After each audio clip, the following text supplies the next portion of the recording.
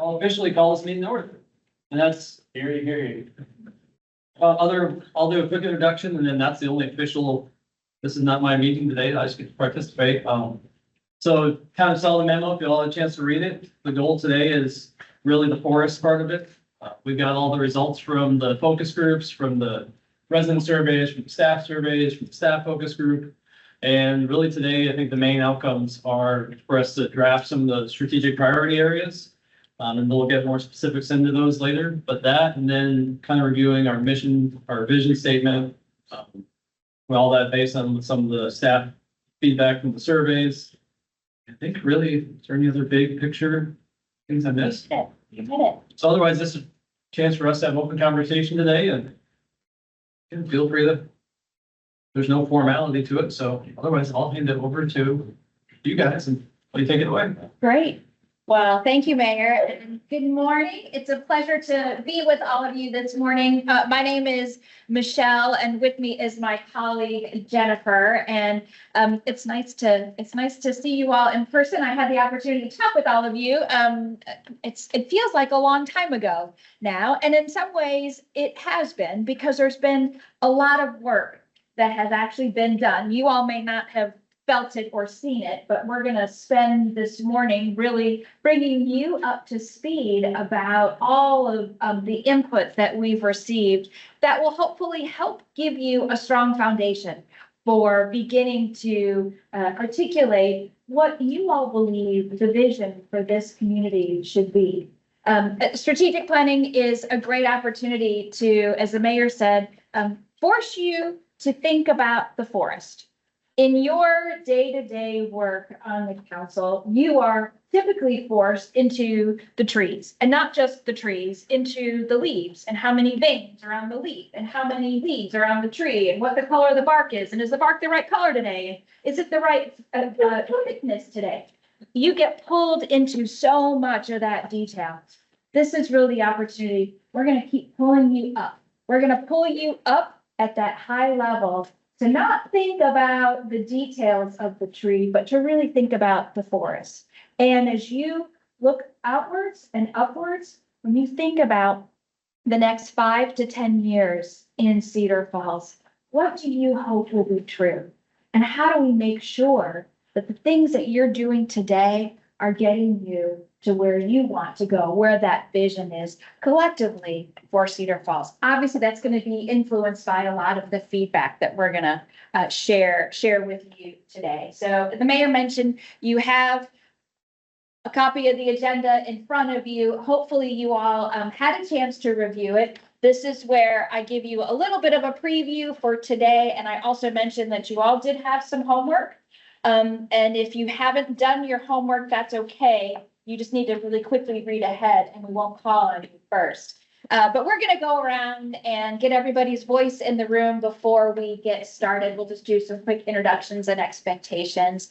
And then we're going to start with hearing from each of you about what you believe about this community. I had some great conversations with each of you about what you love about Cedar Falls, and we want you to share that with the rest of your colleagues today. So we're going to go through this I believe exercise, and that's really going to help us, hopefully help you focus on the forest, focus on those things that you all collectively believe are important for the future of this community.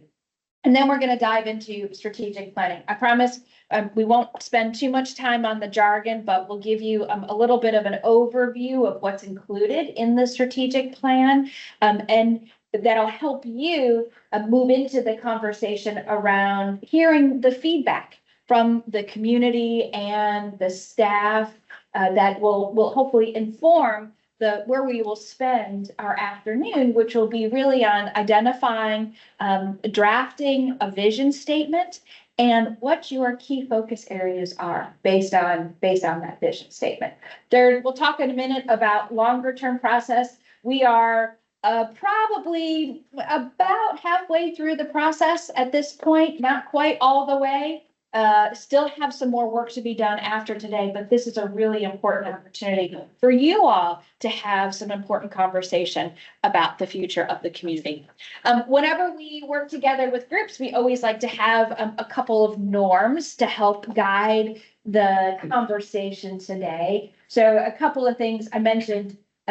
Our focus for Jen and I is really going to be on giving you information so that you all can have the conversations that you need to have. This is your collective vision and your collective focus areas for Cedar Falls. Our job is to help keep you on track in that conversation and keep you up at that high forest level related conversation.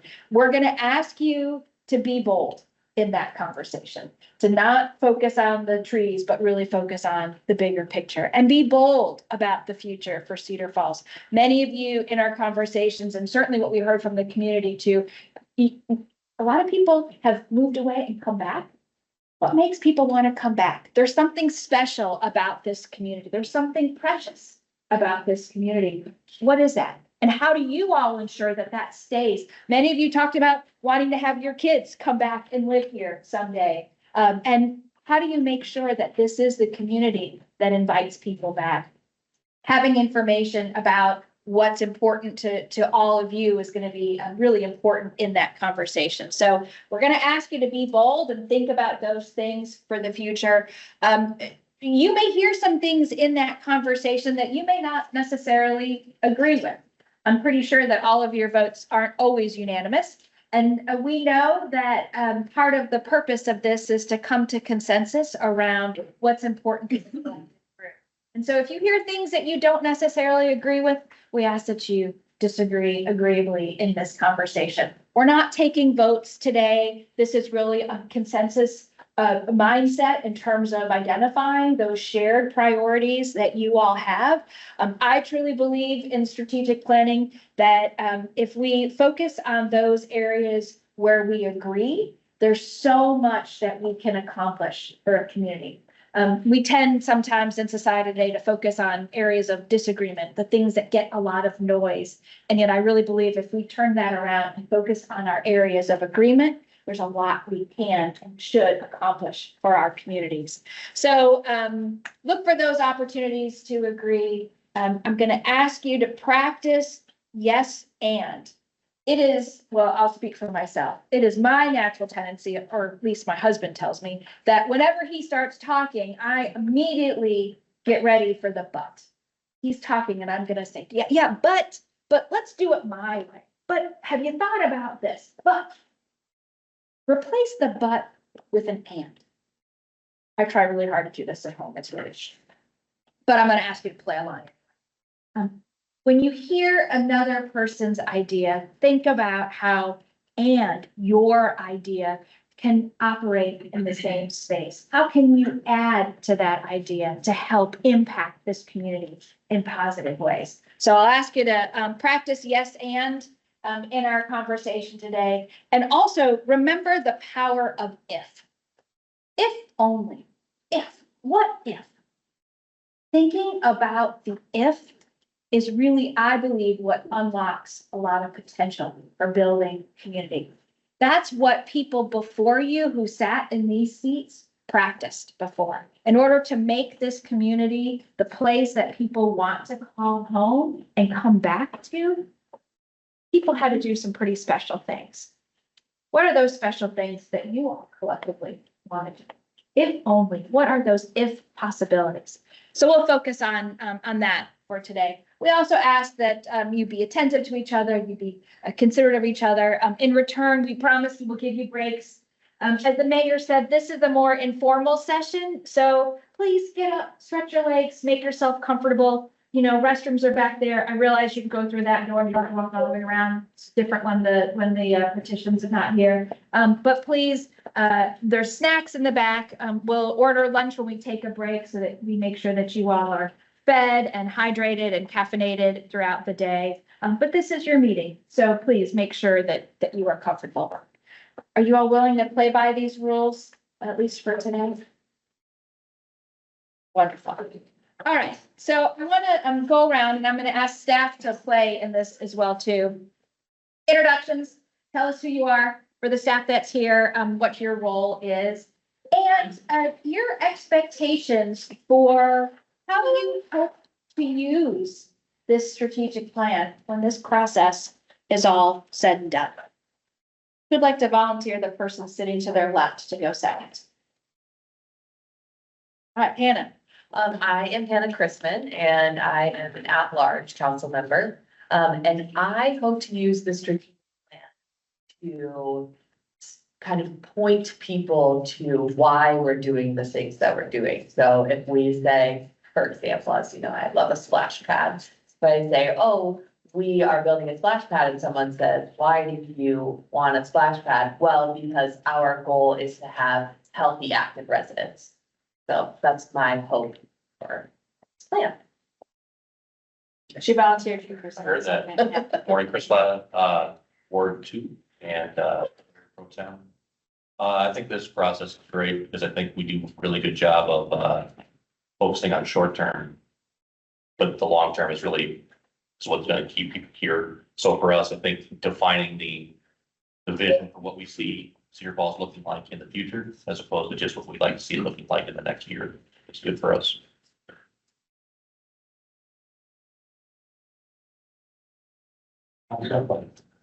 And Bud, Yeah, but Aaron Baker, Ward 4.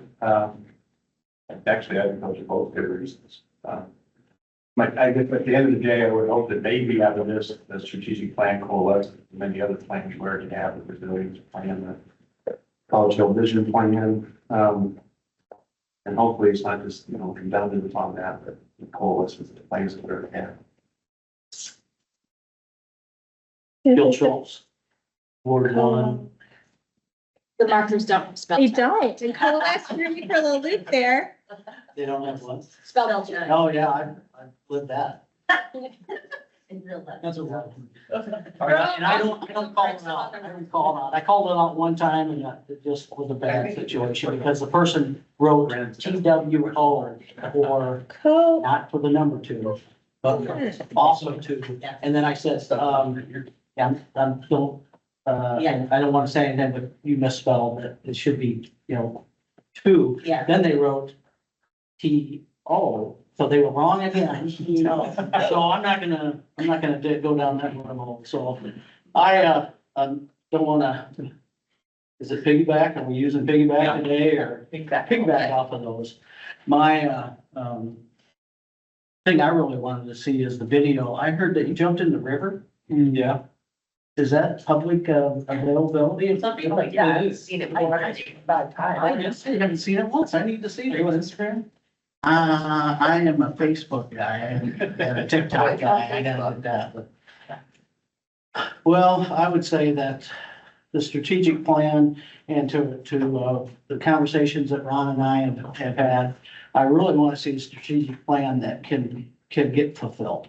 That's realistic and that's that, we can look at it for us and the next generation of council people, some will still be the same council people possibly in 5 years, but for them to look at it and go, this makes sense. And I can see why that group that sat in that room came up with this plan and not just, wow, what were they thinking? Any luck? Fair. I think for me, the big thing is, I've talked with a lot of you on this, that one is, staff has a long-term plan. We've got the CIP, we do a lot of forward thinking, but I sometimes don't think us here at this table, but then also the community is all on the same page about what that long-term looks like. So to me, the big goal of this is how do we get the community bought in, seeing their voice in this, and that was the big focus of the community input. But then that way, when we do set some goals that we want to move forward with, it's not just staff's on the same page with the council's on the same page, residents, it's everybody kind of has a shared agreement. And we'll never 100% say this is exactly my priority. We've got 40,000 people. But at least then we can see, okay, this is something that's been vetted by the entire community. And so when we move forward with it, it's something that we're moving forward with that buy-in. And I think the second thing is giving us. There was no rules today. Now that does make sense. You need the emotional support, Doug? I do. Well, Feeling vulnerable. Aaron just shared with me that had to be cold. It was chilly. It was chilly. If anybody would like to join in that next time. No. The second thing is, if I can now circle back to where I was, before I forget. Second thing is I do think, having worked a lot this last year, the staff, this council, realizing we do the annual goal setting, but if there's not a longer term, like a lot of the big things we work toward take more than 1 year. And if we don't help give some longer term guidance and buy-in, it's hard to really commit to bigger opportunities and initiatives if there's not a longer term vision for that. Is to help us kind of identify what are some of those bigger opportunities that we can't really do in 1 year that maybe we miss out on because we're not thinking far enough ahead, committing far enough ahead. Kelly Dunn, at large council members. I agree with everything that's been said. I think the main thing for me is just the focus of the conversation of being together, but not just today, but like the community input, all the work that goes into this process and having all those voices together so that there is that focus of, and then we're all aware of the results and the focus as we get through the next 5 years. And I do like the piece where I think Gil mentioned that folks in the future know why this was done the way it was done. Because I think we sometimes, I think myself included, sometimes you may not remember why that was done to begin with, so. Duncan Ganfield, Ward 5. What I'd hoped to gain, or how we use the strategic plan, would be more about how we are, as opposed to just what we do. We represent a whole community, and just as the governing body, I want us to, maybe I'm a little bit overly idealistic, but I want us to all be able to have a singular focus on how we go there together. And I say that because I've learned that love covers a multitude of sins, right? When there's adoption of this plan, we can all say that's a we plan, and there's a lot less us than them in town. I want us to get back, maybe this is the starting point to all of Cedar Falls forward. So we are going in this direction in this manner. That's what I hope the strategic plan will be, and less exclusivity in particular goals, leaving the citizenry free to have liberty to do what they want to do within their groups. But have a broad plan that says, here's how we want to get there together. Darrell Cruz, Ward 3. This is very interesting to me because I do financial planning for a career, business planning, business apps. I go to need versus want. It's what my clients talk about. I want to retire early. I want this, I want that. But what do you need first? And everybody has limited resources. I know we can raise our taxes, whatever, to do lots of things, but you gotta be realistic. The goal has to be attainable. Some of those basic things that have been taught to me over the years. Talk about short-term versus long-term strategies and objectives. They gotta blend right into another one, the next. And somebody mentioned communicating to the public. So the public understands the method to the madness, why we do what we do. I think Andy did once said that. Because there's misunderstandings, many phone calls you get.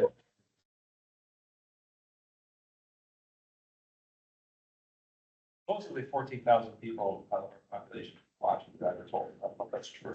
With the recordings and whatnot, which is what, a third, something like that. So that's kind of where I come with this. That's true, that's really hot. That feels real high. I think that's right. It's all about news ever. Come on. Yeah, 1,000 people have ever, you would. Yeah. There you go, maybe it's that. Yeah. A total. Now let's go to staff. Stefan. I don't know if I can top any of that. It would be really helpful to hear what the council sets as priorities and what help us with staff, these questions, what are we supposed to do? Or we feel like we do one thing and we have to change to another. So I'm looking forward to that.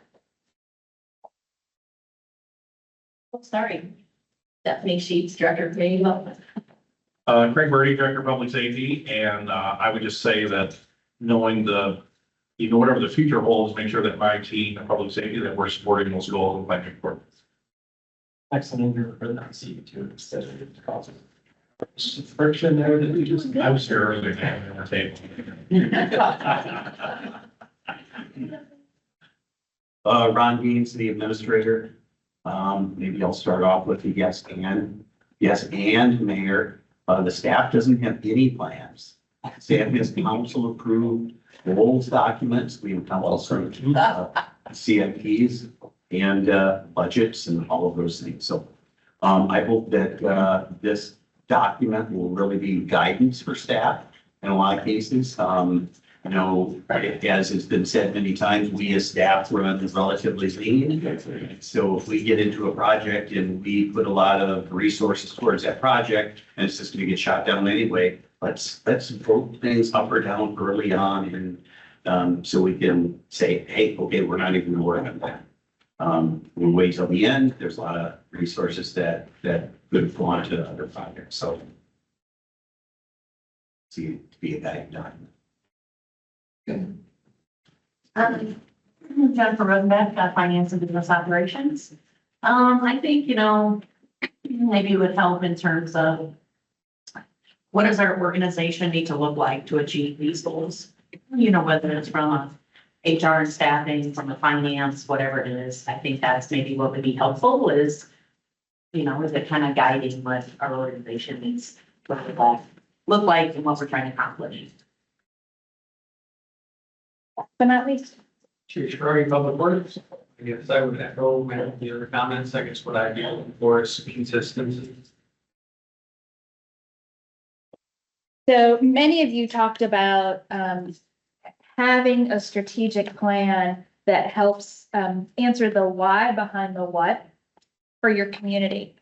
And hopefully what you also heard is your staff has those same questions too.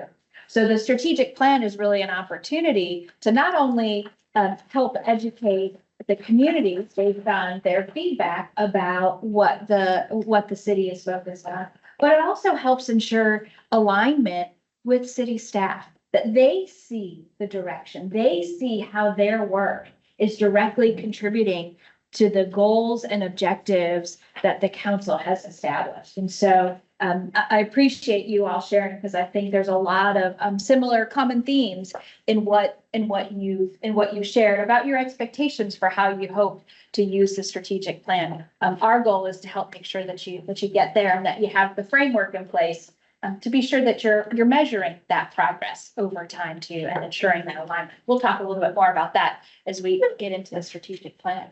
But I'm going to turn it back over to the elected officials again. And this was the homework piece.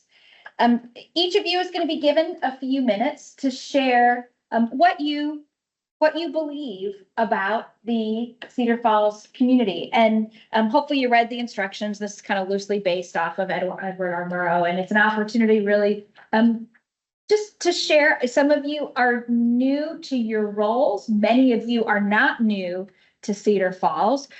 Many of you have a long history in this community. And so this is an opportunity just to share a little bit about what you believe about Cedar Falls.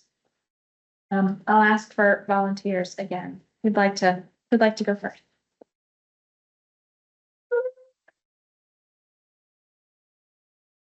As you were maybe indicating, I'm one of the folks that have pretty well lived in Cedar Falls for a long time. And have seen many changes over the years, seen changes to our schools, seen changes to our streets, seen changes to our government. I went for decades thinking that John Cruz was the leader that the city ever had. And I saw some changes there. What I believe is the changes that have occurred throughout my lifetime, for probably, I don't want to go real high, but I would say in the high 90s have been for the benefit and the good of the community. Things I've always looked at change as opportunities. Don't always like the change, but you can see the change as an opportunity for all of us. Having maybe the conversation with Michelle that she talked about was myself and maybe some of you others that have seen people that you maybe grew up with or spent some time with that have moved away and then moved back. And having the opportunities that I had in my lifetime to spend time in China and India and Spain and around the world. There is not another place I'd rather be than here. Yeah, you can always travel and you can always go places. But when you look at the entire community, you look at our amenities, you look at our safety, there's always that comfort to be in Cedar Falls and be a part of the community.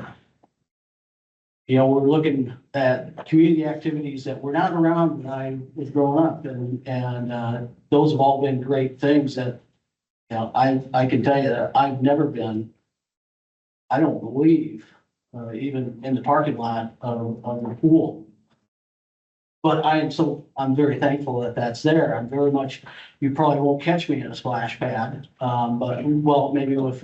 That on my list. Yeah. But, those are things that I think from a community wide.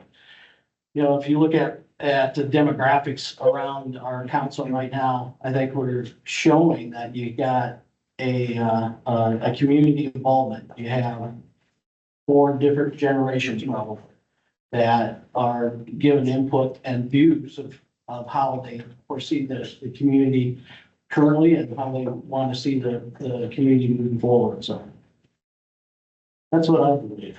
I think you're right on this board. I think, Yeah, I'm just doing that. yeah.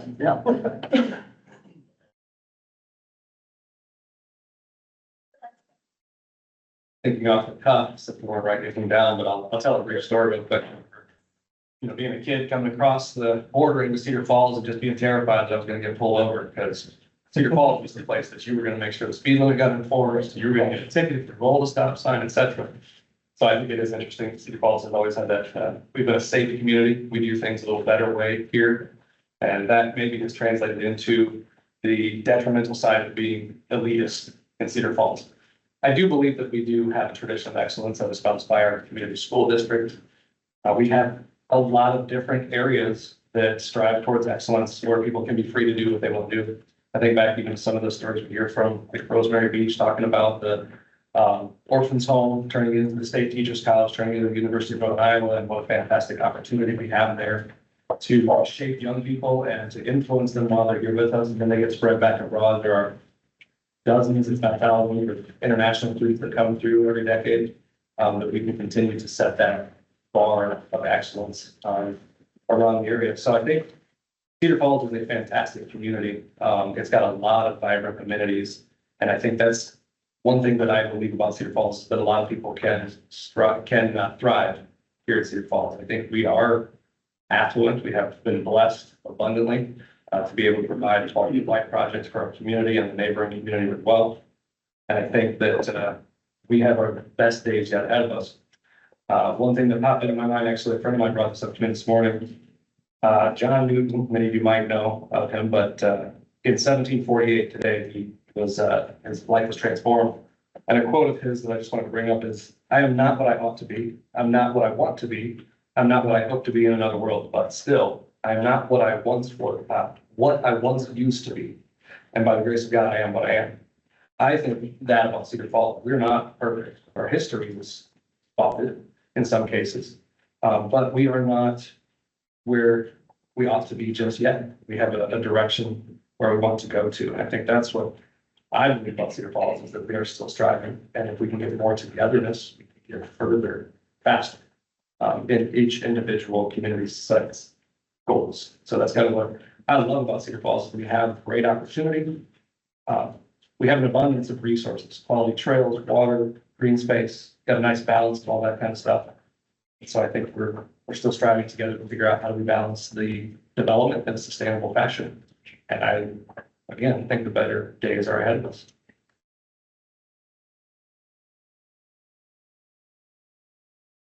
have been, story, and this isn't going very far back, this is just last year, but just as something that kind of exemplified what I love about Cedar Falls, or the feeling is that saying of, you know, we want to be a big city, we want big city amenities, but small town feel, I think is perfectly descriptive of Cedar Falls, because if I had to say there's one thing, and I haven't seen the results of the surveys and everything, but just from my conversation, there was one thing I think this town does not make to sacrifice, it is that small town feeling, the feeling of knowing your neighbors, being connected with everybody, being able to talk to your neighbors. And just like last year, one thing that always stuck out to me was when we were at the fireworks show, just that feeling of just watching kids running around the soccer field there, people tailgating in their vehicles. You know, we didn't set up rules. We just kind of told people show up. And just that feeling of people just being able to show up and just hang out with their kids, let them run around, tailgate if you want, be on the field if you want. But just that small town feel, but yet we're not a small town, we're a city. We got a lot more going on here than what, you know, my wife reminds me, we're not Westgate, we're Sumter. But so just that feeling and being able to maintain all those memories that go back to when you're hanging out with your family. And my dad's side had 7 siblings, you get together with them, that feeling of belonging, of being with your family, just hanging out with people. I know as we've been talking, so like one phrase that's always stuck with me with Cedar Falls is welcome home. Just that feeling of home and that feeling that you get when you come home, when you're with family, when you're with the people you trust and love. And that to me is something that's always just stuck out with Cedar Falls, is how do we as often as possible make those experiences to feel like you're home, to feel like your family. And any chance we can, I know we are growing, we're a city, like part of a bigger metro. But I just think that essence of feeling like we're still family, and that small town feel is just something that I've always loved about Cedar Falls. While also being a city, because you want those amenities too. Okay, I'll jump in. So when I was born, which was in 1990, my parents brought me home to the 700 block of 7th Street. Then when I was in 5th grade, we moved to the 900 block of 9th Street. And when I was in high school, I was like, I hate Cedar Falls. I have to get out of here. And so first I went to Iowa State, and that didn't really work out. So then I moved back, and I still had that, like, I have to get out of here. Ended up going to UNI. And when I was going to UNI, I lived on 20th and Walnut. So not all that far from my parents' house. And then I was like, I finally did it. I got out, I moved to Los Angeles. I lived in a bunch of different places all over LA. And I did love it, but it was not Cedar Falls. And I think I really had to leave to realize how much I really did love being here. And I resisted it as much as I could. I ended up moving to Utah and spending 9 months there. And it just, even though it had a very similar feeling to Cedar Falls, plus mountains, it still wasn't Cedar Falls. So I decided to moved back into that same house on 20th and Walnut. And then my husband and I bought a house on 12th and College, a whole 3 blocks away from my parents' house, where I had spent much of my childhood. And then we brought our son home to that house. And I just, having experienced a little bit of the world, which, was enough. It was enough for me. I got to experience that and see what it was like to live someplace else. And I truly believe that Cedar Falls is the best place, at least for me. And I want to try to recreate that feeling for other people. But I also want to give people the opportunities to be able to leave. And I think, kind of off of what Danny said, there are some smaller communities that you don't have that opportunity. If you are born there and that's where you stay, because there's just not a lot of opportunities to experience other things. And so I feel really lucky that we are able to provide that here in Cedar Falls. I am so happy to be a part of it. So I grew up a block into Waterloo, but was a Cedar Falls schools kid because where the boundaries were. And it's really funny, because if you asked me, I would identify myself as a Cedar Falls resident for my entire life, just based on that, despite the fact that I lived in Waterloo for 18 years. Why? Yeah, right. It's interesting. So it was really interesting to me that when we had our first child, we found ourselves in a similar boat where we were living in Waterloo. It was the first house we could afford after we got married. And maybe when we found out we were pregnant, it was, how do we get back to Cedar Falls? A lot of that had to do with the school system, but a lot of that had to do with just the overall community that we've got here. And how, I mean, everyone's kind of said it, it is like a giant family, dysfunctional at times, but a giant family. And, you know, there have been times in this community where we've really gotten stuck in the weeds with one issue or another, and it's divided the community, but eventually we found common ground there, which I don't think is all that common in the world today. But there's still a desire in this community to find a common ground. Because nobody really wants to be at odds with their neighbors, with everybody else in town. That's just not who this community is. I don't think that's true in a lot of places. So for me, the civility in the community that we have here, I think is really important. I think the school system that we have here and some of the different programs really do, to Hannah's point, equip kids that if they don't want to be here, or they see themselves in an industry that they can't succeed in this community, we equip them to represent our community well outside of here, which I think is really cool. I think we do the best we can to equip the younger generations to be skilled and productive members of society. And we continue to look for ways for our generations to thrive while they're here. So I think it's multifaceted, which I don't think you find everywhere. I mean, ultimately, I don't ever intend to leave this community. I really hope my kids who are twins are about to turn 10 and oldest that's 11, feel the same way one day. But if not, I at least feel really comfortable that the DNA that they've developed within this community will help them be successful wherever they go.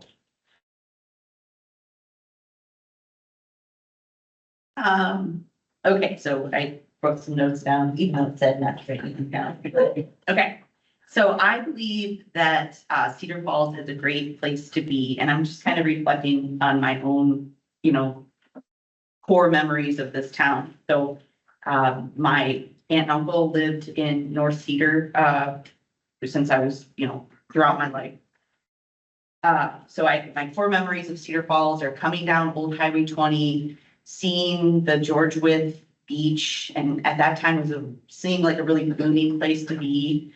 There was like sailboats on it, just as like as a farm kid, it's like, wow, the lake seemed huge. It just seemed so vibrant and beautiful. And then coming down and knowing that once you were at the ice house, that you were almost there. And then just, you know, as I don't know, just looking at that big structure and just kind of being amazed that it's, you know, basically a round barn, which is a cool thing. And then just things that make our community, that I believe make our community great. There's I think a tradition of giving volunteers in this community that don't have everywhere. The vibrant art that we see everywhere, be it sculptures or places where you can either be art, where you can physically make art, or you know, like live music. Those are all things that don't happen everywhere. And like when I think of my like longtime memories, all of those things, either being a kid and when Sturgis Falls used to be at Island Park and that vibrancy, those are all core memories that made me fall in love and eventually end up here. The nature of North Cedar, as a farm kid, I don't know, like that just seemed like I didn't really venture into Cedar Falls except for the mall, but North Cedar seemed very small townish. So I guess what I'm getting at is there's just different areas that have their own little vibes, but I think that's a really cool thing.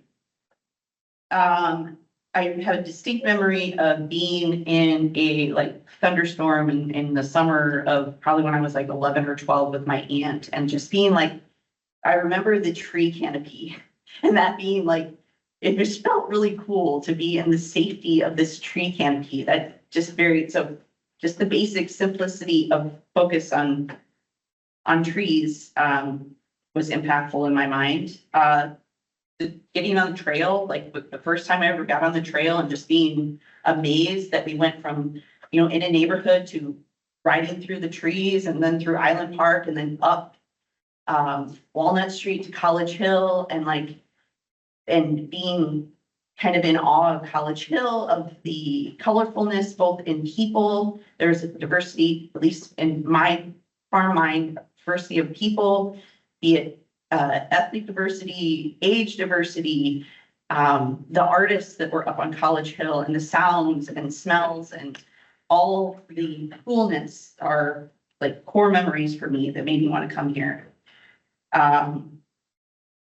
The expansion of the trails, like, I don't know, when you're younger and I don't know, just maybe more free, but just getting on your bike and riding and really having no idea where you're going. You're just like riding and riding and riding. And all of a sudden, like, oh, there's what I now know as Big Woods Lake, but it just seems so like magical to have that adventure and then the moving back. I also, like many folks, my first home was in our neighboring city. It was wonderful. It provided us the stability we needed at the time. But I also remember the feeling of, when we finally got back into our house over here and my husband and I looking out the window and just feeling, I don't know, safe and complete and like we were surrounded with folks who cared about their neighborhood. And then that wonderful moment that I believe is such a, I don't know, I don't want to say it's undervalued, but such an asset, walking into Cedar Falls Utilities and signing up for our utilities and knowing that I'm never going to have to speak to DirecTV to make them community service again. So many hours. And then just my boys, like every time, okay, my daughter has the feeling that Hannah speaks of wanting to leave. And if she leaves, that's fine. I feel like she'll succeed wherever she goes. But she may come back. But my boys, whenever we come down, ever since they're little, when they see the CFU smokestack, they know we're home. And without prompting, they just always say sorry, I'm like an emotional person. They always say a comment of being glad to be home. Like that moment we get on Waterloo Road and just, we have all these wonderful trips. We go up to, northern Wisconsin, enjoy the family for a week. But whenever we roll in, they're so glad to be home. And they say that just as little boys without being prompted. And that means a lot to me as a parent. And then just the pride in, being a Cedar Falls Tiger, the pride in being a UNI Panther. I think that is a huge part of what I believe has drawn me here is, there's all kinds of folks that there's those that for really great resource, especially, many of the teachers at our public or at our local schools probably came from the University of Northern Iowa and just what that has made this community, an asset of the knowledge of those folks. So those are the things I believe make Cedar Falls a great place to be.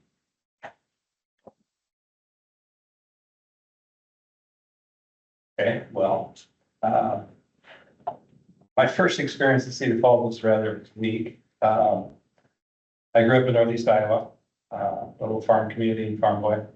And this was our junior year, I want to say.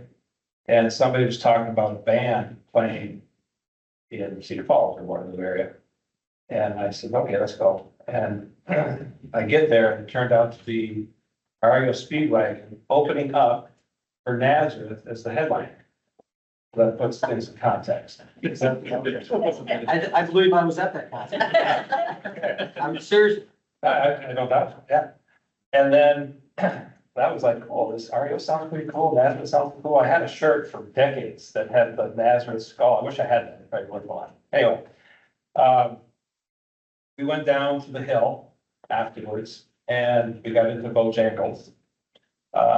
I was fortunate. I was 6 foot tall and our IDs at the time didn't have pictures. So I could go in with somebody's ID. I don't think they even, ID this. Judah was at the door. Yeah. He was the door. I was there too. He was probably there. It was 18.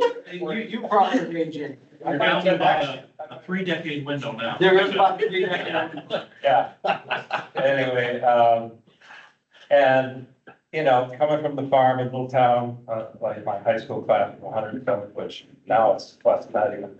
But, you know, the big city, here I am. The hill, we went to other places and other road trips after that, coming back. And to me, the hill's very much the same, but obviously very different. So I got great memories of that experience. And then I decided after high school to come to UNI, following a lady friend, girlfriend at the time. And that didn't last very long. And then I was kind of antsy and was looking through the college catalog. At the time they had a book instead of online. And I found the National Student Exchange, which you could pick, if you're familiar with it, you could pick a college out of about 50 at the time and go there, but pay tuition in Iowa, UNI, and not have to deal with the out-of-state tuition and so on. And so I was looking at going west, and I put down Chico State, Northern California, Bakersfield, and University of Bozeman in Montana, something like that. And I ended up at Chico, phenomenal school. It was voted the #1 party school in the nation multiple times. I think every college says that. That when you were there? I was there. Yeah. So it changed. It influenced the hell Yeah, and there was riots, there was MTV coverage of stuff. It was crazy. It was fun. Came back to UNI,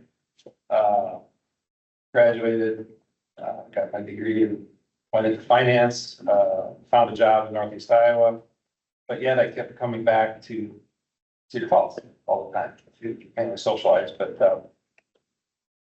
eventually then I got involved with a fraternity, became their advisor, all crazy things. And eventually bought properties.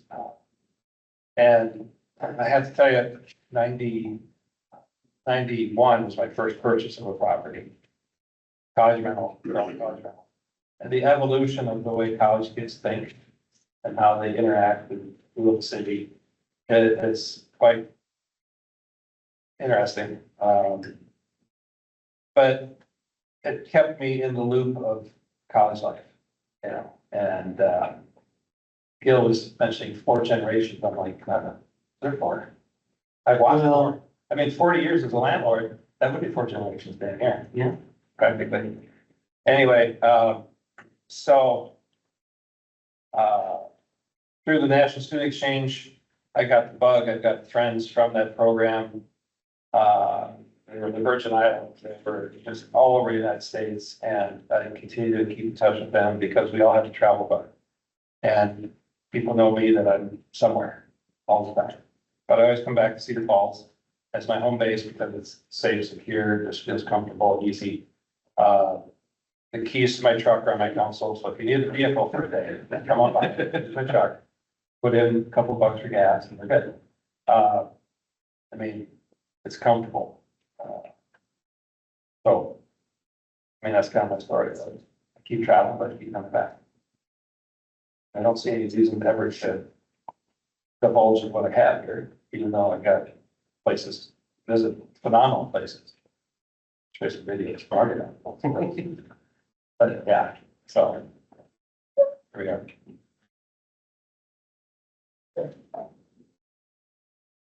Okay.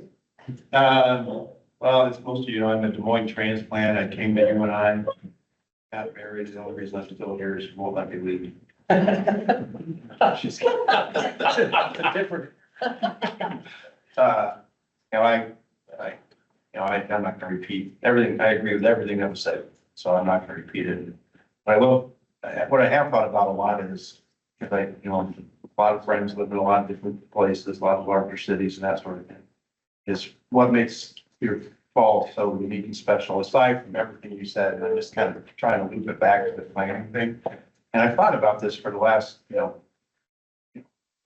30 plus, almost 40 years that I lived here, it is incredible that we had a city that had the foresight to do first a municipal utility.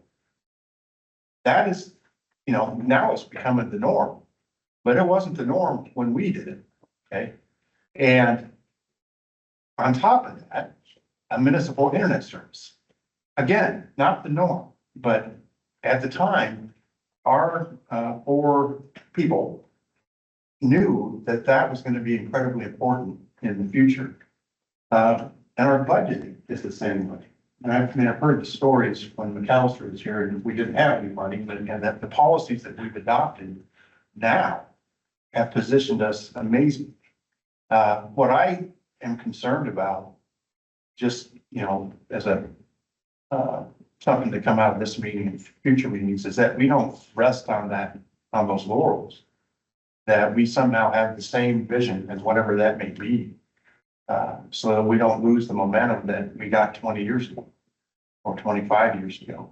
And if you think about the world as far as AI and these data farms and everything out there, we're in a great position having a municipal utility to be able to meet the new demands of energy down the road, if we think ahead that far. So anyway, that's what's always impressed me with Cedar Falls, and that's what I've always touted with people that are living in Chicago, Minneapolis, or New York, and that sort of thing, is that, that big city feel, or big city with the small city feel, is true in a lot of different ways, particularly the administration of our government. So, anyway, that's my addition to what was already said. Thank you. Thank you all for sharing. And I don't want to steal, Jen's going to talk about the community feedback in a bit. I don't want to steal her thunder, but I can honestly tell you, in doing strategic planning across the country for 27 years, never have I heard the community, any community, rave about their utility system until Cedar Falls. Never. I think Jen and I both were like, we understand CFU, are we understanding the acronym correctly? Because nobody ever talks about the utilities or internet in the way that your community does. So I'm curious, having, thank you all for sharing. What did you hear? As your colleagues were sharing, what did you hear? We all agree. Yeah. That this was the microcosm of a sense of community against Cedar Falls. And I think if you said the same number of people and any number of sampling residents of Cedar Falls, you'd hear the same thing times seven or even 10. Yeah. So clicking in Ruby slippers. Yeah, That's what you heard. yeah, you heard all that. That clicking sounds, that's a worrisome thing. What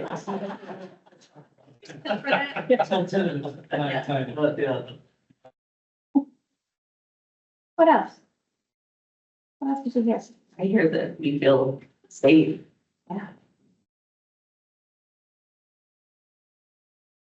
Say a mix of comfort, but not resting on that comfort, like even comfortable. It was taking risks, trying things, and not just resting on being comfortable.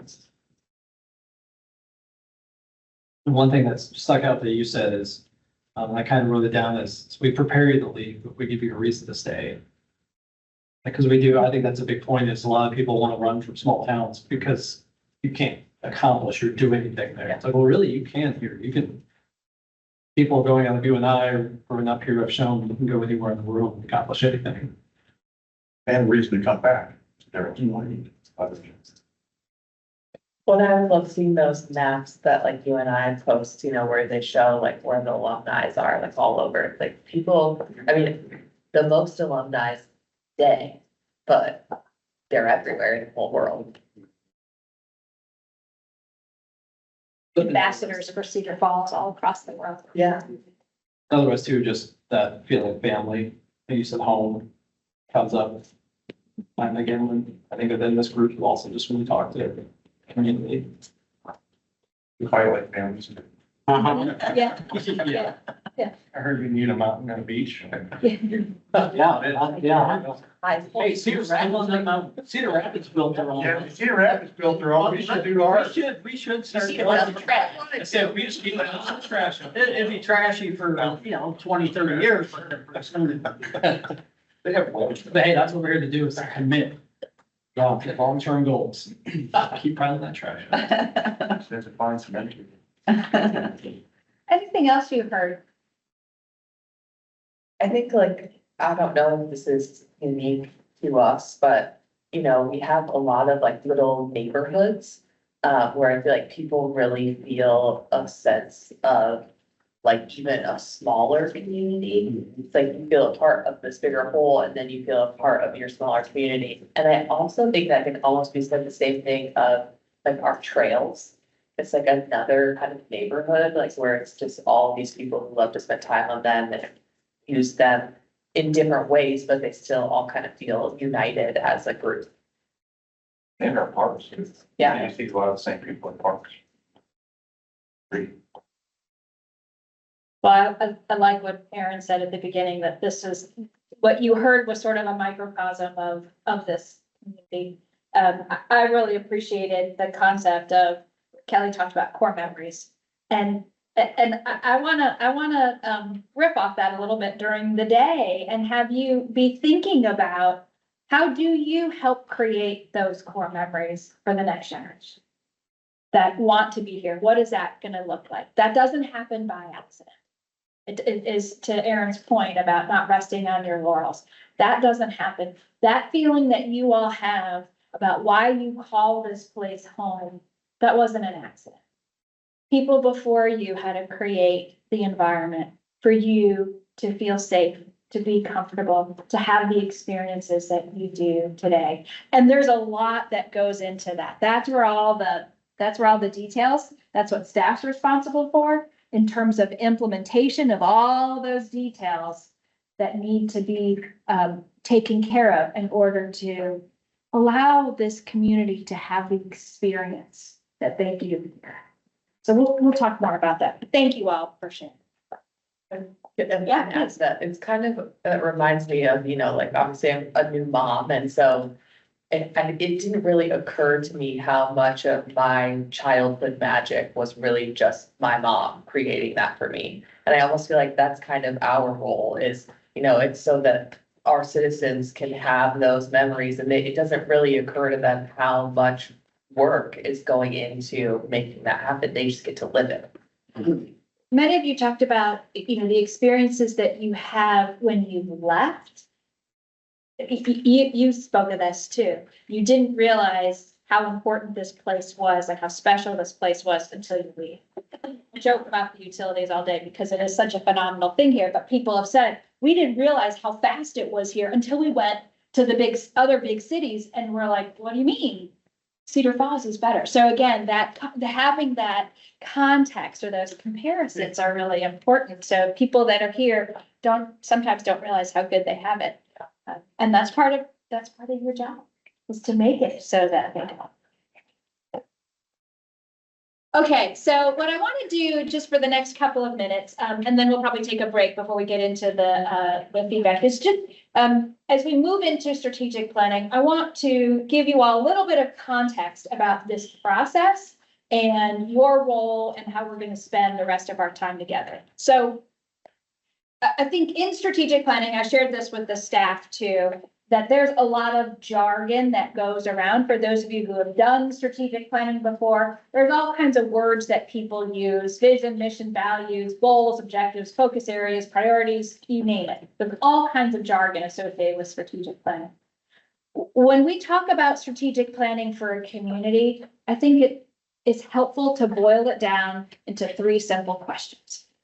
As a community, where are you today? What do you know to be true about Cedar Falls today? Question number 2, where do you want to go? What's your vision for the future?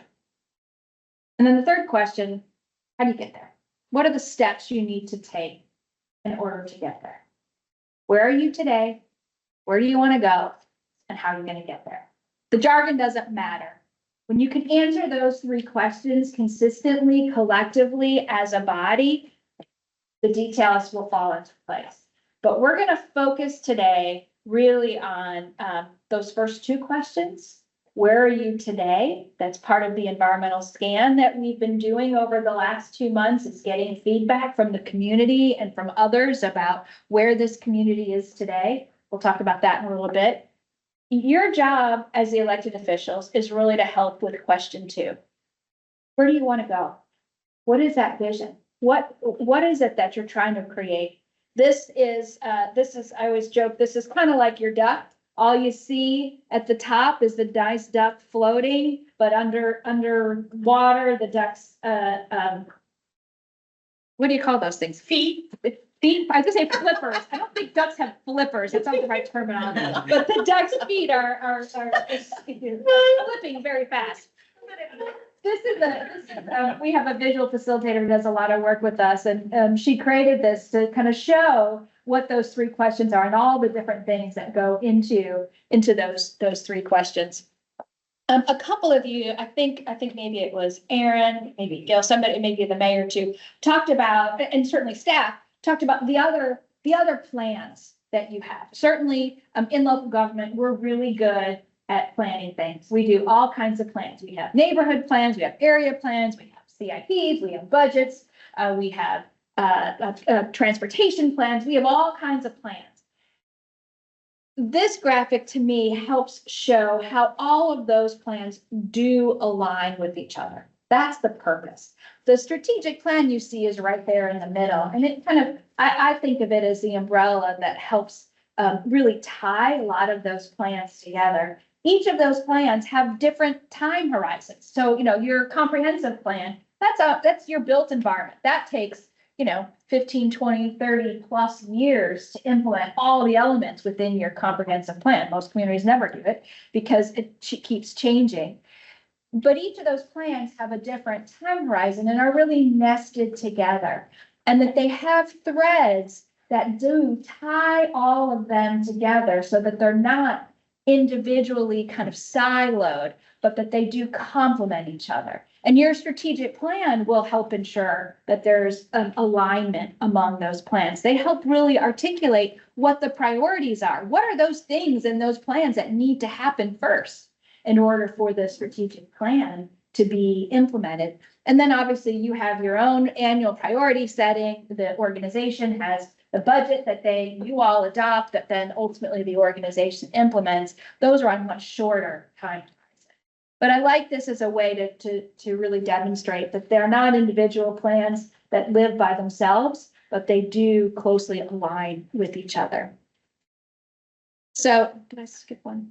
So I said I wouldn't over jargon you, but we will use a couple of terms today. And I just wanted to show you ultimately, when our process is finished and you have your strategic plan, it will have all of the elements that are listed here. It will have a vision, and that's really your responsibility as the elected officials to articulate that vision.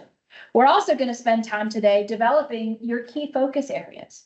What are those things that must go well in order for that vision to be accomplished? Running a city, building a community takes a lot of work. There's a lot of things that go into creating and implementing that vision. So we're going to spend time today on vision and the key focus areas. And then there's going to be the how. I really like this. I was working with another governing body not long ago, and the mayor and that organization said, our job as elected officials is to put the destination into the GPS.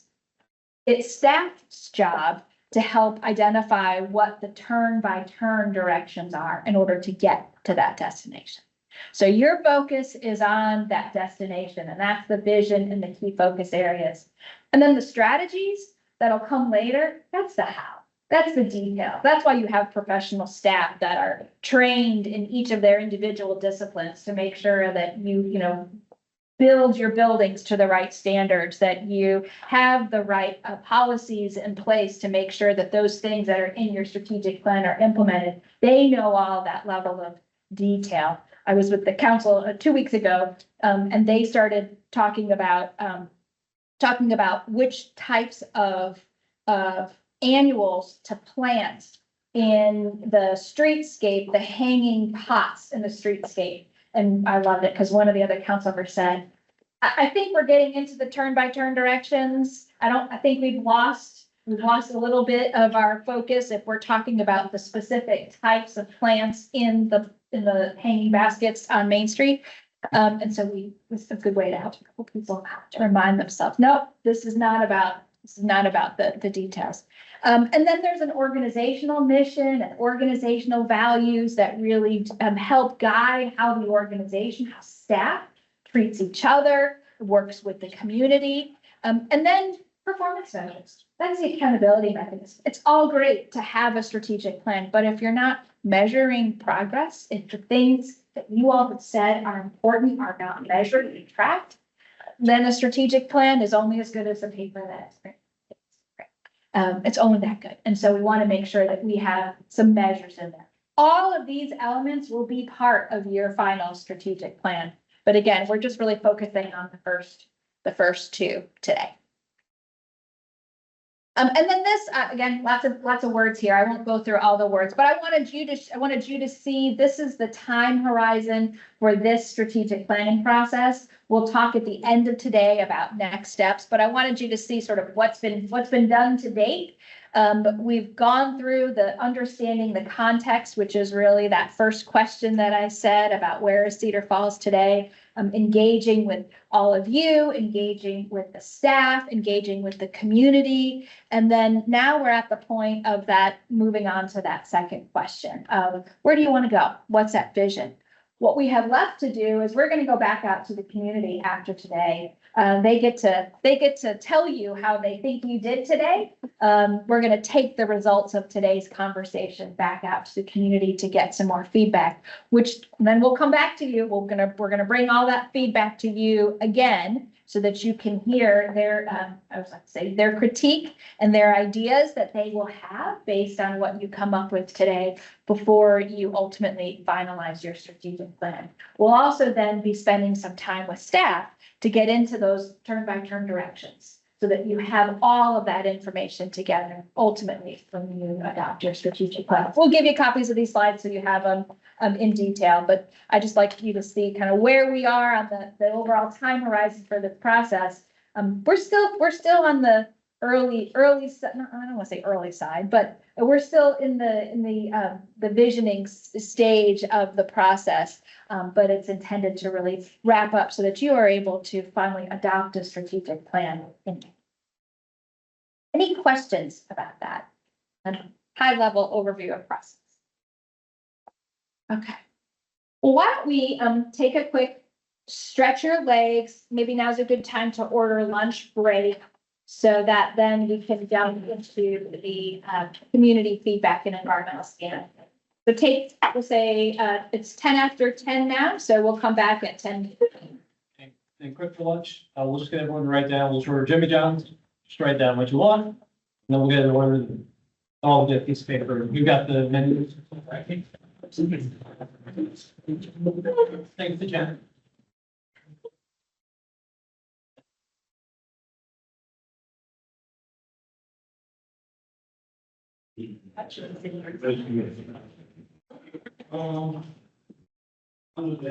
Yep. Yeah. This one is really short. Is that one? Like, can you hear my name? So, if I show up early, Yeah, it's early when there's. just find an extra option there. Yeah. Yep.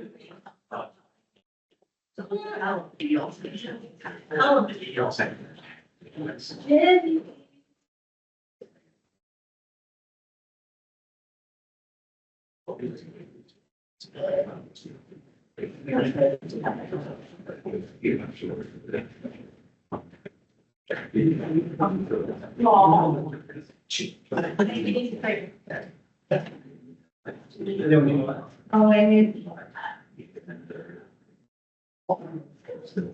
I just have to be in the case, Jack, so I think I. I guess why you. I assume that counts for 7 there. Oh. Oh. Maybe don't fit it in the double, but. Well,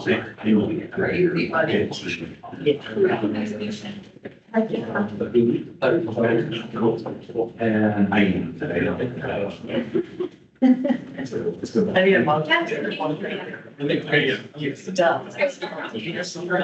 That's right, that's right.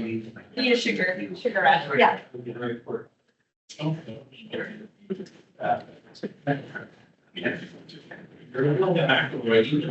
I just don't know why.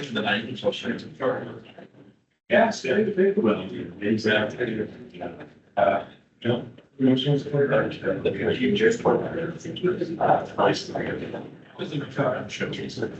exactly. No. Oh, I don't, yeah. Well, it's always like, show people a lot of dirt in there, that border across. You might be the one that show. Yes. You know, there's, less than, yeah, they. Oh, yeah, of course. Yeah, they need to like, go hold it down, off the bottom, yeah.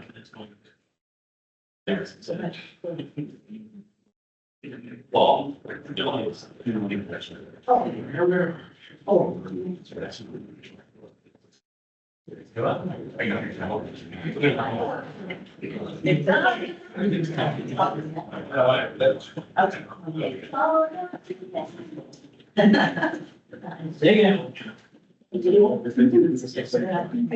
Thank you very much, Mark. I literally thought. Right. I'm great. Thank you.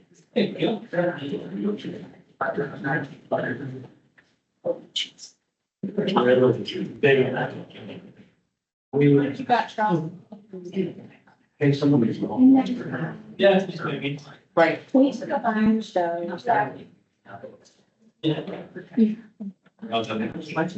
Yeah, yeah.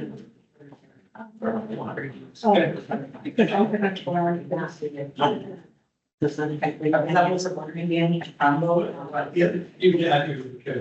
Oh, that's, yeah. Yeah, it might be.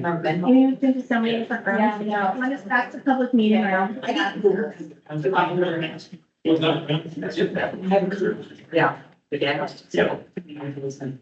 Yes, sir. As they're trying to meet, they're just trying to meet, and he's like, yep, we are taking a picture. And we're doing that. He's so good. And actually had a great time. And the, debrief, yeah, like, we talked, we played on the. No.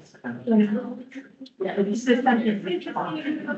And she's, she's teaching.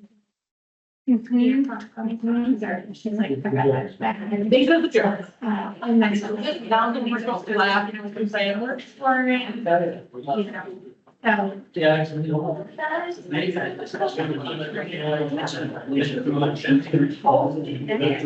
But, you know, especially give her some, yeah. Yeah, some. Yeah, yeah. Right, that was.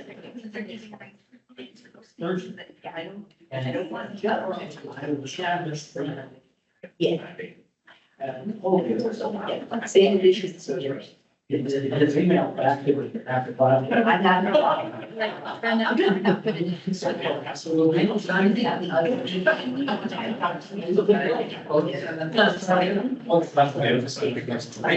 But, you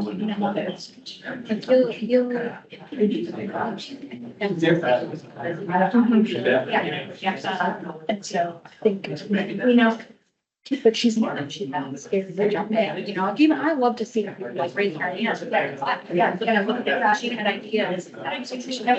I told her. So Bill's fourth generation, like, he's already a baby boomer. You're a baby boomer, there's a generation X. Then we probably got, Yeah, watching that. But. Yeah, but the reason you and. Oh, yeah. Schedule. Be close to Gen Z, because I don't like my dog. I mean, or, Yes. Gen Z, but. I mean, you're talking Gen Z. Easy. Yeah. Yeah.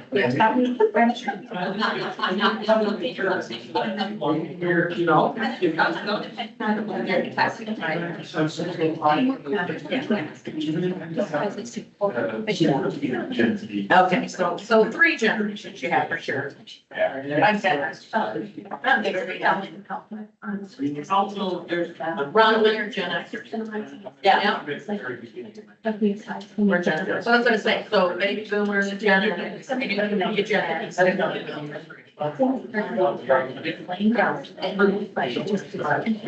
definitely has one. I don't want to stay with that. And I'm still even like. I know. Like, I'm. I saw one post about something about Gen Z, Gen Z, It's great. it's trying to give us advice. I don't. This comes from a generation that ate time pots. Quietly. We're off of this. Oh. Yeah. Self-reliant. Yeah. I say. Yeah. I don't see, we're sarcastic.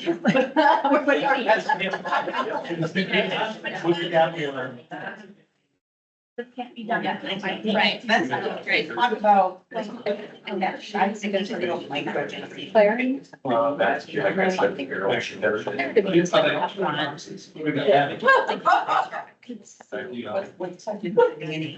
You must go. Yeah. This is the AI, you know, I whatever. don't want to. I know certain. Yeah. So. Yeah. How do I say it? Self-regulate. She's not. I don't know. 81, Yeah. 96. I got 4.5 days left. She just, I think it's just motivated different. Yeah. Stuff. And if she has working, she will balance. Yeah, that's the way I. Yeah, she's got clear vibes. Yeah, she's clear for strategic. That's huge, like, that's amazing. That's why. Oh. 2 minutes. That we have some. I'm sure Dan's gonna then snap her up really quickly, but. I just stuff. But anyway, yeah, there's some couple of things, little things. Yeah. Worry, like. And. It's very. People think. Yeah. Which is. Yeah, I was like, no, we got it. You know. We're gonna have. Are you? I think you are.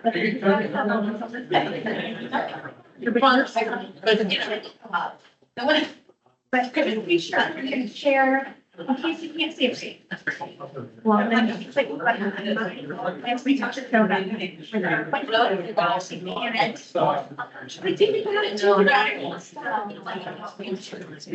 I didn't realize that she was unchecked my name. Oh, I took mine out.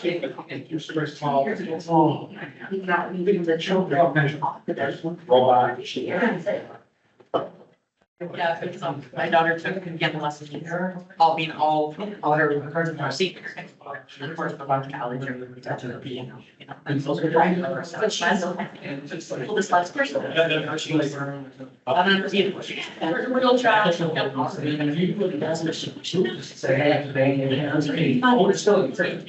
Because I like to do it. And pay it because I'm like, yes, so you're paying, you know? And then I contacted her. Jen, you got yours on? Yep, I do. Yes. So much more. Jen was first. Yeah, we have like a family standing order, so even like when I'm traveling, I can sit there and consider my house. Yeah. Oh, I don't, or there's a, right? Everybody gets the same thing, you always say, you can't say something new, so this is. It's ordered. Yep. Or like it shows up in the house at her house, like. I don't want it, it's not press the button.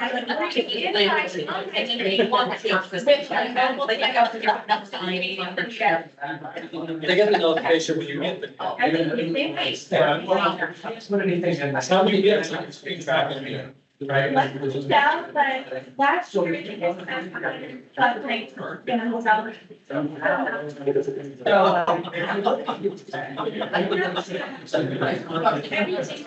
my dog is like. Doesn't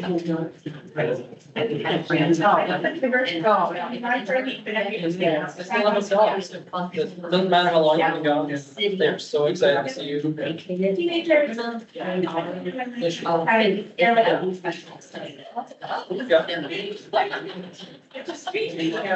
Things like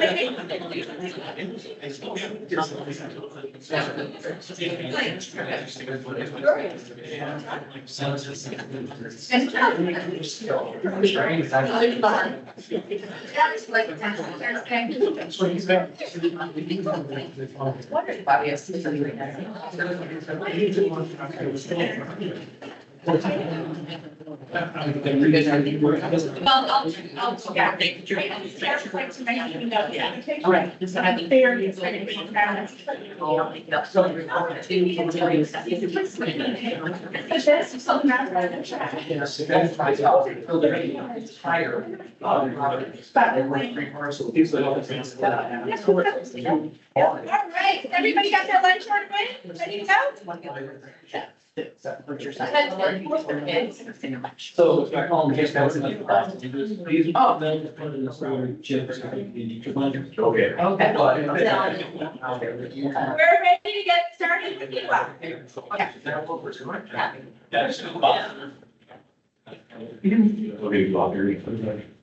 Well, that's pretty good. Wow.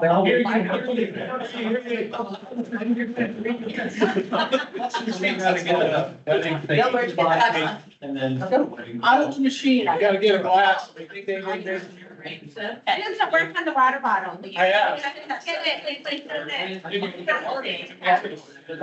right, we're gonna get started and talk about that environmental plan that Michelle was talking about, which is really how we answer the question, where are we today, right? You know, we can't put in good GPS directions until we have the starting point actually well in hand. And it's impressive to us, you know, as we work with communities all around, that not everyone has the same understanding of where you are today. People perceive their environment differently. They have different ideas about what here looks like. And so we wanted to do some level setting on what we learned as we dug deep into data and documents that the city provided and community input and employee input to sort of really get that sense of like, what's the starting point that we need to move forward from. And we learned all about the Cedar Falls experience through a really robust engagement opportunity where we met with, I think, yes, we animated it, over 400, nearly 450 members of your community. That included, you know, we think of your staff as part of the Cedar Falls community. Many of them actually are part of the Cedar Falls community. We had an employee survey where we heard from, that's the one number I don't have right here. I promise you a good number of people. We had 3 focus groups in this room in the middle of a snowstorm, and people turned out and came, which was amazing, including some community members that you all recommended attend, a group of high school students who had the day off school and still came, which was really amazing, and a group of young professionals. 201 were folks whose, well, their employers had identified them as like young leaders, but most of them had gone to UNI and stayed. And so they really spoke to that voice also. So that was a really cool experience. And then we hosted an online survey opportunity using a platform called Zen City, where we heard from over 400 residents or members of the Cedar Falls community. The makeup there, and we let people choose multiple boxes, but we had 92% of folks who identified as living here, 41% is identifying as working here, And, fonts get smaller the older I get. 1% identifying as students. So I think that sort of knowing sort of a variety of voices. One thing that really did stick out to us, and I think speaks to the Cedar Falls experience, maybe that gravitational pull of once you're here, you can't leave, or once you leave, you come back. That something like 64% of respondents had lived in Cedar Falls for over 20 years. Which speaks to a level of loyalty and longevity that I think provides some really good insights. In addition to all of that work, we looked at a ton of different data sources, the Census Bureau, Bureau of Labor Statistics. We looked at some county metropolitan planning organization resources, your goal setting report from this last year, your housing needs assessment, some data from you and I, and then the individual interviews that we had with all of you. So knowing all of that, that's sort of the source for what we're about to share with you. And sort of to set the scene, you will all also be receiving a very detailed report that gives you sort of the in the weeds of this, but we wanted to pull out the highlights for this conversation. So we recognized one of the very first stories that the data started to tell us was about growth. That Cedar Falls is growing at a sort of a metered pace, if you will. The national average from 1990 to 2020 was 30% growth. You were at 20% growth during that time. But the remarkable bit was that at the same time, like other areas in your county were not growing or were shrinking. So you are actually benefiting from other folks getting smaller. You're bringing people in from other municipalities. And this growth is anticipated to continue at the same clip. So why is this a good thing, or why is this notable? There are many communities around the country where the growth is it's like a rocket ship, and they are unable to keep up with demand or infrastructure or investment in order to support that growth. At this sort of reasonable rate of growth, with the foresight that you all have demonstrated as an elected body over the years, you have the opportunity to match your development and your infrastructure to see forward and sort of plan for that and not be in a total state of panic. I happen to live in one of those places that is like exploding and we're in a total state of panic. This is good for you, right? You have that opportunity to thoughtfully consider what the future could look like. At the same time, we know there's some concerns about not everything here is growing, right? Over and over in conversations that we had with you all, with our focus groups in the survey, people mentioned UNI's enrollment decline. And that can have a lot of different possible impacts, right? Thinking of UNI as an employer, a major employer here, that's a big deal, right? If their enrollment, I think, has dropped something like 34% over the last several years, with a little increase this last year. But what's that going to mean from an employment standpoint? But more what we heard, especially when we really dug into this with the community in the focus groups, was a concern for what that means for like the culture and the feel of this community. Whether you go to UNI or not, whether you specifically partake of its cultural and arts offerings or not, it helps create the feeling of what this place is. And if it is on the decline, does the feeling decline? Was a little bit of the uncertainty that we heard from folks, and a little concern about, we don't think that the city can just like tell the university to grow, that's not in your power. But if the amenities that the university brings might be waning, how can the city support like amenities or like offerings to keep that feeling that folks felt was so precious? We also heard from folks, and I know it was very fresh, I think, from an announcement standpoint when we were here, concerns about the neighboring John Deere plant and other employers, that sort of moment of uncertainty we're in right now about what does employment and what does sort of the future look like. At the same time, you all have this amazing investment in your industrial area, and oh my goodness, how much we heard about your fiber that makes for a stable employment environment for your organization. We looked a lot because this is really the heart of the lived experience in a community, is like where you live, right? We looked a lot at your housing data. And, it's worth noting a couple of bits here. So nationally, about 31% of households are living at, sort of in a way we would call being like housing burdened. They're spending more than 30% of their income on their housing. So nationally, that's 31%. Here in Cedar Falls, that's 24%. That looks good on the face. You're about 63% owner occupied.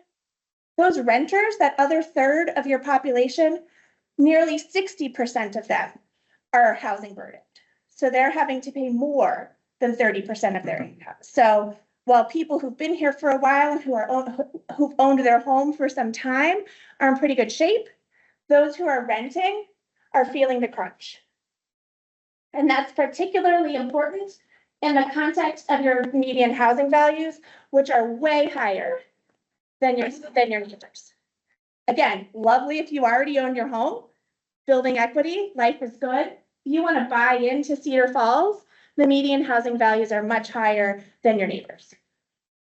Can we ask questions? Yes, Can you, back, absolutely. what's the definition of cost to burden? You're spending over 30% of your income. Is that gross or net? Good question. I think it's Well, gross. I think I'll. Yeah. Okay. Yeah. And the next one, what year? And that's a federal definition Right. of housing. And these are current, this is 2023. It's, I just want Dick Roberts to Yeah. get the median and not the average, which is what it is. Okay, thank you. but so this is something I think when we heard, and we'll talk about some of the themes and conversations that we had, housing affordability came up a lot. It didn't come up like we hear it in some communities where, you know, they have a huge homelessness problem and they're really challenged with getting people in any housing whatsoever. The challenge we really heard about here was, how do I come back and afford a place to live? Right? I'm good if I'm here already, but how does my 20-year-old return? And that really seems to be the big question. And so we just want to make sure that you are all sort of in the where are we now? That's where we are now. Where will you be in the future? I don't anticipate, absent activity, like intentional activity, it looks like that gap's just gonna widen, right? Mm-hmm. Yep. So my statistics professor in college used to say whenever we put up, numbers, and you ask, well, what's that mean? Presenter usually says, well, what do you want it to mean? It depends. Yep. So, you know, we're not looking at the average, we're not looking at the mode, we're looking at the median. So really, I mean, there's plenty of homes that are affordable. I don't know if we do a good job of, you know, it still bugs me back to when Simon was on council. And he talked about how he had to buy a home in Waterloo for his mother because he could not find anything in his price range. It's like, seriously? I could have found you, you know, a number of places for what his price was. So recruiting people to come to town and come to our neighborhood and buy a home for $100,000 that you could put 25 into, you know, it's how you market that. Yeah, well, and I think on that note, like, there was a house right across the street from Lincoln that, you know, I would say its big downfall was it didn't have a yard. But you have an elementary school right across the street that has a field and Right. playgrounds, right? So but the house was for sale. And now it's a rental. Yeah. So, you know, it's like, and I see that happen all the time in our neighborhood. It's, these houses are up for sale, I think, for like what I would consider a more like affordable price. They always just end up becoming a rental. It's like, why don't people want to buy those houses? I don't get it. Well, maybe because if you look at this slide, That's what I mean. If this is what you advertising, this is what we're telling the world. Right. Here's what your expectation. It'd be interesting if we had Hudson, Dyke, and Hartford, Janesville, the immediate communities that are within a 5 to 10-minute commute in those numbers. Interesting. I mean, it's Blackhawk County, so it's incorporated for that, but we compete, Sure. our housing competes against those. I think the other important part of this the data is the data, right? It came from the census. It's just the data. The perception and what people think is the true story for them, right? And if their true story is I can't afford to buy a house here, then it doesn't matter how much data you have to tell them otherwise. That's their perception. And that is what we heard, right? In people's, when we walk away, and we'll get there in a second, from the quantitative bits where, you know, anyone could find this, when we talk to people about what they feel is true, they feel that they can't afford it. And that's good for you to know, right? Well, the 252 is the median halfway. Mhm. Half of the homes are above that. Yeah, And somebody coming to town, they're gonna be shown possibly, or look at the new construction. Yeah. That's double that. right. And they say, I can't afford it. Yeah. Well, So you I'm probably can. I'm gonna head out somewhere else. Yeah. So, Well, you mean, we don't have the breakdown of the actual numbers. I mean, I jump on, so let's say I want to come to town, I want to come to Cedar Falls. And I jump on Zillow and say, show me a house that I can buy. Yeah. That's on Zillow for less than 200,000. You know how many I'll find? 5 or 6, right? I'll find a lot of lots for less than half. Roughly 100,000. But, so 200 or less. And the problem I have is the federal definition of affordable house, 30% of your gross. When I grew up, that was house poor, you know, I mean, you have to mow the lawn and pay for gas for the mower and things like that, so. I mean, I understand the need for the definition and how it is to grant money, things like that, but. I mean, really, 252 is crazy for people. And I think maybe, you know, Crazy. because Yeah. we can talk about For new. perceptions and preferences for new versus existing home stock, and that's happening everywhere, not just here. The other piece I think to keep in mind is the rental equation, right? If you're often when we're bringing in young, you know, the preference of a lot of folks who are younger than myself is to rent versus buy. They watch their parents take a bath during the recession and they aren't looking for to do the same thing. And if the affordability of rental doesn't quite match expectations, again, we're just looking at a challenge. So I do want to move into the qualitative data a little bit, and really talk about sort of what we heard and what we think that can mean for your concepts for a vision and for focus areas moving forward. First of all, and it's in the middle of the boxes there, but Michelle's not kidding. We work with a lot of utilities too. We went back to work and told all of our friends, like, oh my gosh, they love their utility here. Have you ever heard this before? And even no. And a lot of that was, you know, even the teenagers talked about their internet speed, right? It's all about their internet speed. And that when something goes wrong, they also spoke to the responsiveness, just like that I don't ever have to talk. I'm starting to think about packing a suitcase, because if I have to call AT&T one more time, right, it'll be end of days. This is a huge asset for this community. One of the big strengths that we heard about from everyone we talked to and everyone we heard from. Many of the other things that you all identified as being some of those things that make this community precious also I showed up in those strengths that we heard about from folks in the community. So much love for the trails and outdoor recreation amenities here. Even talking to people in a snowstorm, they were still talking about the trails. Like it was never far from front of mind. Similarly, safety, right at the top of the list. This is a community where people feel comfortable leaving their keys on the console, right? People feel comfortable and safe here in this environment. They love that small town feel, that feeling of neighborliness and connection and family. And they articulated this concept of a compassionate community. People who show up for each other when there's a need, right? People who volunteer and give of themselves and their time, not just consume the community attributes. We heard about vibrant arts and theater, a great downtown, which I finally got to corroborate last night. When I was here in the snow, I didn't do so much there. Last night I got to walk around and it was so charming. Folks talked about the city's fiscal responsibility.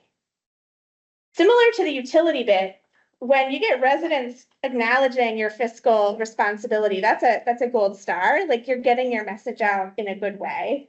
And folks appreciate that about this place and recognize it as a strength that can help boost you forward in going forward. So much love for you and I and your great education system, public and private, so many great opportunities to educate your kids. And if you're a family looking to stay, that is, what you need. We heard about the folks that do work for the city and how dedicated they are and how much, comfort it brings to be served by people who love this place too. And that concept or that sort of deep sense of civic engagement. People feel like they are part of the Cedar Falls community in a way that showed up a lot in our qualitative data. What does this mean, right? What does it mean to know that these are the strengths that have been identified moving forward? We know that you'll do better if you build on your strengths, right? That we are more successful when we take what we're good at and build on that, as opposed to trying something totally new we've never done before and trying to invent a way, right? So we know we have these items in the bag. This is how we figure out how to leverage these strengths to help carry the community into the future. We asked a lot of thoughtful questions. We didn't just say, what's wrong with the place? But we asked more careful questions around, what are the opportunities for improvement? Or, where are there some services or activities that maybe you had hoped you'd see here, but you don't, or you don't have access to? What are the challenges that this council and future councils will need to address moving forward? And the first thing we heard about was affordable housing and housing affordability. And that came up in all the ways that we just discussed. Even the teenagers talked about it. I want to be able to come back here. And according to what I hear at the dinner table, I don't know if I'll be able to. And so that was interesting.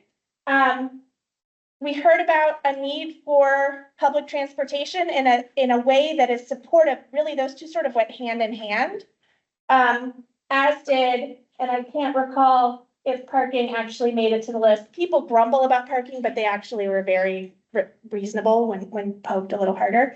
But that when we have more transit opportunities, housing affordability is not as much of a challenge because we can get to where we need to go. And that was brought up a number of times. Being not alone in your ecosystem, you are competing with other municipalities, other communities, both for residents and for employees and for jobs and business. Being aware of that and being intentional about sort of not losing folks or attracting and retaining folks moving forward. Definitely brought up a number of times. Smart people that we talked with know that stuff's going on at the legislature in Iowa and stuff's going on in DC. And the environment of what we thought was a municipal matter might be shifting or might be questioned. And so that concept of sort of asserting, what is within our dance space is something that we heard about, particularly when we were talking with your senior staff who are, reading every article and very much in the know. Right at the time that we were holding some of our sessions, we were learning that a lot of federal funding, which then becomes state or county funding, which then comes into be your local funding, is in question.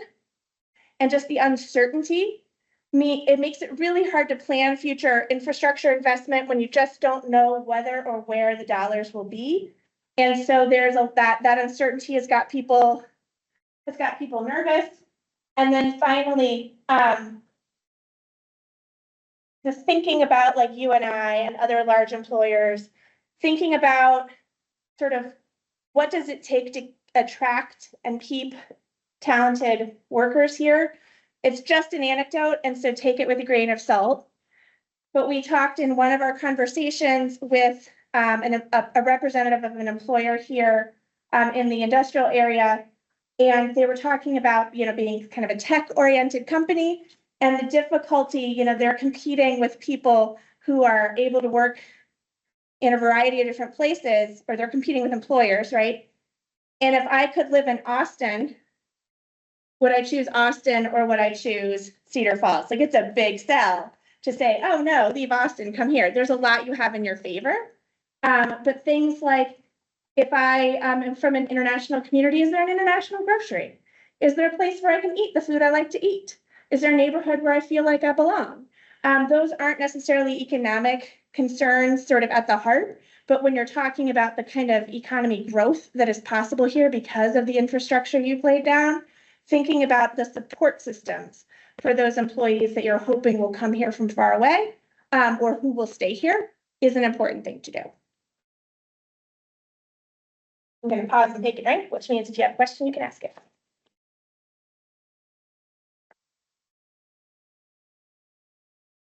So finally, we asked people a lot of questions about what they'd like to see in the future. What are the opportunities the organization should leverage? Where would you like to see things go moving forward? Everyone loves trails and recreation. They want more of it. Particularly when we're here, when there's a lot of snow on the ground, they would like things to do when there's snow on the ground. That was an interesting sort of, yes, we have everything you could ever want to do as long as there's not snow on the ground. But then when there is, I have to stay inside. Unless I'm a snowshoer or a cross-country skier. But like being creative about activities and recreational amenities that are available and accessible for folks at an affordable, level that gives them something to do when it's dark and cold. And I live in Ohio. We're at a similar dark and cold. It's not a small part of the year. It's kind of sometimes a big part of the year, right? So I thought that was an important takeaway and a good insight. We heard about opportunities to invest in assets you have already, but that might need a little love, especially to move them forward in the direction you would like to see them go. And we heard about College Hill, and we heard about your mall. And how and whether it's even in the city's purview to support those, but when you ask people what would you like it to look like, they want those things to be reinvested in, to be better moving forward. We heard about the need to support an easier development and planning and review process from folks who have engaged in that process and from staff. And we also heard about the opportunities that your new ERP system will bring to enhance efficiency. So this could even be two sides of the same coin, right? There's this need for some enhanced efficiency and some sort of crucial interactions or transaction types, and then an opportunity to really leverage technology to do some of those things better. So we heard those loud and clear. There's a degree to which you can and can't control the diversity of your community, but folks acknowledged every time we were meeting with a group of people that everybody in the room looked like them. And that having, a community that doesn't all look like each other is a benefit. And so we heard that. And then finally, they love your utilities, but folks would really like city recycling. So when asked, what they'd like to see in the future, that's an opportunity to leverage that we heard. And maybe I should be more articulate and say like curbside recycling, right? And yeah, lots of tangents folks went off on telling us about the beauties. Have you ever seen this thing called curbside recycling? Yes, indeed we have. So that really, I think, in an overview way, I think hopefully gives you some answers to that question of where are we today, and some concept of what the community is thinking about when they're thinking about where should we go, or where do you want to go in the future. So with all that in hand, information overload, you had caffeinated, you'd had a break, so it wasn't the worst time to overload you with stuff. My questions really are like, first, any questions? And then second, sort of like, what's resonating? Like, what's really sticking out for you? It just seemed like a goal setting meeting. Yeah. All those topics were. Yeah, and they should be, right? Like if we had learned a whole set of different things, then one of the two processes is probably not listening to all the right people. But so it makes a lot of sense that those are the consistent messages that you're hearing. And that makes you feel good, right? that makes me feel good that like, it's not just us Mhm. flapping our gums, that. The community's You're right, saying it too, sounds right? Very much like our.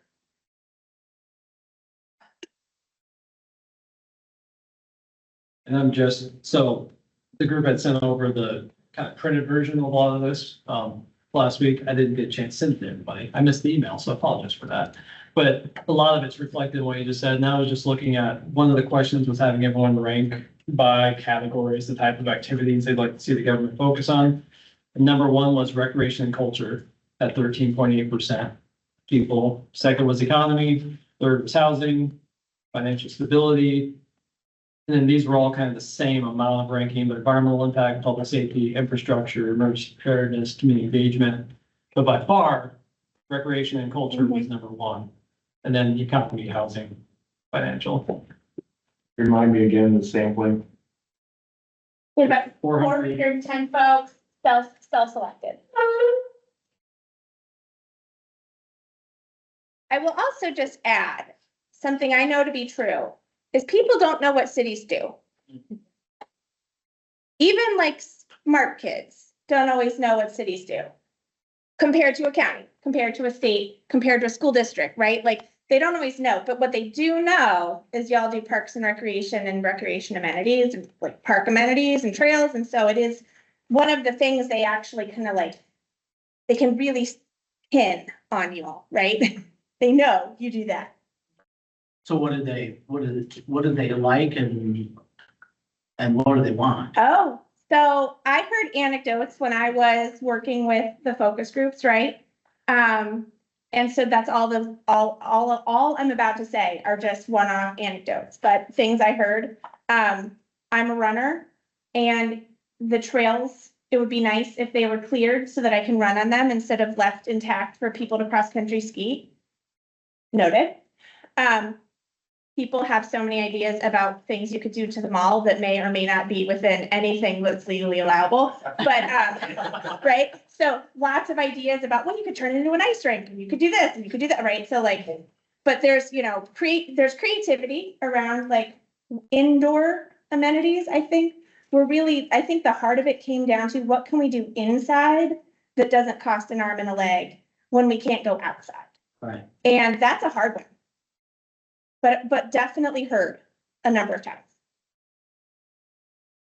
I think like looking at the list of like weaknesses or like opportunities, it's kind of like you were saying, you know, well, people will, you know, say like you'll hear grumblings about it, but then it's like when you actually like dig in, they don't really, like, actually, that's kind of okay. I feel like this is almost like they're saying things, but if we actually like put forth something to like fix some of those issues, they would be like, whoa now, you know, like the public transport, it's like, I don't think people really have a concept of like how much of a financial investment that would be. So it's like, yeah, as much as you want to be able to like hop on the bus, would you actually get on the bus, and are you willing to pay for it? You know, I think that some of those things kind of curious about.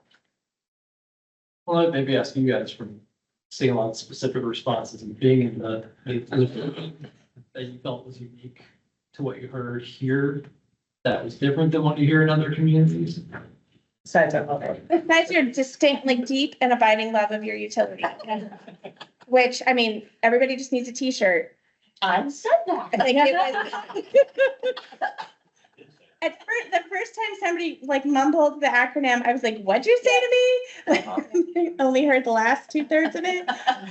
But then we figured quickly out that, you know, they were referencing that. It's probably safest to say we hear a lot of the same key themes in a lot of places: affordable housing, recreation, transit, you know, making economic development, you know, those types of things. The category names can apply in lots of places. It's the unique flavor of what's that going to mean here that I think is really more of a you all question or challenge. The mayor said something early in this process that I think really stuck with me, which is some folks many years ago made some big, hairy decisions that probably cost a lot of money about fiber and connectivity and about your industrial area and kind of creating, like setting the table so that folks could come. And those are long game investments. And so the question I think for you all is sort of knowing the types of issues that are on hand for folks. What ambitious what is the next ambitious direction? Because what we know to be true is that when we don't do anything, we don't stay where we are. We actually can degrade over time because things cost more and they break and all of those things. So what do you have to do to move forward in a way that gets you all to a community that continues to be a community that feels like this?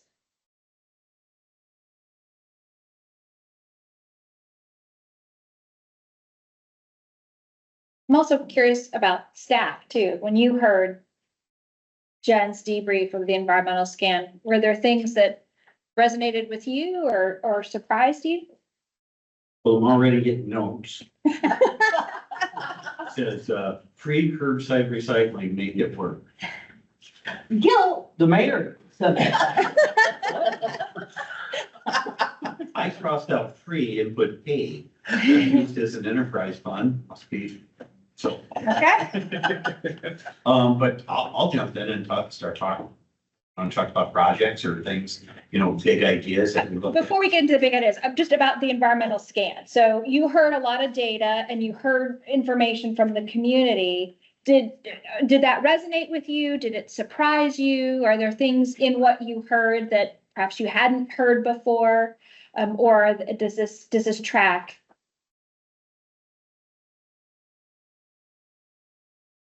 I think it tracks on my perception of what's going on. I'm actually kind of a little bit happy, proud, because a number of those things up there were things that our staff has done. And it is recognized by the community. So I think that's really good.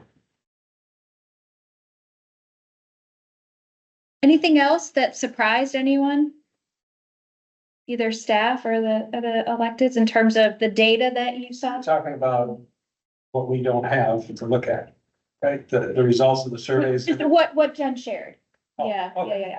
yeah.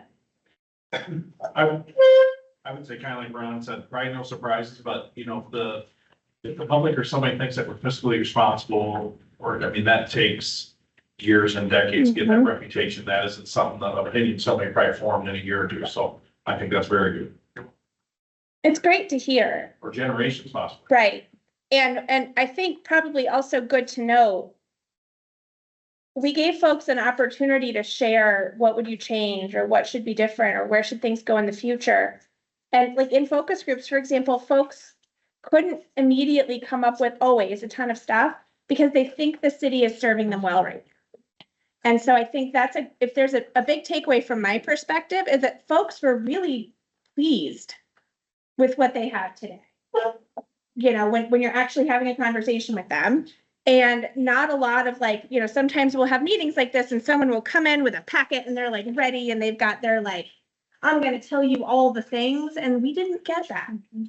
So I think that's, if there's a good from sort of meta level takeaway, it was people feel this way too about Cedar Falls.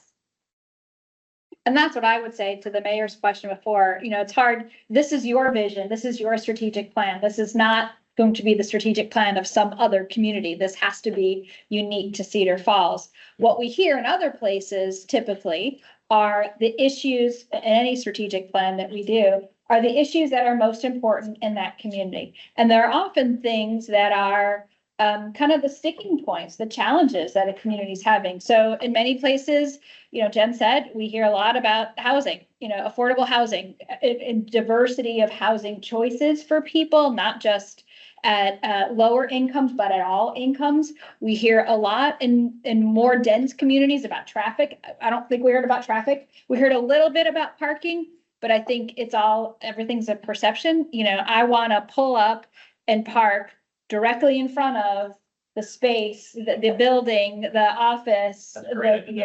Yeah, exactly. And if I don't get it, then parking's a problem. Never mind that there's a spot, half a block away. So again, it's all about people's perceptions, but there weren't, I think to Jen's point too, as we looked at this, I think that the issues around cost, again, affordability here. Again, that's gonna be an issue that you all have to be mindful of in what you put forward. But that generally, there weren't big issues that people really rallied around that we heard a lot of from a negative perception. It was the positive. It was, we want more parks and trails. Yeah, we want some different things in different places, but it wasn't, sometimes we hear about transportation, we hear about roads, we hear about public safety, those are, again, you can imagine what the kind of big topics might be. We didn't have that sort of. Yeah. We didn't see any pitchforks. Yes. Maybe the way to put it. Yeah. And just ask Chase if you could go print some copies of these. Didn't want to distract while we were doing this earlier on, but I was just looking at from the survey, the weakness and challenges portion of it.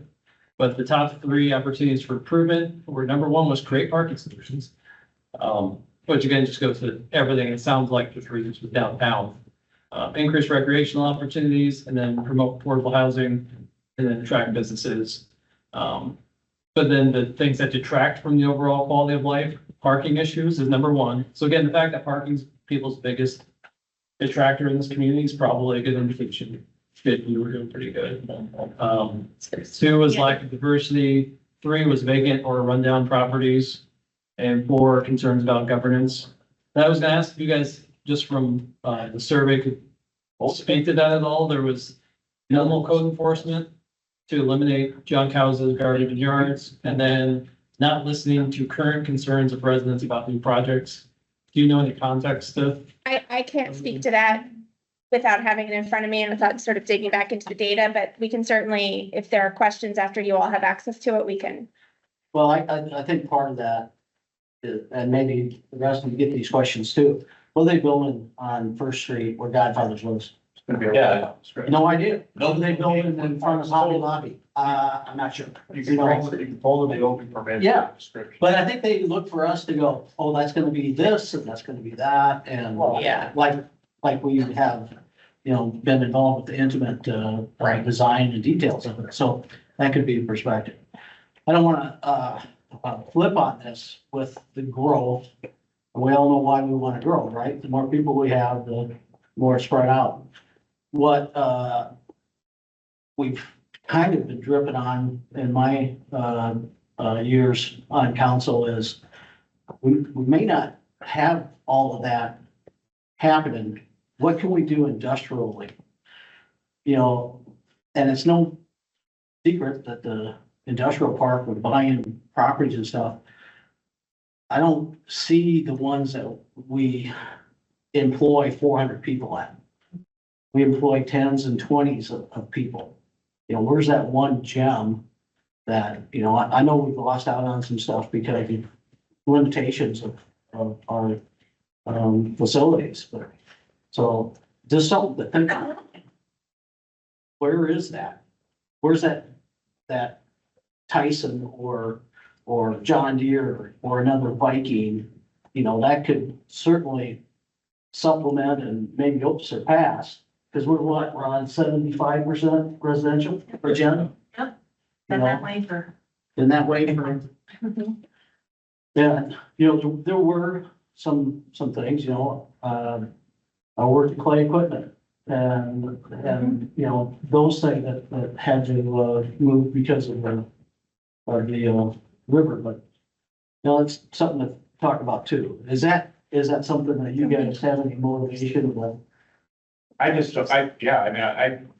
know how you incentivize it differently. To me, the industrial park is a reflection of the makeup of our larger economy and the shrinking of the manufacturing sector versus the other types of businesses that are out there. So the big question is, do we want 1 400-person employer or 20-person employers still out there, right? But I also think, I know Yang and I have talked about this, we have one economic development person, and that's kind of going back to what Jen said, is does our staff help build the goals that we have? So it's if we're focused on growing, how do we grow? Do we have people to help us grow? Yeah. You also have to look at, it's a holistic approach. You can't just look at, hey, are we gonna be able to attract businesses? When businesses are looking to come here, what's the first thing they're doing? They're doing a study and say, hey, can we get the workers? Can we get 400 workers? Right. And what does it say? It comes back to housing. You know, hey, do we have the housing for, you know, the workforce? And so there is a holistic approach to it. It's not just, hey, how can we get the businesses here? Right. Yeah, it's all tied up together. You know, We're gonna pay them $20 an hour. They can plug in what they need for housing and what's for it out there. Buy a $250,000 house. And $20,000 of that, 40 that they're making is gone in the house. I missed the front. Yeah, I missed the front half of your presentation. I step out, so I'm looking at my partner's notes here. I'll be honest, I think this is interesting because I think the pain points that we tend to hear on a day-to-day basis, week-to-week basis, were not really identified as your biggest opportunities or weaknesses. But to me, that just is probably a bigger microcosm of the fact that this is a really vocal minority that's focused on a couple small things. I shouldn't say the small things, but singular issues.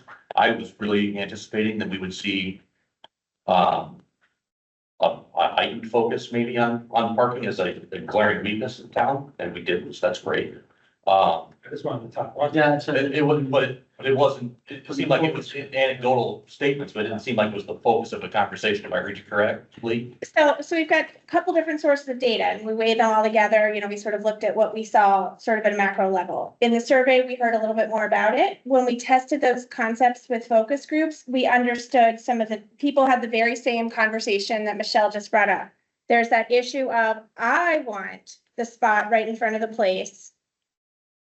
I don't want you to have the spot right in front of me so I can have it, right? And I always want it to be there for me. But I also recognize the absurdity of that because if it's waiting for me, then no, like people, when you start the conversation, could have the conversation.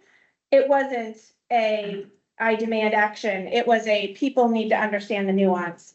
And that was great to see in the focus groups work its way through. I was going to see more, just again, some of the biases that work in this field. I thought we'd see more on healthcare availability, whether that's competition of it, whether that means EMS response, whatever it may look like. I thought we'd see more of that because it does seem to be something that still percolates and pops up from time to time. So those were my kind of like, oh, that's interesting because I just feel like I hear that. Did anyone send that resident? Did they recommend that resident? Well, I didn't see a particular entity recommended, so that was the other below the line comment I would have made, but, Okay. That's, I mean, but I do, I mean, this information is important, but I always think about surveys and you hear about the results and you go, well, I don't get it all, and these are self-motivated, volunteering to be a part of it, highly engaged. Right, I was gonna say, like, the culture of civic engagement, I mean, it's like, probably a lot of the people who are taking the survey are. the ones the that we culture of expect. civic Yeah. engagement. Right. So I'm not saying that doesn't mean discount the information.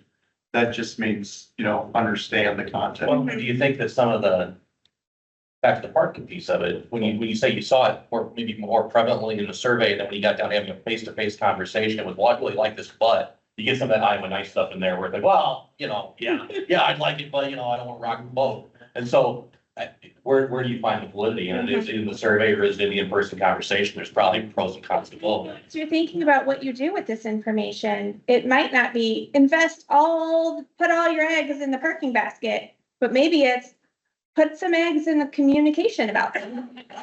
Right? Like if communication de-escalates, then maybe it's not about spaces. Maybe it's about message, right? And so it will be important as you are sort of thinking about what you want to be true, to recognize that not everything is a checkbook situation. Sometimes it's a, let's all get on the same page about what we want to say about this thing kind of issue. What, you have a comment? Daryl did. I was gonna ask on the parking, if you broke it down, what ages of the people were saying they wanted to park at the front door, whether it's the elderly who are not so mobile, would prefer to be closer. And I've heard that from constituents, as opposed to the younger generation who can walk miles. And then if they throw out the example of parking in the Walmart parking lot, Yes. and you walk a football field to get to the front door, and then you walk another football field inside the store. Yeah.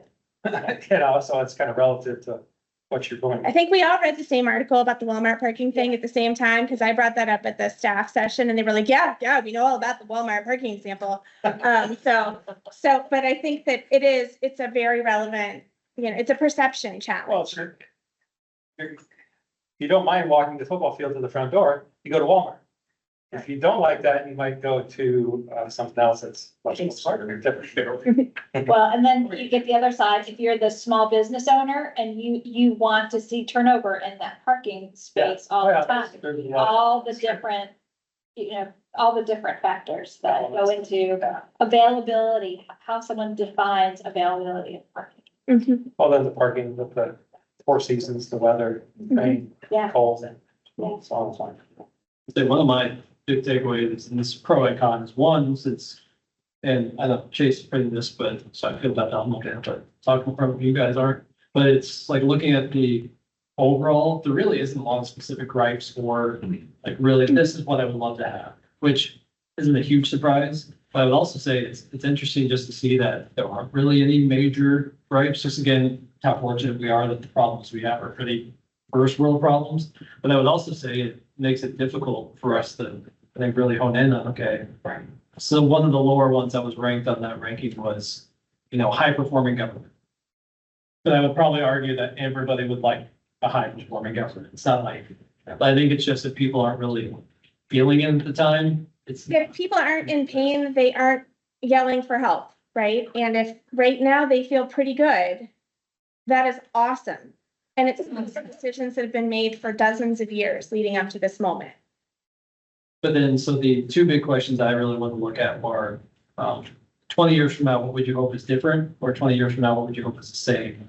The things that people thought they'd like to change or see different was improved public transportation, thoughtful urban planning and infrastructure development, economic growth and job opportunities, and then the diversity and affordable housing. Things to stay the same was pretty much what we talked about, of what we love about Cedar Falls. Small town feel, strong sense of community, commitment to quality education, you and I, vibrant downtown, support for local businesses, and your prioritization of safety and low crime rates.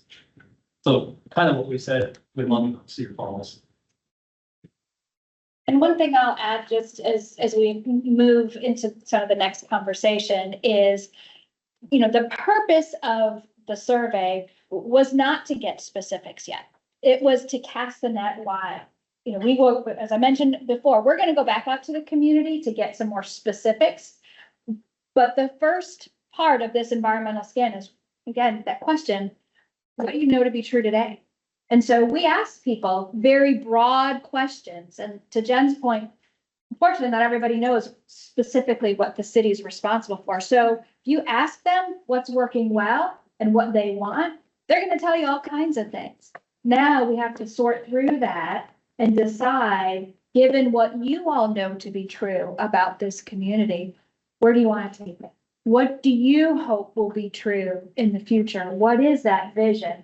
Then we'll go back out to the community and, we can ask them some more specific questions around your vision and the focus areas once we get to that point. So it really was kind of casting the net wide. What's on people's minds? What are they thinking? So we purposely keep it broad. You may have covered this. Came back in, response rate. There were about 410 people who responded to the Would survey. you say that would be typical of a community of our size? Is it, I guess what I'm getting at is, do you feel like that's a representative opinion based on our population? I would definitely not say that it is a representative sample, because that was not how this was, people were, say, self-selected to take the survey. So this is more of a poll than I would say. It is absolutely not a scientific survey. This was just who felt like responding. I know the city did a lot to get the word out in lots of different ways. We also made sure that people, when we were doing the focus groups, that they knew about the survey. We said, go back to your neighbors, let your neighbors know about it. I think Hannah made the point earlier, the people who probably responded are the ones who are in the know. If you have folks that are not as attuned or tuned into, they may not have responded. I do wanting to see the overall results of the number, especially with the amount of work staff did to get this. well, this group did communicate this. Some of the people that are agitated on something within near term responded. But I was gonna say that for the parking survey that we did, if Jen and Ron remember doing about 400 or 500 responses on the parking survey. Oh, no, we got like 400 or 1,200. No, it's way bigger than we usually get. Which you take, figure 400 is right around 1% of the community. Right. And keep in mind, often it's not folks who have an axe to grind. But the folks who are following on social media, the people who might have a community organization they're part of, or where they forwarded the invite. Like, I think, where in the neighborhood that I live, it's people like me who fill out surveys like this, because I get the ask, because I read I go to their Instagram page and every day, and I see my city's stuff and I follow it. So it's people who are already following what's going on in this place who get the word about something of this nature. The challenge then becomes getting the word out in all the ways you can think of. And if you guys crack that nut, like every city will want to figure out how you did it, right? Because that is the challenge. So it is not at all unusual for us not to see the numbers you would like. Whatever the numbers should be, it's not surprising that you're like, that's not enough, right? That is a common thing we hear. The question is, how do you get people who are otherwise complacent to engage? Apparently, if you ask them about parking, you'll get, Right. Yeah, right. Yeah. But if you're like, how is it in general? They're like, I don't need to fill out. I think because for a city of convenience features, I think, thinking about the CFU comment earlier, coming from a landlord who signs up tenants every year as college, they come to town and the parents are amazed that we have one Yeah. bill yeah, Mhm, as opposed to gas, electric, that to me says a lot for CFU. mhm. And that probably is half of the battle. They sign up once. For me as a landlord, they want to know what are the average utilities. I call them up and they can tell me the 12-month average for each unit. Right away. And then, so they're phenomenal in that regard too. So, but this convenience. Yeah. Is, and our community, everything from gas stations spread around, grocery stores, I mean, it's a convenient city. That's why people aren't complaining. Mhm. You wouldn't answer a survey if you didn't have anything to complain about. and unfortunately, or fortunately, depends on your perspective, to Jen, as Jen said, this level of response is not surprising. In today's world, because people are inundated with asks and they're busy, and if things are generally pretty good, taking a survey isn't necessarily high on their to-do list. You didn't offer that $5 bill in the mail like everything. Well, I will say that does happen sometimes, where we have, even. And let me give away a rec membership, so they get a chance. There are things that communities have done, when we do focus groups even, we always say, make sure you bring snacks. Sometimes it's childcare, sometimes it is paying people in some way. Maybe it's a task of some sort, but yeah. You get the survey in the mail, they put $1 in there to fill out the survey. But I take that $1 and I throw the survey off. Yeah. I also really wanted to slime Danny. I thought we could give away tickets to see Danny get slimed. But they'd have to park somewhere to see it. Yeah, that's right. Get into it's gonna be Just difficult. put it out to the council. So I would say, to me, in my mind, one of the important takeaways that I've heard you all say is, especially after you all talked this morning, is that you all are generally in alignment with what we heard in the community. Yes, there's going to be differences because you all are much more plugged in. You get many more phone calls. You know what's going on at a different level within the community. So you have different levels of access to information.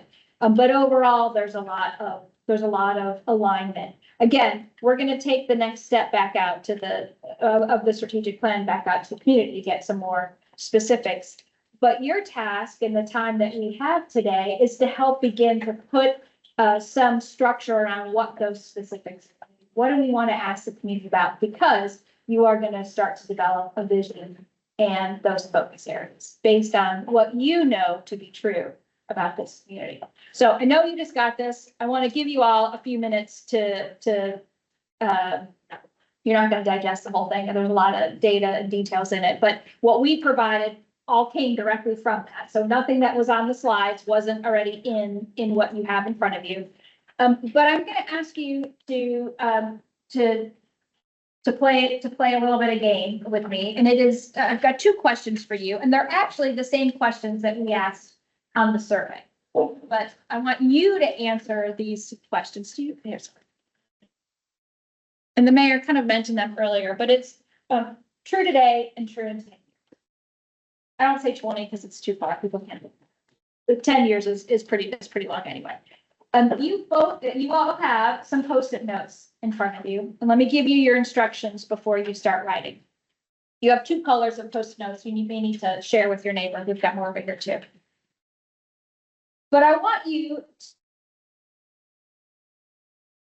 on the pink Post-its, and I'm going to ask for one idea per Post-it note. So don't put all your ideas on one idea per Post-it note. On the pink Post-its, what is true today about the Cedar Falls community that you hope will still be true 10 years from now? What I often say is, what's precious about this community that you don't want to lose? And you want to still be here 10 years from now. And then on the green Post-its, it looks kind of gray on this screen. But on the green Post-it notes, what's not true today? What doesn't exist in this community that you hope will be true 10 years from now? So two questions, same rules apply. Colors do matter on this. You've got some Sharpies there to write. Sometimes it's more helpful for us to read. One idea per sticky note. You can have as many ideas as there are colored stickies in the room. And the only other rule is please write legibly, or else we just make up words. So if you could write legibly, that's great. And you start writing and you can read through the scan and we will start collecting your stickies as you go. And feel free to use this time. We'll give you about 10 minutes or so. So you can write your stickies and then go ahead and peruse the environmental scan.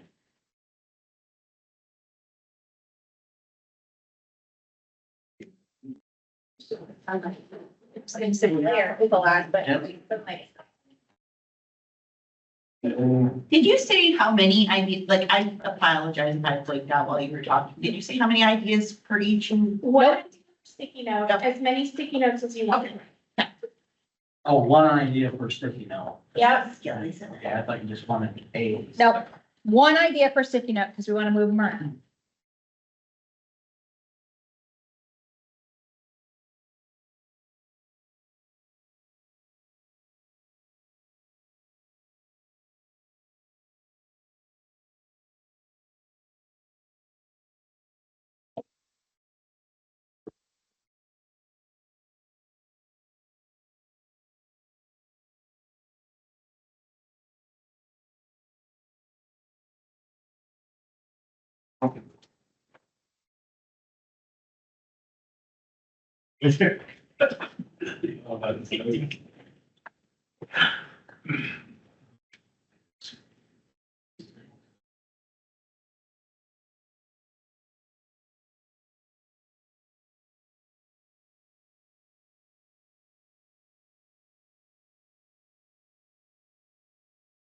I'll walk around and start collecting. That's okay. Go right ahead.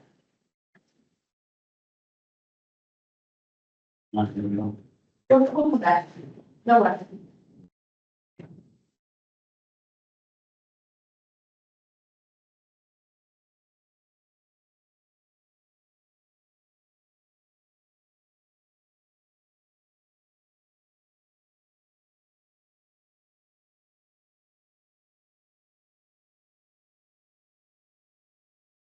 Checking this again, lunch. I should be here. Probably shortly. Okay. Just so we know what to read. Perfect. Thank you. Thank you. Other two.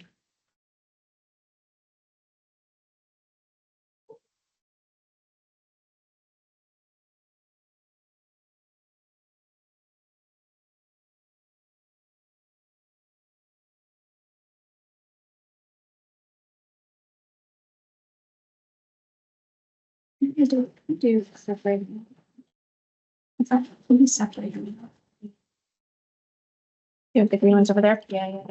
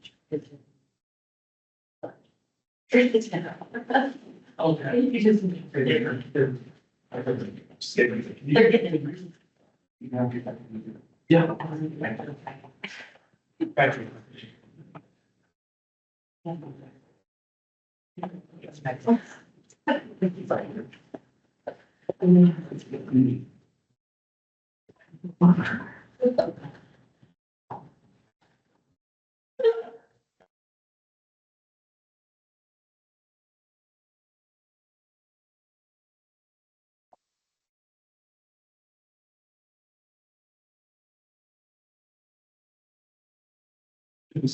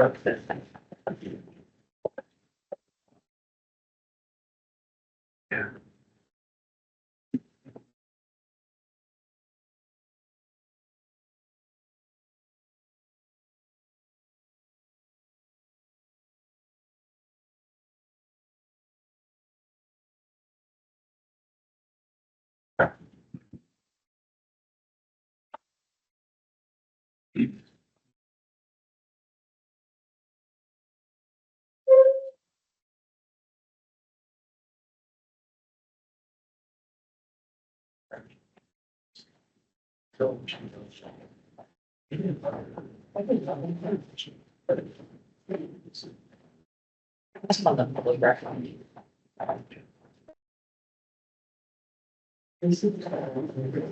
Right?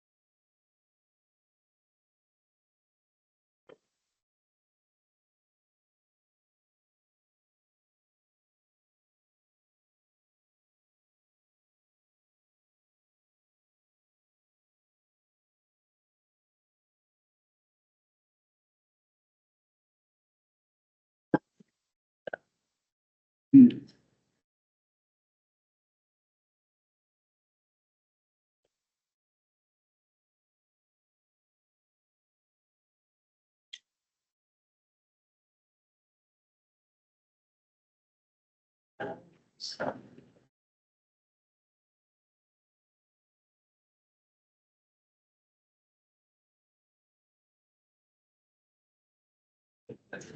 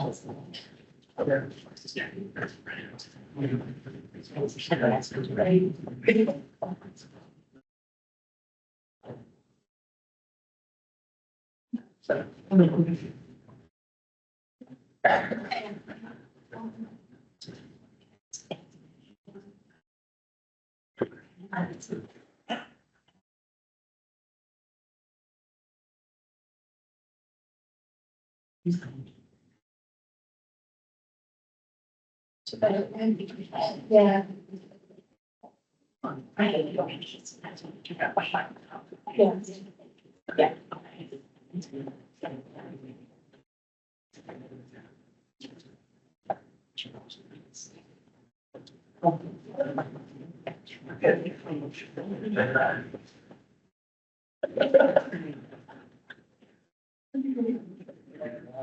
I got more for you. Thank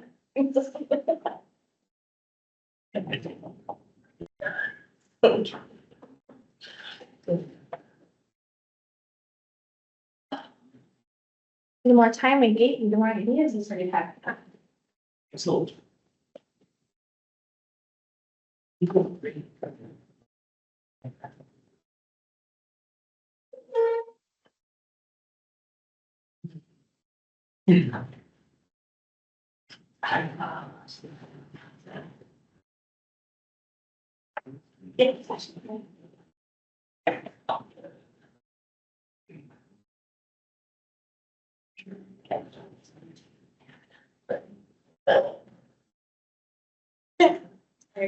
Not supposed to open. Like a campaign slogan. I will run that. I'm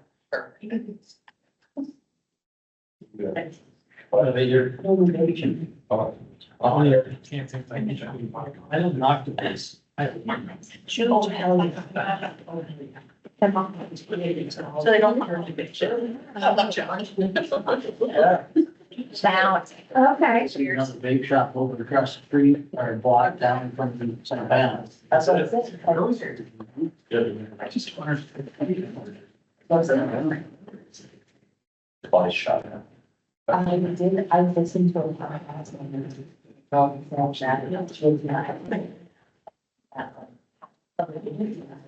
Was I think that's very special. All right, we out of Post-its now?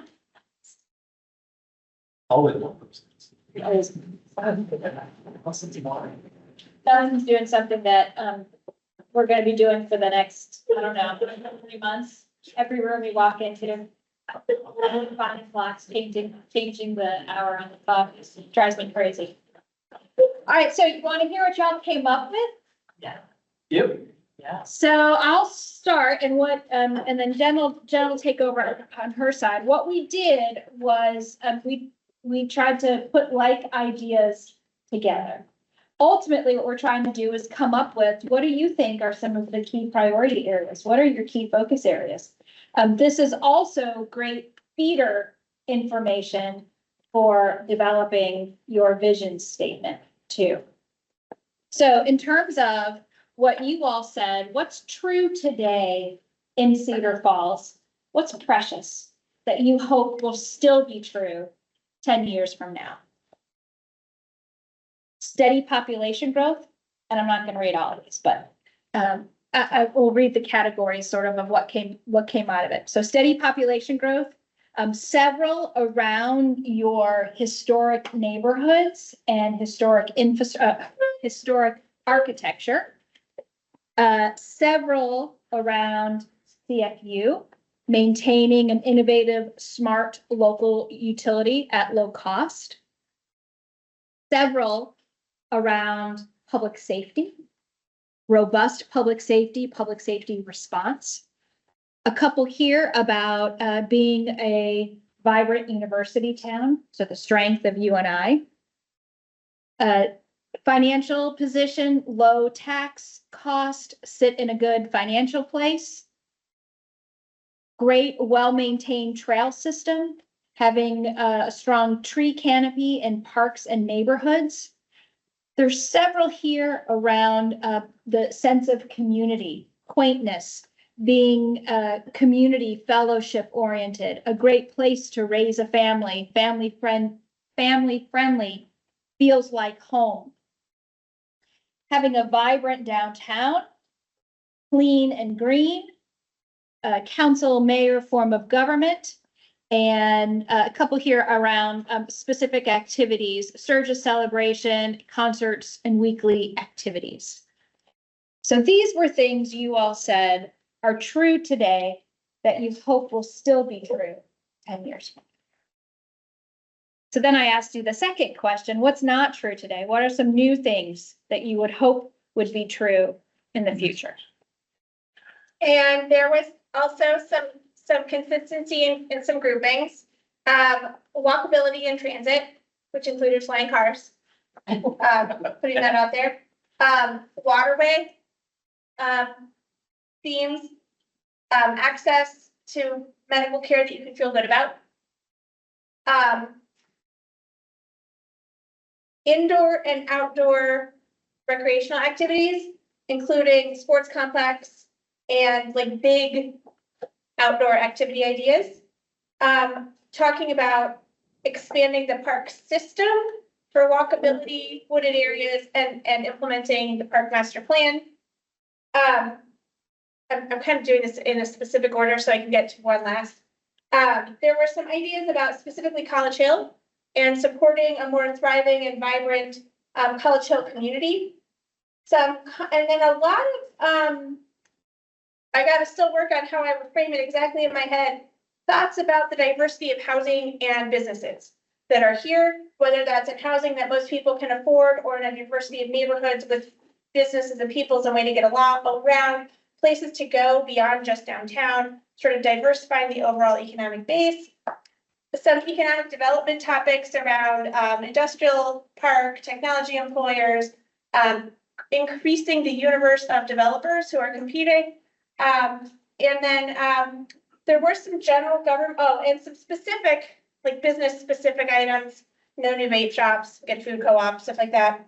And I in my world, these two go together. One is be receptive to new administrative ideas. And the next is council talent show or form or fun competition. So maybe this speaks to a new, a new day where you all are, all on Dancing with the Stars together. I don't know, but you can have some sort of enhanced fellowship opportunities there.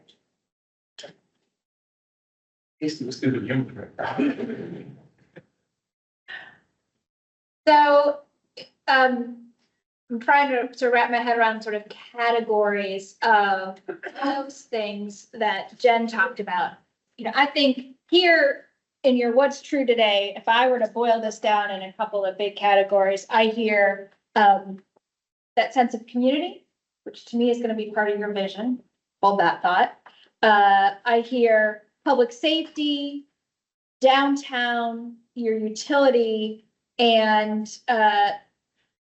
historic architecture and neighborhoods, something about neighborhoods, which I think ties over to one that Jen mentioned.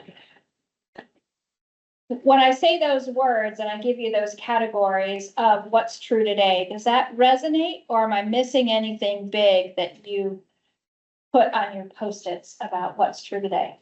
strong sense of public safety, historic neighborhoods, quality of, I said, public safety, quality of, utilities, neighborhoods, trails and transit, yeah, or excuse me, trails and trees. I'm in trouble with words today.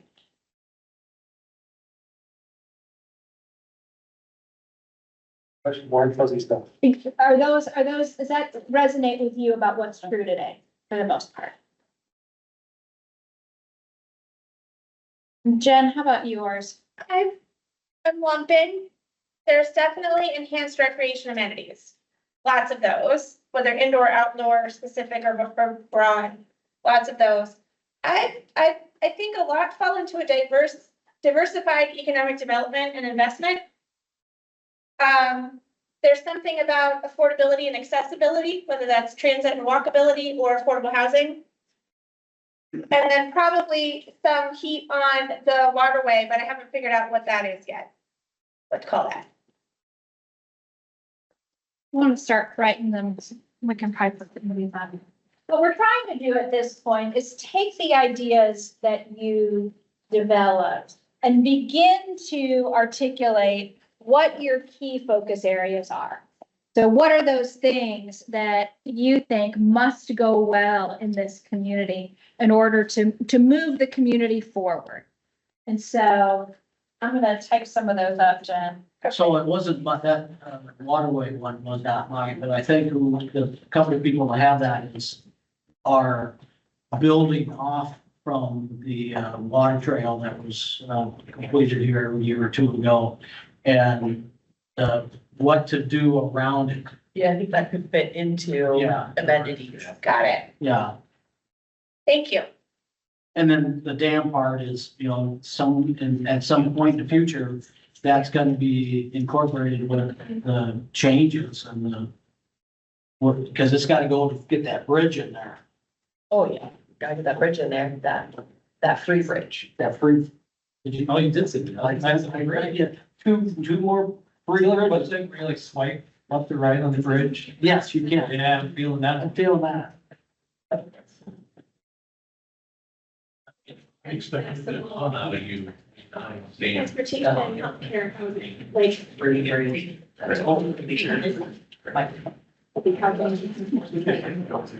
didn't say. We're just saying nothing. Well, lunch is here, and so this is a great time to give you all a break as Jen and I take your stickies and put them into potential focus areas.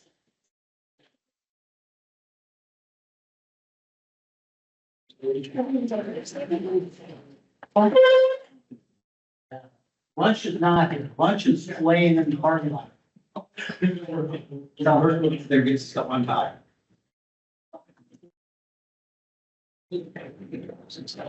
Oh.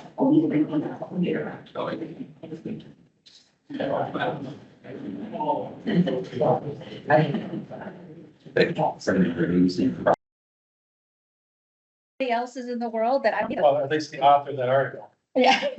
Yeah. Which, it's totally not true. Okay, we're back to recording.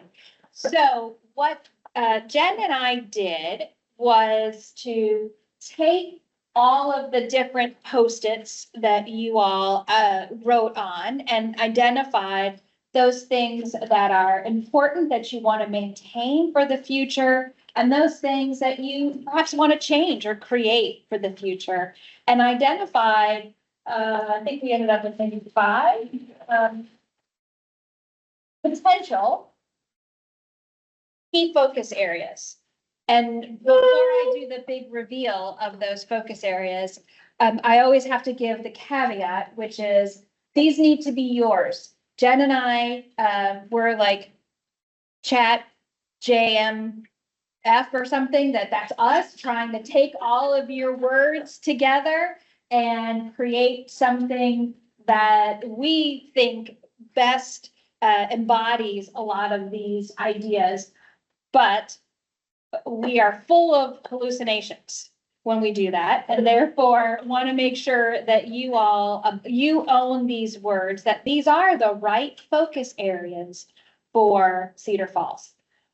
And just to give you a little preview of what we're gonna do, once we agree on, actually, once you all agree on what those focus areas are for today, then we're gonna divide you into some groups to spend a little bit of time. Each of the groups will take one of these focus areas and begin to define it. Because what's really important is you can say that a particular area is important to you, but what does that actually mean? What does that look like? What does success look like? And so some of you are going to be tasked with working on a key focus area. I'm also going to ask for volunteers for a couple to work on drafting a vision statement. You all will see all of those drafts today. It's just that trying to create succinct statements in a group of 8 is about as fun as having the root canal done. So if we at least have some starter drafts by individual groups, you all will get a chance to review them and refine them. But you all will start to work through that. So that's how we're going to spend the afternoon. So we'll work on the vision statement and the key focus areas. So here are the focus areas, maybe, that. Anytime you touch a thing, I know. it's working where. Sorry. So the bolded text is the focus area. So based on what we took from you, all of your stickies, we heard you say that these 5 things in particular are important focus areas for Cedar Falls. Enhanced recreation amenities, thriving neighborhoods, accessible transportation, diversified economic development, and high-performing government. And we put under each of these the ideas that came from that big bucket wording. So under, again, enhanced recreation amenities, we heard you write about indoor and outdoor activities, as well as green spaces, specifically trails and trees. Under thriving neighborhoods, that would include College Hill, the downtown, housing-related issues overall. Transportation could include parking and transit and walkability. Economic development could include the industrial park and maintaining the right mix of residential and commercial industrial. And then high-performing government could include things like what you all said, related to CFU as well as public safety. And it could be other public services. So I want to pause, let you all read through that, and then discuss. Are these the right focus areas for the next 5 to 7 years for Cedar Falls? What's missing? What needs to be changed?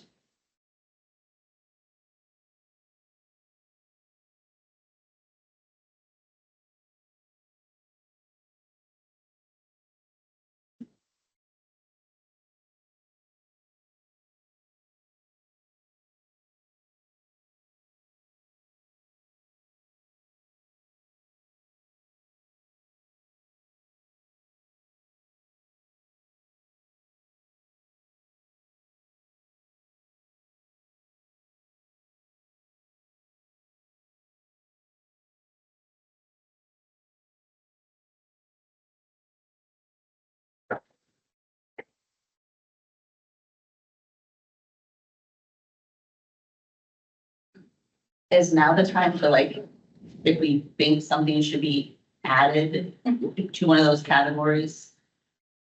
So for, I believe is for the high performing government. And I don't know exactly how to put it. So I'm just gonna say right size staff? Question mark, or like, is our the right size to meet our needs, if that's what I'm trying to say.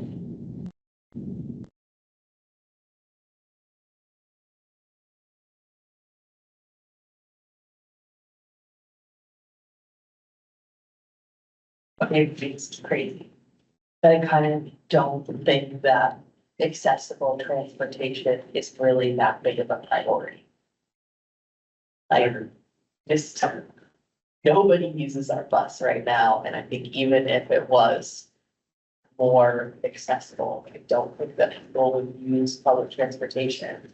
And I think walkability generalized is not like that. That could just be like slotted into all kinds of different things. I mean, like, you know, when we work on new roadway projects, like, you know, if we have new neighborhoods or whatever that, you know, we just want that to be objective. I don't know that it's necessarily like it needs to be a part of the strategic plan.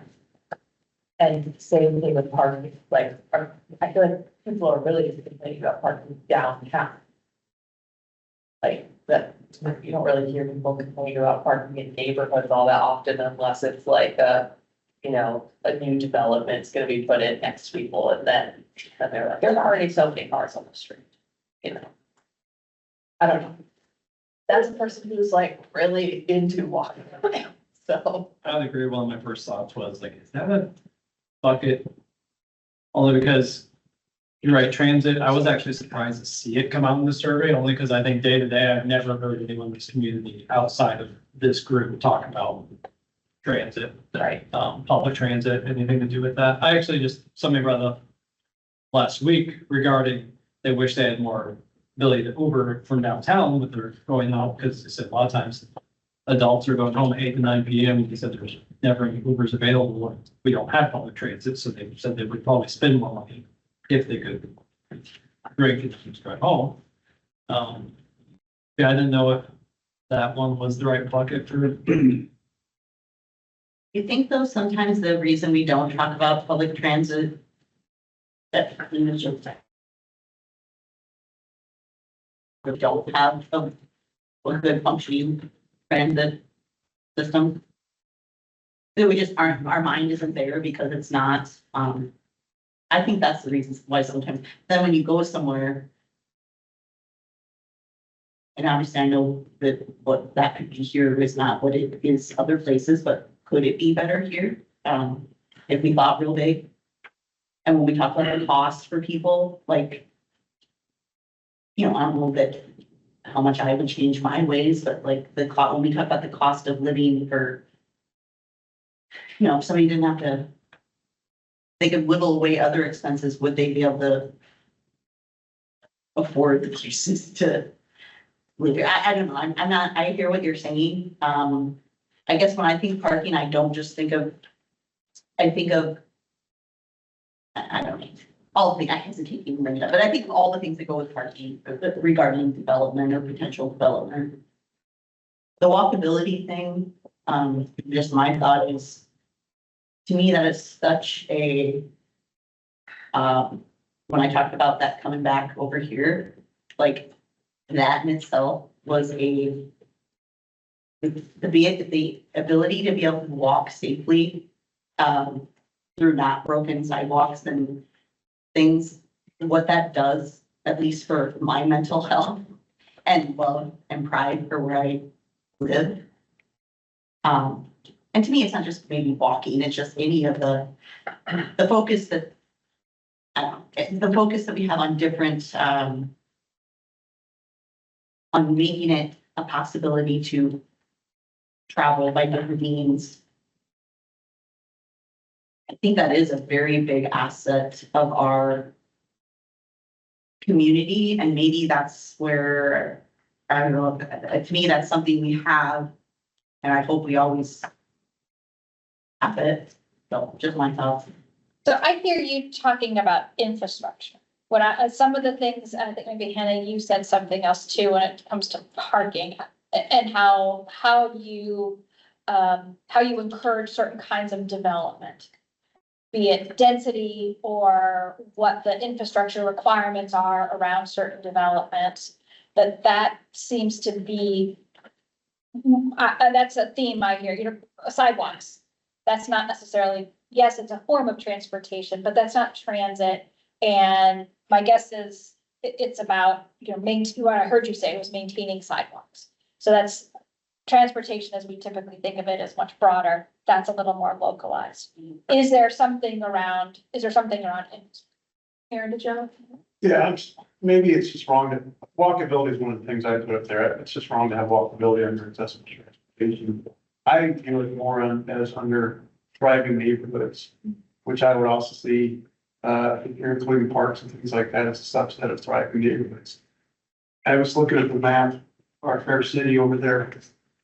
And when I think about walkability, I think it's 5 minutes for me to get to Quick Start. It's a mile and a half from my house to downtown. So basically the distance between College Hill and downtown is what I think is defined as walkability, basically 1.5 miles, maybe at the outskirts of it.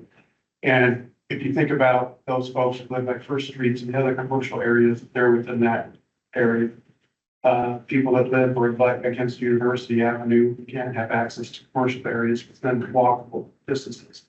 Where my fear is with our zoning and our planning in the future is out west, so out by Alder School and things. Where you have all these housing developments, housing is gonna move out there. And closest commercial activities across Hudson. You see what I mean? And I think that we need to make sure that as part of our planning that it's walkable out there too, to services, right? Much like the older parts of town. Because if you think, but we've lost some opportunities in that regard, as far as like the old Cedar Heights Drive area back in there, just at the end of that part of town as you go further east. I don't want us moving forward that when we're thinking about infill and the possible future benefit, making sure we have those sort of commercial areas embedded within the residential areas so that they're walkable. Does that make sense? So I guess that's more of the neighborhood. I spoke to. Question on this focus area, you driving towards the 10-year point here. Okay. To Aaron's point about neighborhoods and having services, traveling as much as I do, like I go down to New Orleans a lot and you got delis, full-blown delis in the middle of total residential area. I mean, amazing how many delis down there. Really, what do you think? You don't have to go very far to get. If you're hungry, you can find some. I mean, every 6-7 blocks is a deli. And they're little mini grocery stores. And our code, our housing building code would never allow zoning code. So that would be kind of cool to do, whether it will survive. I think in our environment, it's the context of Quick Start, Casey's little mini store. And then they have those there as well, but the areas that I'm speaking of is the old parts of town, like, what was it, the Wellens grocery store? Yeah. That was right by Lincoln School. And it was the Hart's grocery store was, Hart's grocery store was, it's on the brick. Well, anyway, Yeah. but we have to change our zoning to allow that. And then will a business be successful in doing that to survive for 100 years? Right, well, and just kind of thinking about like, what is our role in that? Like, I mean, yes, if we say we allow the code, but then how do we move beyond just allowing it to happen? How do we encourage it? And then I think that goes back to messaging, like, what are we putting out there? How are we changing the perception? Because I mean, the last few council meetings, we've had people saying they don't want certain types of development in their neighborhood. They don't want sidewalks in their neighborhood. Like, I mean, obviously every situation has a different motive behind it, but I mean, we kind of have to start to try to shift that. If our goal is, we really want people, which I completely agree, we really want people to be able to walk to someplace to get a gallon of milk, a $15 dozen eggs, and it's like, but you don't have that. I mean, Aaron and I do, Gil and I do, but even still, it's like, it's not all that convenient for me to walk all the way to Quick Start. So, Thunder Ridge.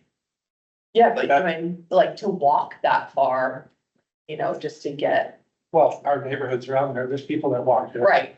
I mean, I'll drive to it because I can, but, you know, carrying a gallon of milk and $15 eggs. And They're very precious. You don't want to drop them. Right, no. Right, you gotta keep it full. I mean, A fridge.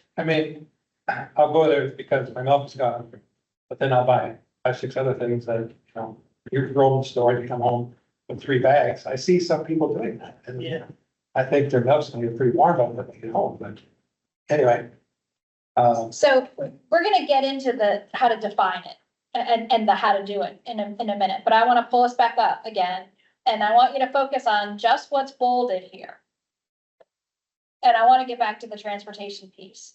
I've heard at least some sentiment around taking out what I have highlighted here, that really a focus. And remember, your strategic plan is both an outward and an inward sign of what this body is going to be focused on. That you are going to put resources towards, both in terms of time and money, people time and money time, that you believe are the priorities for advancing the community. So if there's a question around that, that's what you all need to be clear about, that you're willing, not just to say that something might be a good, nice to have, but that you're willing to put resources and tell staff that's where you want them to spend their time too. If I can speak from my side, you were asking this tenure, to me, this is for the next 3 to 5 years. These are going to be the priority buckets. And we'll always have here tons of other stuff going on, so much city does, but this will be in terms of strategic priorities for larger projects, planning. This will be what guides, okay, what we're doing, address some of the items here that we're. I was using the 10-year there. Yeah, 10 years. Oh, yeah. Yeah. We took them from that. Yeah. But this is really about for your Steps. next 3 to 5 years. Steps Yes, to get there. yes. So essentially, if, like, we're right now with the budget, like, Met Transit requested more funding, and we're saying that we're keeping it the same, so it's like, that doesn't really align. And that one's, there's always gonna be some nuance to this. I would say the lines only because we're saying no, because they're not addressing and solving this. They're just wanting more money to keep doing what they're doing, and we're saying you're not solving the problem, so we're not gonna keep increasing the funding to continue providing the service. We're not satisfied. I mean, it satisfies some basic needs, but there's a lot bigger opportunities around what we're pushing on micro transit. So I would say it actually is. But again, there's nuance to Right. what that looks like. To the transit walking sort of thing. I don't know if it was the League of Cities or Complete Streets or My Towns, one of those organizations sending out, and you probably all got it if you're in those. It had a study done in New York City where people could take a cab or Uber or drive themselves. And more people, even though there's cabs everywhere, they were more apt to drive themselves if they could, or Uber and pay more than any other way. And I can find the article. And it's counterintuitive to thinking that in a place like New York City, that you can walk, you can subway, you can do those sorts of things, but people chose what was more expensive because it got them there quicker than waiting for a bus or waiting for a cab. I think it was the bus. Kind of what you're saying earlier about convenience. Yeah. Yeah. They want to go now. Maybe New York City is not the quaint town that we try to be. Different levels of what they're accustomed to. Well, talking to Aaron earlier, when I look at transit, the most I used the public transit was an Iowa. You knew when that bus was coming and that's what you used it for. I don't think they're even running a bus from Hillcrest to campus or from any, or as they go into the new 26th Street or 27th Street. That's really, or from downtown to College Hill, or a loop from, once we get College Square to College Hill to downtown on Triangle, where it's dependent. The reality is people are dependent upon that, though. You know, there are people in our community that are dependent upon that as their primary source of transportation. So how do we incorporate them with these? Would someone ride a bus from Hillcrest to campus, you bet they would. But you watch people walking that every morning.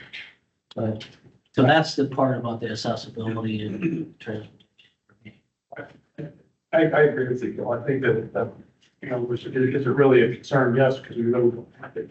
You know, and, she's ubiquitous in Iowa City, we get the Cape bus and, so I do think it's important that we keep an eye on that. Well, the other thing is, oh, I'm sorry. And just for this, I think the question is that one out of the right bucket? Or two, is that such a big priority that it's one of literally our top 5 priorities as a community? You're talking transit. Yep. Because really, we're trying to say these are the top 5 It's not, priority areas. it's been talked about, it's not feasible. It's subways, trains, bus systems. And buses have been tried numerous different ways over the years I've been here. There was, what did Darren Beck had a bus going to his bars and did it in the evening. And that's when the bars were popular, but it fizzled out because people weren't using it. Because it still wasn't convenient enough because people drove themselves. And I talked to him about that once, a couple years back, and just wasn't used. Because I don't think we want to get into the weeds today on what we're doing for transportation. It's just a question of, is transportation as a high level category one of our top 5 priorities as a community compared to some of the other bucketed areas? Because we'll still, we'll still be number one. What's this competing with? You know? The other things on your list Well, I understand. and things that aren't on your list. Do we want the top 5 or the top 3? If we want the top 3, then we gotta get rid of 2. I get that. Well, let's not focus on numbers. What I want to understand from you all at this level, you're starting to get into the turn by turns a little bit. So what I want you to focus on is, what are those big things that this governing body wants to spend time and resources on to get you to the vision for the future over the next 3 to 5 years? Where do you want to spend your energy? What's important to this community? Is it recreation, neighborhoods, transportation, economic development, and high-performing government? We'll get to the how and the what, but are those the things that are going to have greatest impact based on what you know to be true today in this community? I personally don't see transportation as a priority issue. We're looking at just this as a whole. Gil, your point's well taken. There is a small subset of the community that really does rely on that, and I disagree with that at all. But the predominant amount of the citizens here, I've never heard the amendment system ever brought up, other than why do you subsidize that cost? Right. So for me, I don't think it's a priority, and I think the walkability piece too is interesting because, I mean, let's say we just voted down 5 to 2 at sidewalk. But it wasn't the right I sidewalk. understand, but we did vote it down, so I think the walkability piece can stay in there only because with our new development, now we require connectivity with sidewalks after a certain percentage of those lots have been developed, correct? Or in some phase of, in their next plan, I'm looking at, I don't know, who Required. best answer to that. Yes, it is required. Right, so to me, there's where walkability can stay, because we have prioritized that, and we've got an ordinance that would reflect that. But Well, the other thing, I mean, again, this is like, we're turn by turn. But I mean, yeah, I think if we're talking, here's your pot of money, here's your pot of time. That I don't want that to be one of the things I'm pulling from the pot for. Define, what, we've talked about transportation pretty broadly as we listed it here, but I hear you all talking very specifically now about transit.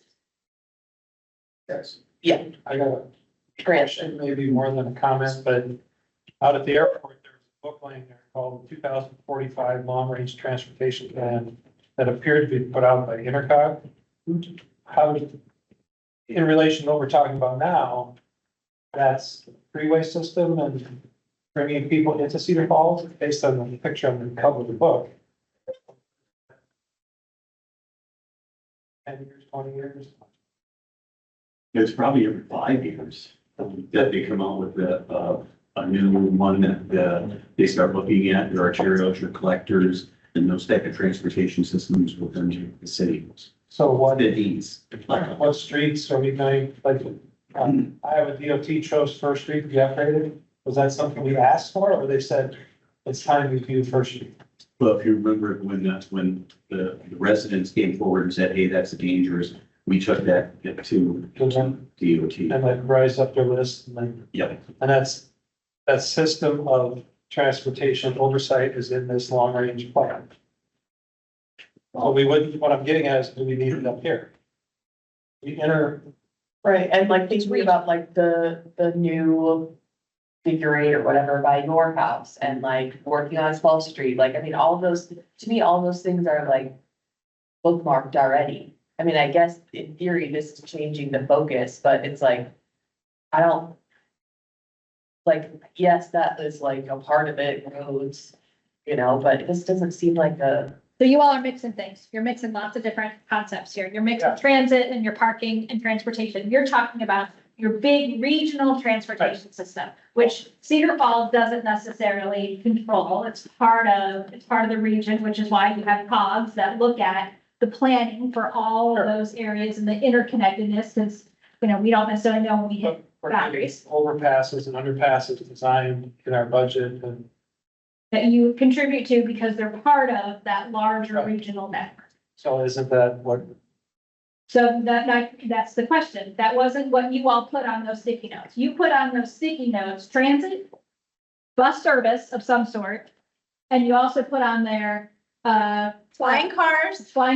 Yeah, don't forget about flying cars. And you talked about, and then parking came up before. So my question to you all, you can name it whatever you want, but the question is, does this body want to invest time and resources? Those planning efforts are going to continue Yeah. regardless of what you all Okay. decide in your specific strategic plan. You're still going to have to invest in certain infrastructure. But do you all believe that transit, I'm going to take these issues one at a time, because I think we lumped them, but I think it's helpful to talk about them specifically. I've heard some advocating for and against whether or not transit specifically is something that this body wants to spend time and resources on making an impact in. well, it's gotta be a bus, because we don't have subway, we don't have trains. Hold on, now a quick question, you're getting into the needs Yeah, on like. Okay, what- so we'll take that. So So do it's you not want saying- to invest more time and money in a bus system to get people from point A to point B? But it doesn't have. I don't know if it's spend more money. I think it's prioritizing the service. Are we, to Danny's point, we're not getting the service that we want, but yet they want to keep giving us the same service. So how do we influence that service? But So- to me, I'm saying if it's on this list, you are inherent to saying we are going to financially commit to resources to that, right? Correct? I mean, that's, So I can use a hypothetical, so we've looked at very high level ballpark of, to run a micro transit program, it costs 700 to 1 point something million. Okay, if we brought that proposal forward, say, okay, we're looking to pilot this, are we gonna budget $700,000 next year to do it? If it's not up here, that's never happened. Is So that that's the the question, question what is we it- already budget, the 500, 400. Close close to 500, might as well say 500. Yeah, so it'd be on top of that, unless we cancel the bus service. So for this, it's really just saying, is that an important enough topic for us to be willing to want to potentially commit resources, but also dedicate staff time and to tell the community, like, this is what we're focused on, we're going to take care of this problem. Well, we have to analyze the problem, I don't know if we're gonna take care of it ever. It's like we're gonna solve the parking problem. Because I would say regardless of if it's up here, we're still going to be working with Matt. Right. Like, it's not like we're going to ignore it. Right. It's just, are we committing to the community? This is what we're focused on as a council, as a governing body for the next 3 to 5 years. This doesn't necessarily mean this. It could be outside of that, right? It could be the next big, great idea. I'm okay with if in the next 3 to 5 years. I understand what you're saying. Maybe this isn't, because I just think about where we're at and this would probably take possible, funds that aren't available right now. I mean, I'm okay with But to me, it's not, when we say transit, it's not just met. That's not what I'm thinking. I mean, I'm thinking, we're thinking bigger to like, maybe something we don't even know about or something we have high level thought of. Like, so the question is do we want this in our list? I'm, And the other question I would ask as you think about these, all of these is, what are you trying to achieve? What problem are you trying to solve? What benefit are you trying to gain? So in some ways, I've heard that the transit issue is a smaller issue that isn't necessarily one that's impactful for the entire community. There are certain segments that will. You have some providers now, but there may be some great big idea out there, but you don't know what that is.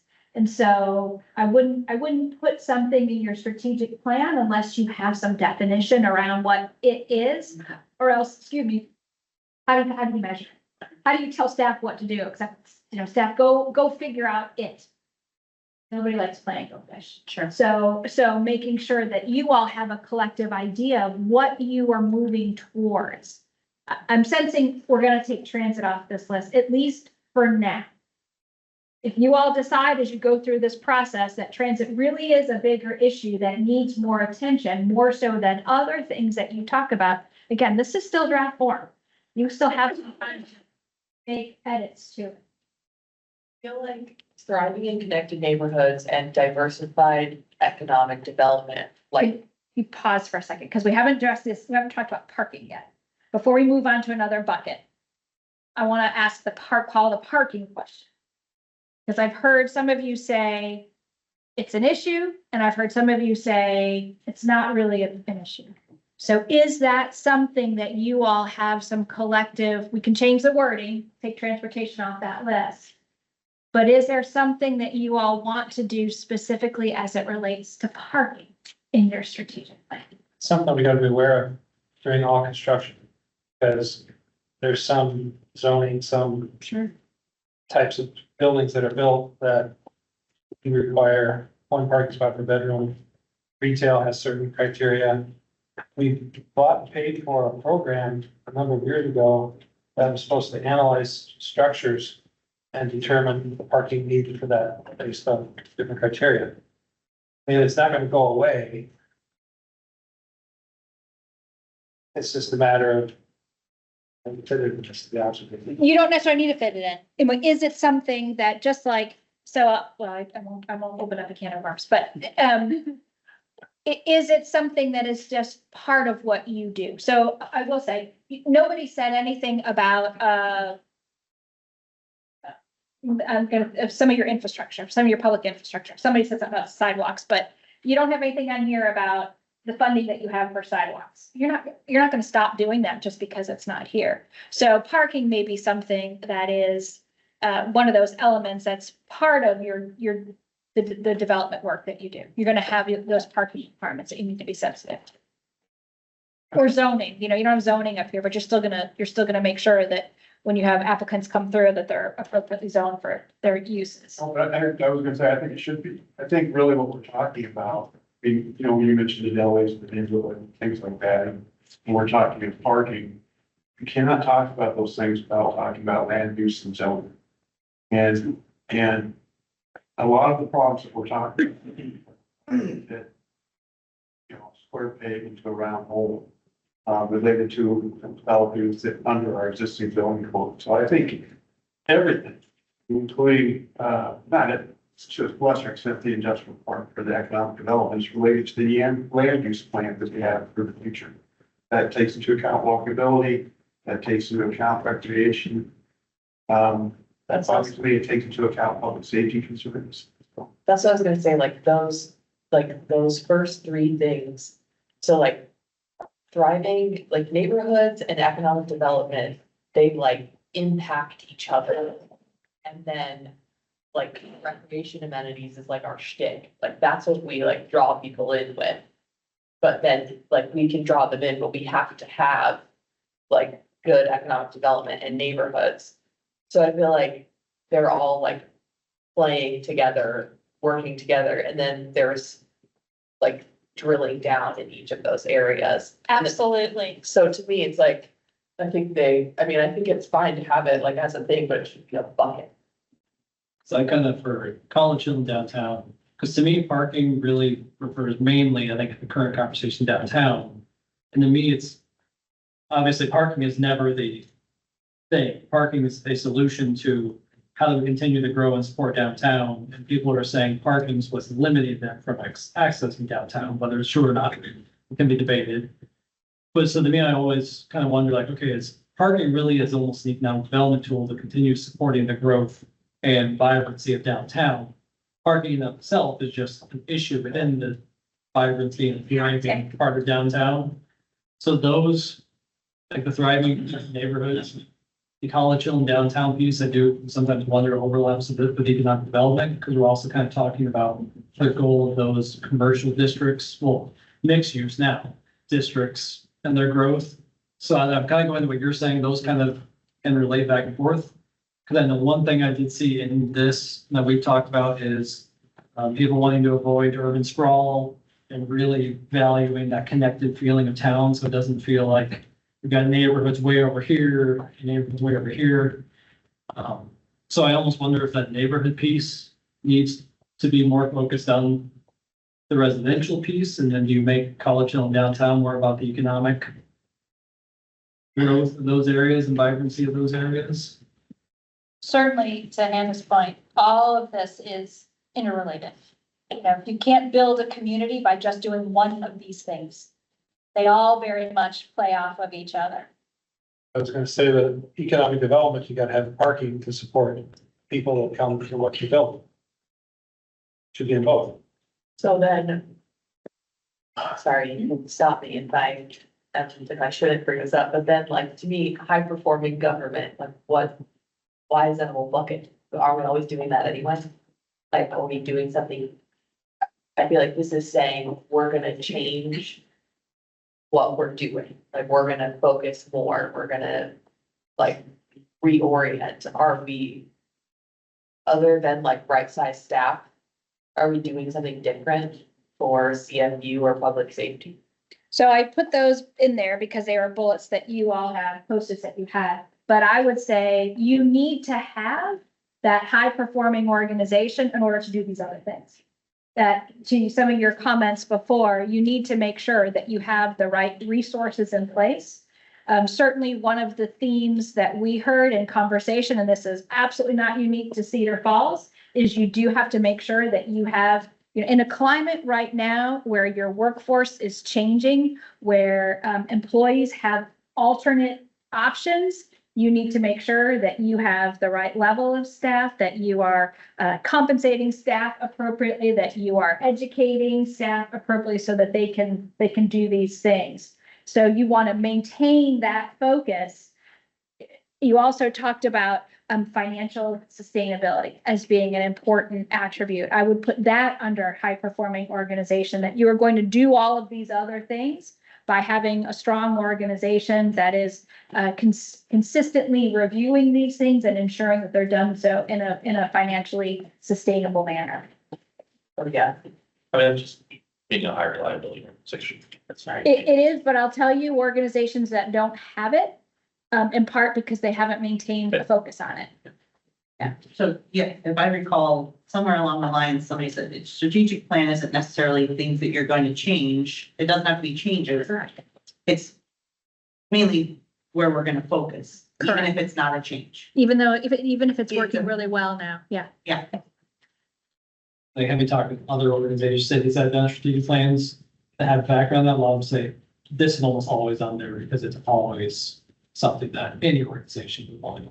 And back to one of your very initial points when we did expectations this morning, how can you tell the community? Where can you point back? So when you're making decisions in your budget process or just various agenda items that come before you at the council, you can point back when it's things like, they didn't pay me to say this, that's fine. But when it's things like staff resources, when it's pay increases, when it's new FTEs that need to be added, you can point back and say, we need to have that in order to maintain these attributes. I feel much better seeing parking under the economic development side. And the reason I say that is, I mean, I'll just be honest, otherwise I feel like that's just a political shtick that we're all putting on there, because that's all we hear about. So your point was really well taken about that. If we're just saying, no, this is the barrier to potential development downtown, potential development, or whatever that may be, then I think that fits in really well there. Otherwise, I feel like it's kind of a self-serving bullet point. And can I just say about the parking, parking can be, not to go into the weeds, but it is not necessarily, it could be adding, it could be, Deterrent. yeah, I don't disagree. right. Because we all know there's no free parking, right? Right. Yeah. Rob has his hand up. Just a couple observations. High performing government. I don't know if it should be city services versus right size, because there's a whole multitude of things that we can talk about with regard to city services. And then just, this is a city of Cedar Falls plan, correct? So why is CFU under high performing government? They manage government by themselves. If they have Cedar Falls and And it's, well, I think people consider it to be part of. I'm joking, no problems right now. I think what you've all been circling here is what bullets go where. But the real question is, are the buckets the right buckets? And the lack of argument about, after we got past that first one, about are these the right buckets? You all will have years to figure out what are the bullets, right? That's the tactics and operations and activities and programs and work plans that are going to come forward. Are these the right areas of focus? And when you think about the fact, I love that you brought up the point that they're sort of like in an ecosystem, they're all related, right? You can't water one and not water another. They don't live in a vacuum. I think the fact that they're so intertwined helps reinforce that they're important. It will also make it hard for you to define them individually, because you're always going to run into the, well, which one does this fall into? And frankly, that might be a little bit less important than, are these the right big categories? I know you don't want to get into bullet points, but you go back to slide. The term right size to me insinuates a negative connotation that you're looking to reduce. In my line of work, right size to me means we're reducing, not adding. Oh, I was thinking expand. So. I know what your intent was, but when I read that, I say. Yeah. A staff member is gonna look at that and say, we are lean as all get out to begin with, and you're using the word right size. Yeah, okay, whatever you want to call it. whatever- I don't care what the term is, I just don't think right size is the right term. Okay, support They go to services, I love that. Say, right, efficient by. Reduce. I like support city service, that's right. Where's the recycling program? Right size. Yeah. No, correct. But I was gonna pause, and I know we've got these four, like the only thing that, this is more of an emotional thing, less of a technical. So I know it's harder to fit in the goal, but that whole thing around the small town feel. How do we make sure that's reflected in this, that was such a major part of feels like home, family friendly? I That's think gonna if it be is, part of your vision. yeah. That's not, that's gonna, so the next step is, once you all have agreed to your buckets, somebody's gonna take all those warm and fuzzy, good feeling, and I'm not being facetious about it. I don't mean to mitigate it, because I think it is what makes Cedar Falls unique so significantly, to craft a vision statement around that. And that when you craft a statement around each of your four focus areas, it should reflect back to that. That you're not just, for example, you're not creating diversified economic development so that you can have, sprawling 10-story buildings all across the community. That takes away from that small town feel. So again, it has to reflect exactly that. That's where the vision becomes really, really I like these buckets. good. Okay, so buckets. here's your buckets. Without the bullets. Enhance recreational amenities, thriving and connected neighborhoods, diversified economic development, and high-performing government.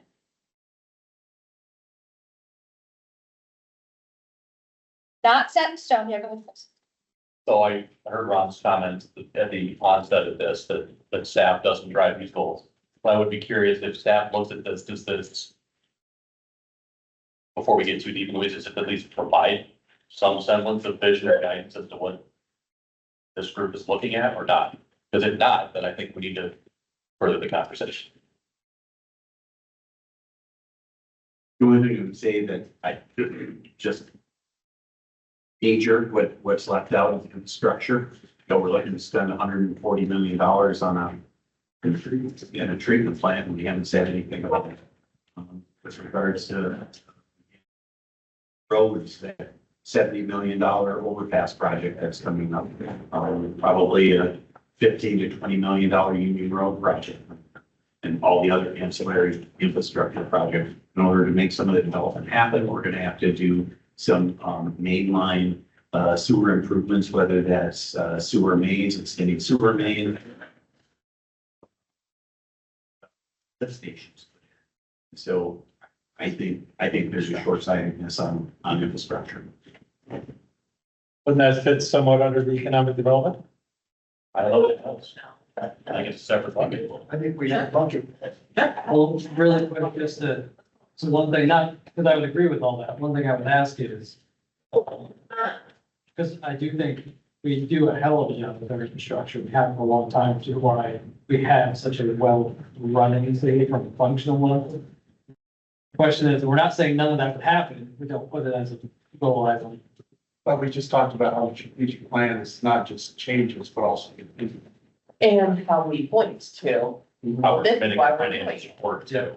The only reason I know is because everyone so quickly said yes, and I'm like, I just want to make sure, and make sure It's that because. they don't just say yes, But yes. Ron just identified $250 million worth of projects that are counted towards. That we were locally ignoring. Yeah. But that, It's a detailed. I think something that you all would consider under a category of, you can either have your own, a separate, a fifth category that is, infrastructure. We'll make it sound sexy because infrastructure is. Or is it something that falls under high performing, maybe it's not high performing government, but maybe it is high performing city services. And one of those services is the infrastructure, along with public safety, you said support for city services, financial sustainability. That's your call. This is like a lumber or a splitter thing. Is infrastructure, because of the significant investment that this community is making, does it need its own specific bucket, or does it fall under part of the other investments that you're making in city services? That's really. I do think we prioritize our infrastructure. I'm saying this in support of this because like our local option sales tax is an example. Community, we could decide to spend that in other places and not make our roads. I feel like we've always, Cedar Falls takes pride in having some of the best streets and well-maintained communities, so we've always kept 100% of that there. You look at it, no, so it doesn't matter. I think I like having it as a bucket again, because it's like, this is why we're investing so aggressively in these things and, I think also like if there are, like, for example, when people came in for the roundabout at Union First, and it's like, okay, their reaction was, wow, we really need to like move this up the list, it's like, so then you kind of have this, clearly that's a sentiment like shared by the group that this is important. And I mean, obviously that's also plays into public safety as well, but, and where else are we gonna put a whole subcategory for tomatoes? For those of you that don't know what tomatoes are, they are the tomato seeds that come down the sewer line and then actually grow tomatoes after they've been digested and shipped down the sewer via your. And stands for quality. It's interesting. Tomato seeds do not degrade. This is why my whole yard is full of tomatoes, because we use. What are your kids doing in your yard? Composting, they're composting. Okay, so I have added one, well-maintained infrastructure. Mhm. Y'all comfortable with that? Yep. Okay. Okay, so here's your assignment now. Down a couple people. Sorry, we don't need them.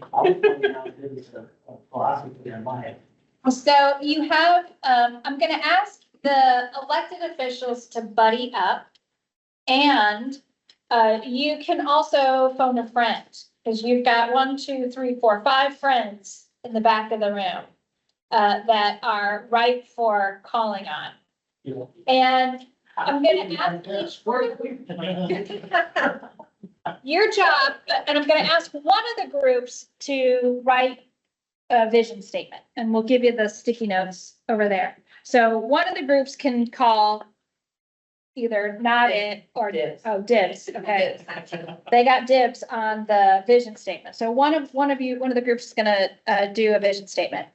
And then the others are going to take one of the, now, what are we at, we're at 5, one of the 5 focus areas. And your job is to write a success statement. When you write the success statement, it is not the what. It's not what you're doing or how you're doing it. It's what you are looking to achieve.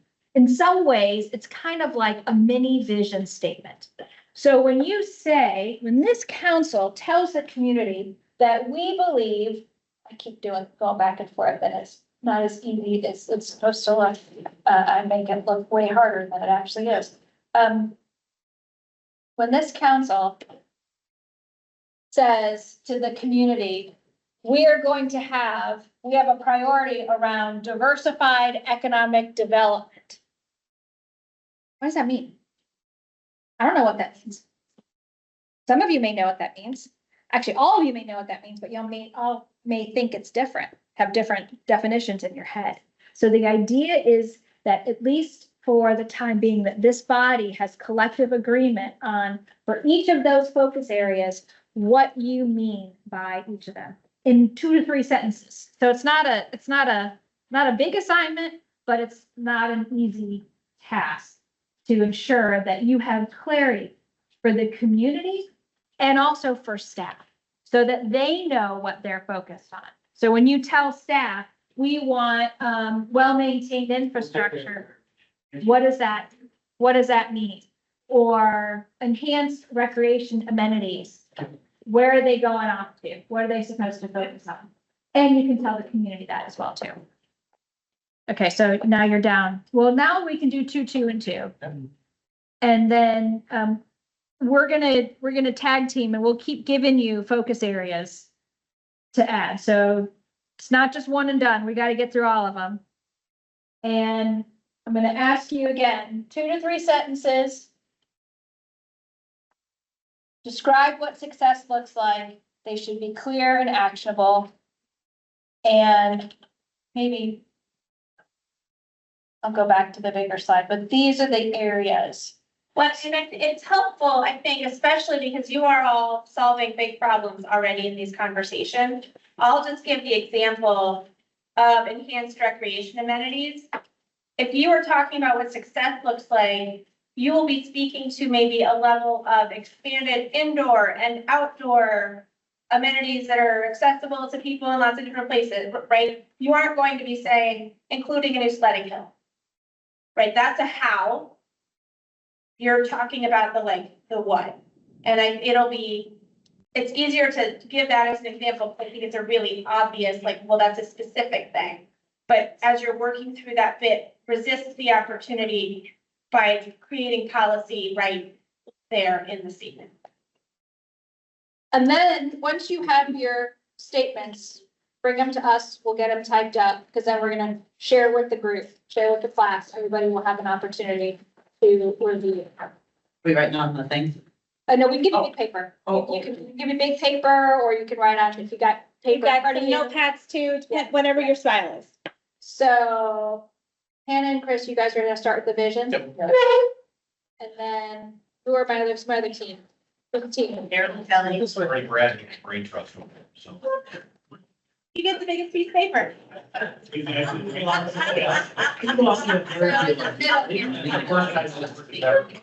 I would say that.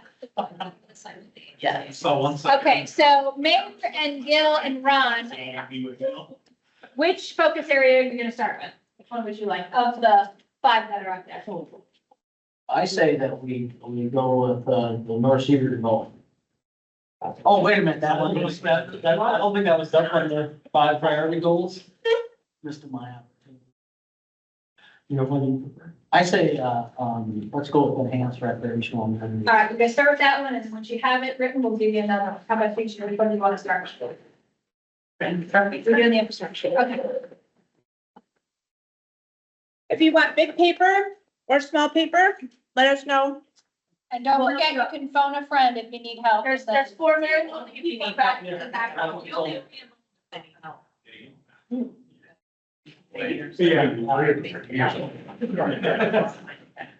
it's like this, you do the letter, that's right.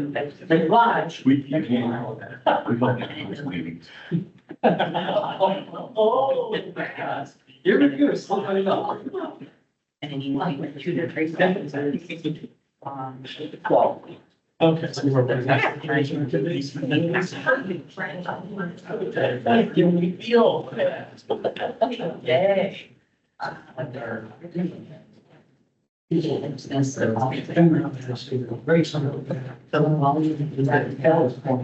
memory set. Yes.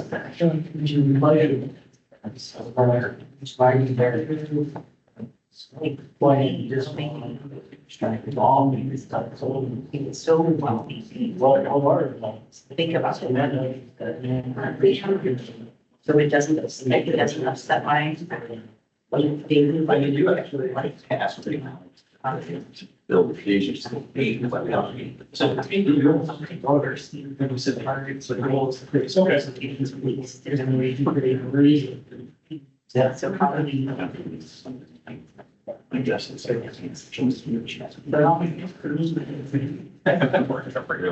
can't tell ChatGPT to write it for you. What? You can't tell ChatGPT to write it for you. Shut up. What? Did I not do that? We're using all tools to our disposal. Respectful.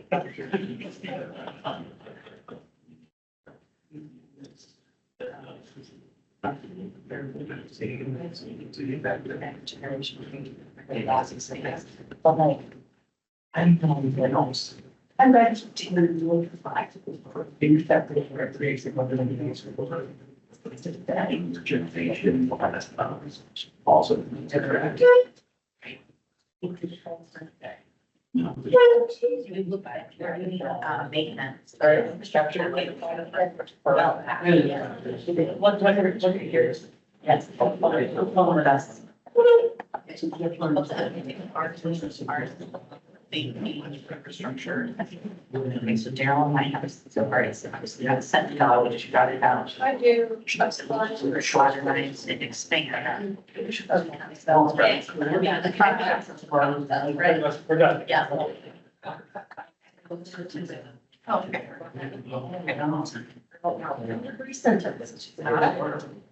Where are you going? So now. It does, I know. But it's not, it's like, it's tell it, it just refills my purple, and I don't use the, and I'm like. It's like, it's.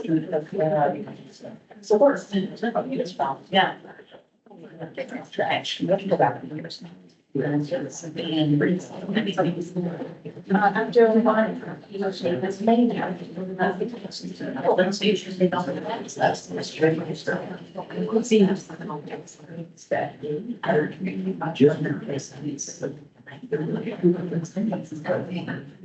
Oh, the rest of it was. We coach shorter than longer.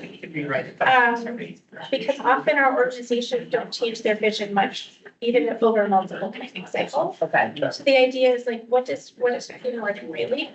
Is probably closer to a sentence than a like, or even a phrase, right?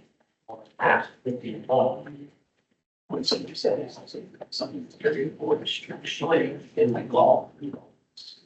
Everything.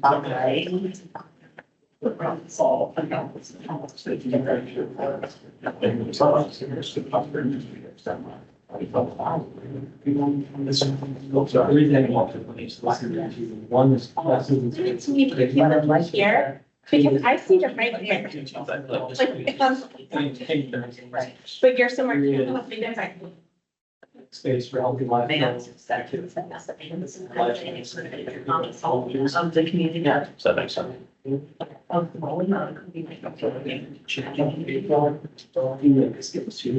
But not parks and trails. We can understand this now. Any other And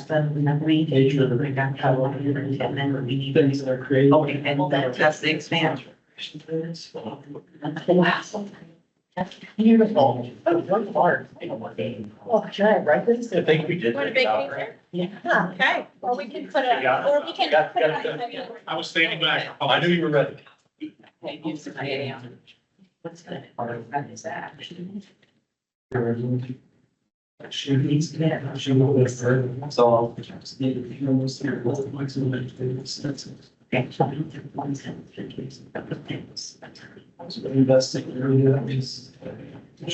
that means. Because we're also investing. And it was her, it was talking about it, like, well, just in her. But she had, that's really hard.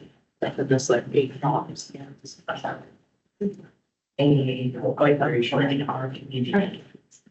Something that's not, it's not. Why we need action, right? Smile again.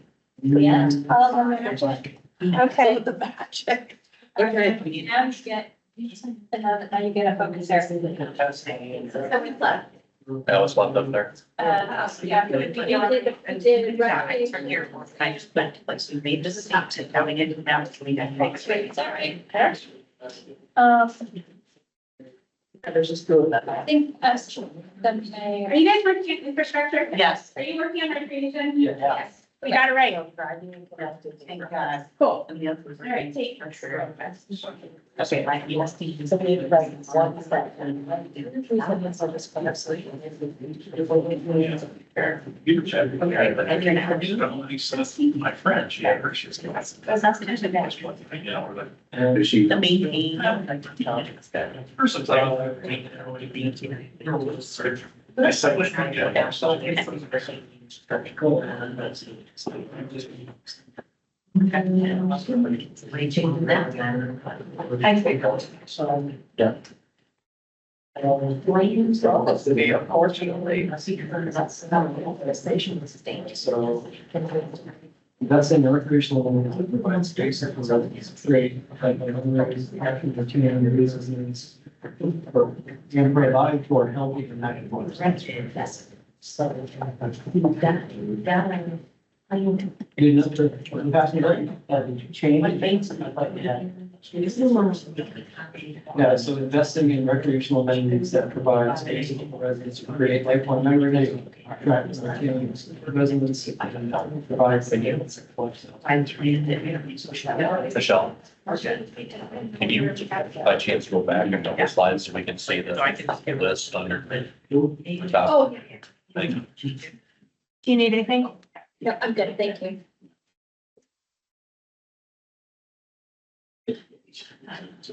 Perfect, thanks.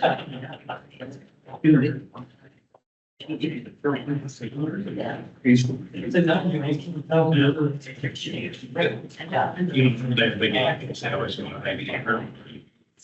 Sergeant, it's always much nicer for his finance and full name, but I know. He just maybe like, hold on, let's just get the beer cheaper. You take 3 dozen eggs up to the counter and like, oh, who's got the whole need to vandalize anymore? Can we, eggs and twenty? Yeah. I can look at my hands. Yeah, yeah.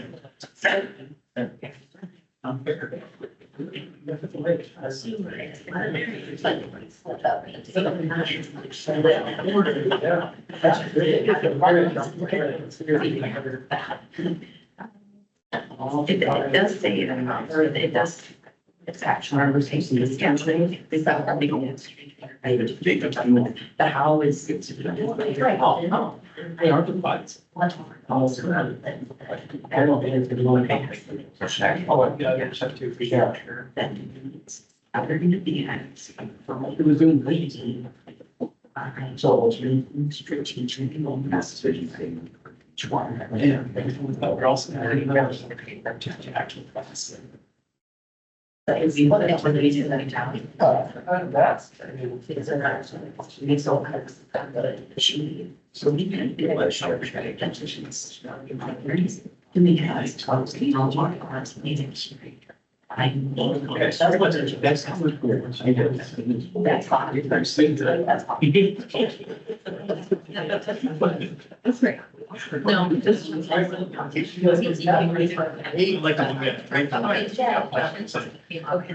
Set up right in my window. Okay, he wants- My window. Yeah. Then about 15 seconds. Okay. I think. Don't look at my vision, but there's a lot of people down. And it's a pretty.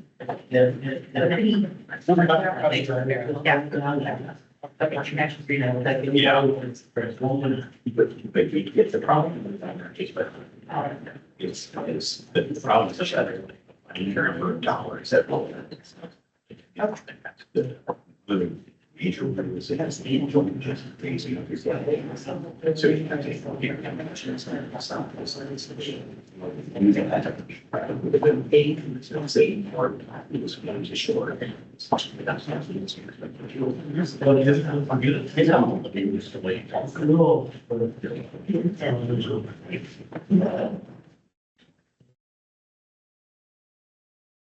To get back to the.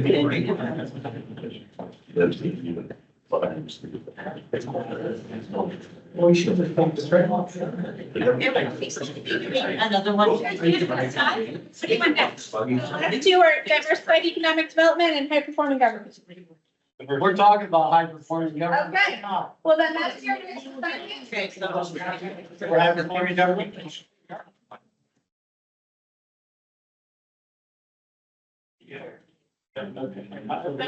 Only comments. One red. Type it in. I'm rewriting it for you. Not the part that covers. The fun's Right, right. also, yeah. That certainly wasn't. What stops? But decade.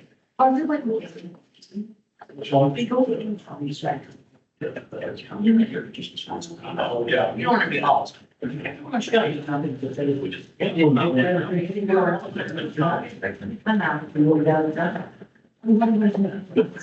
Right. Yeah. Okay, well, there's. Yeah. Perfect.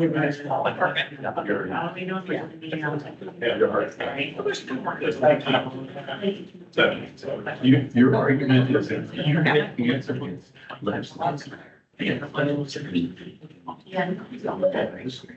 Answers, either one you, either one you answer. Yeah. But you want to.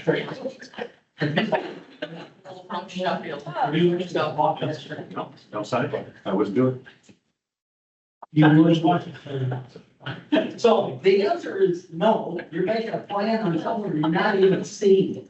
Well, then, okay. It doesn't, you got. We can digress. Yes, we did. Gil was trying to. Do something. The right thing. Gil's trying to do the right. He votes wrong. I'll try to adjust. You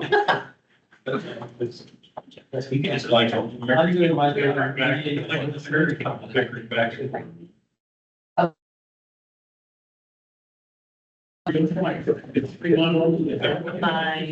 Whatever you say for. Modern, so. They all kind of much. Yeah. But now we're gonna. So now we're. You're encouraged to get a little things straight. Which they've done for decades. How many years have we had since the? How many of you guys are? Thank you. I'm just saying. On just. That's why next week. I get it, like, this group seems to the group that's not been partying. And then you're working. Try, we're trying. Right now, I don't know if Ron's relationship with Senator Cedar should be up to something. You might be. I would do it in good. Or Senator Major, if you want to raise it, said Senator. They could agree. All right, I, we got Ryan. Oh, get your honor. You were off track. I have to write the other one down first and then, so I'll let you guys discuss it. So discuss that before we go. We should install. That's what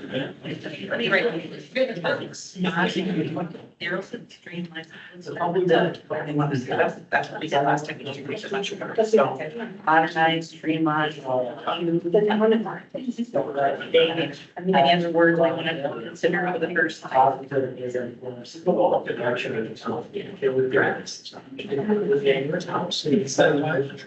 I think that's a. To me, that's. I mean, right now. I'm stuck as well. That's one of the strong.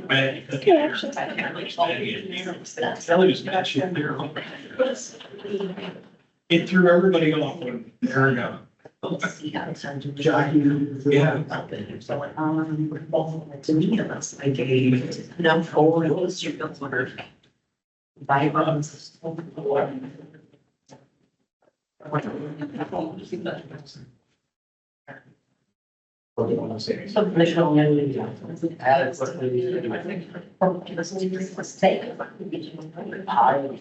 Part of my cheese check. See how much. So part, you know, when I look at it, just scan. That's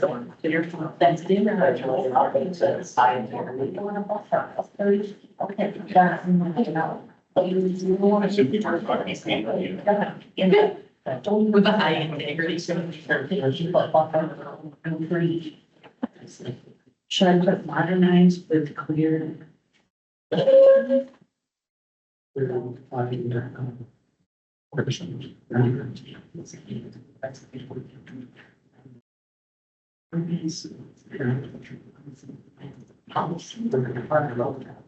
won't put on some. Okay.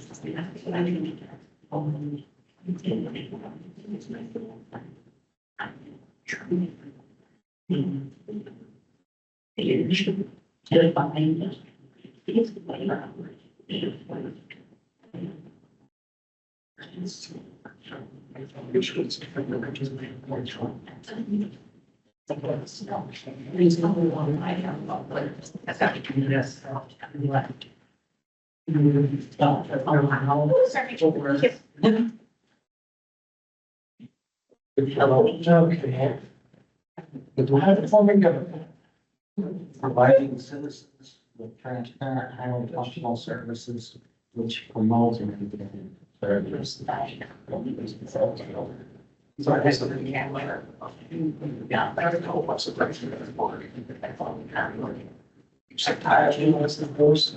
what I was gonna.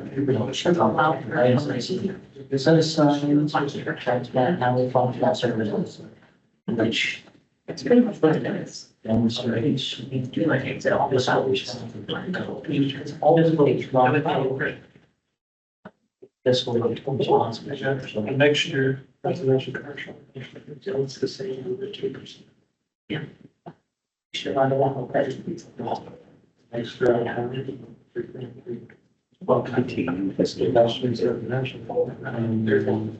That's the needs of different person. Diverse that. And would be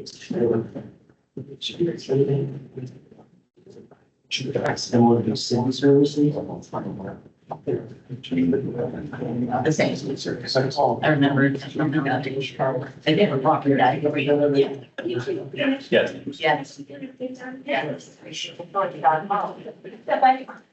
I feel so. I'm like, I think it's great.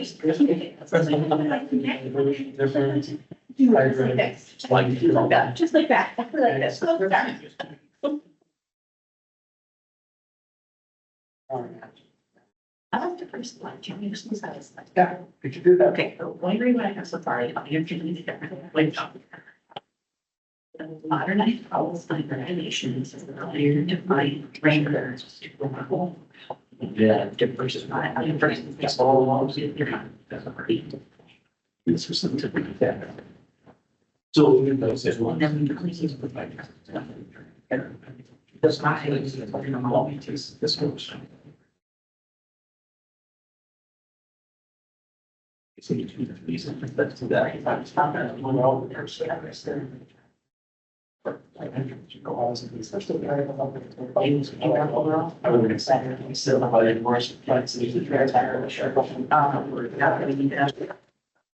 Throwing things, don't mind me. Thank you. Okay, I was wondering, Modernize all the height regulations. It's here, they find parameters.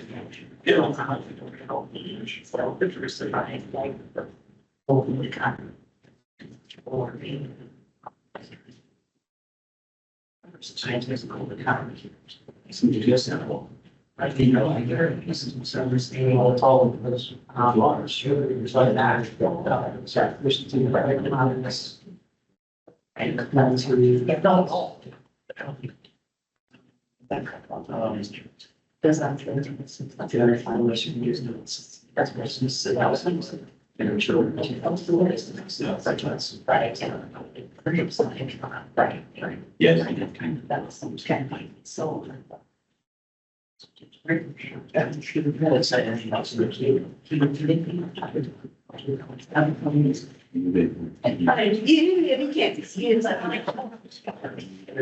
Thank you.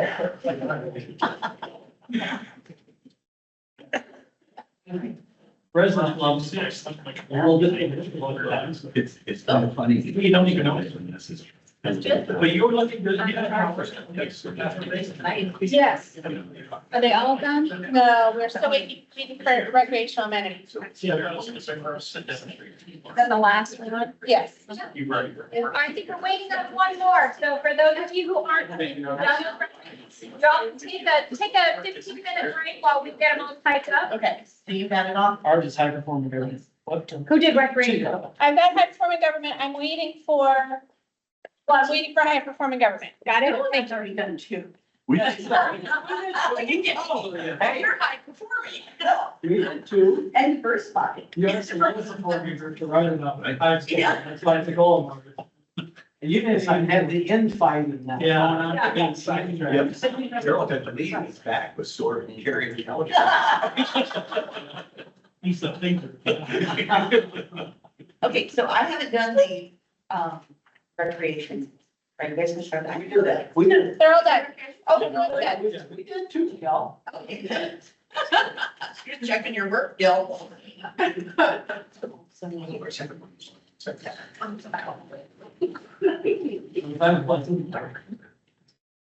was looking up there, because I'm there for higher quality government. Burden efficiency in city services, for your government and construction. But it's great. Right. No way, everybody skates through it, just through another. Which we don't. Oh, yeah. Oh, you might as well. Then you got five. Discourage this.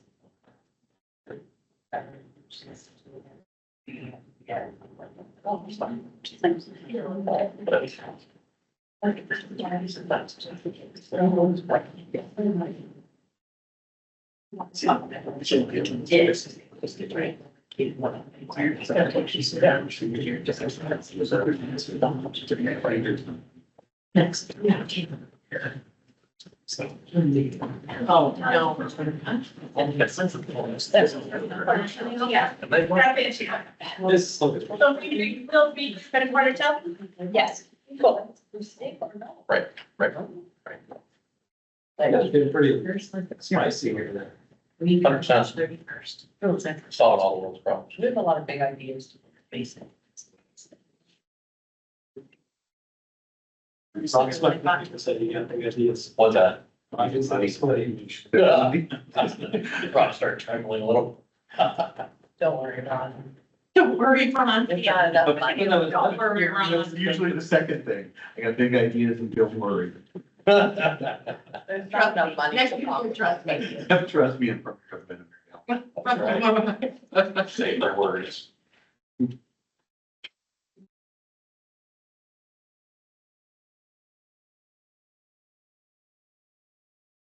Yeah, I think I've seen that video of you in the river, like 700 times now.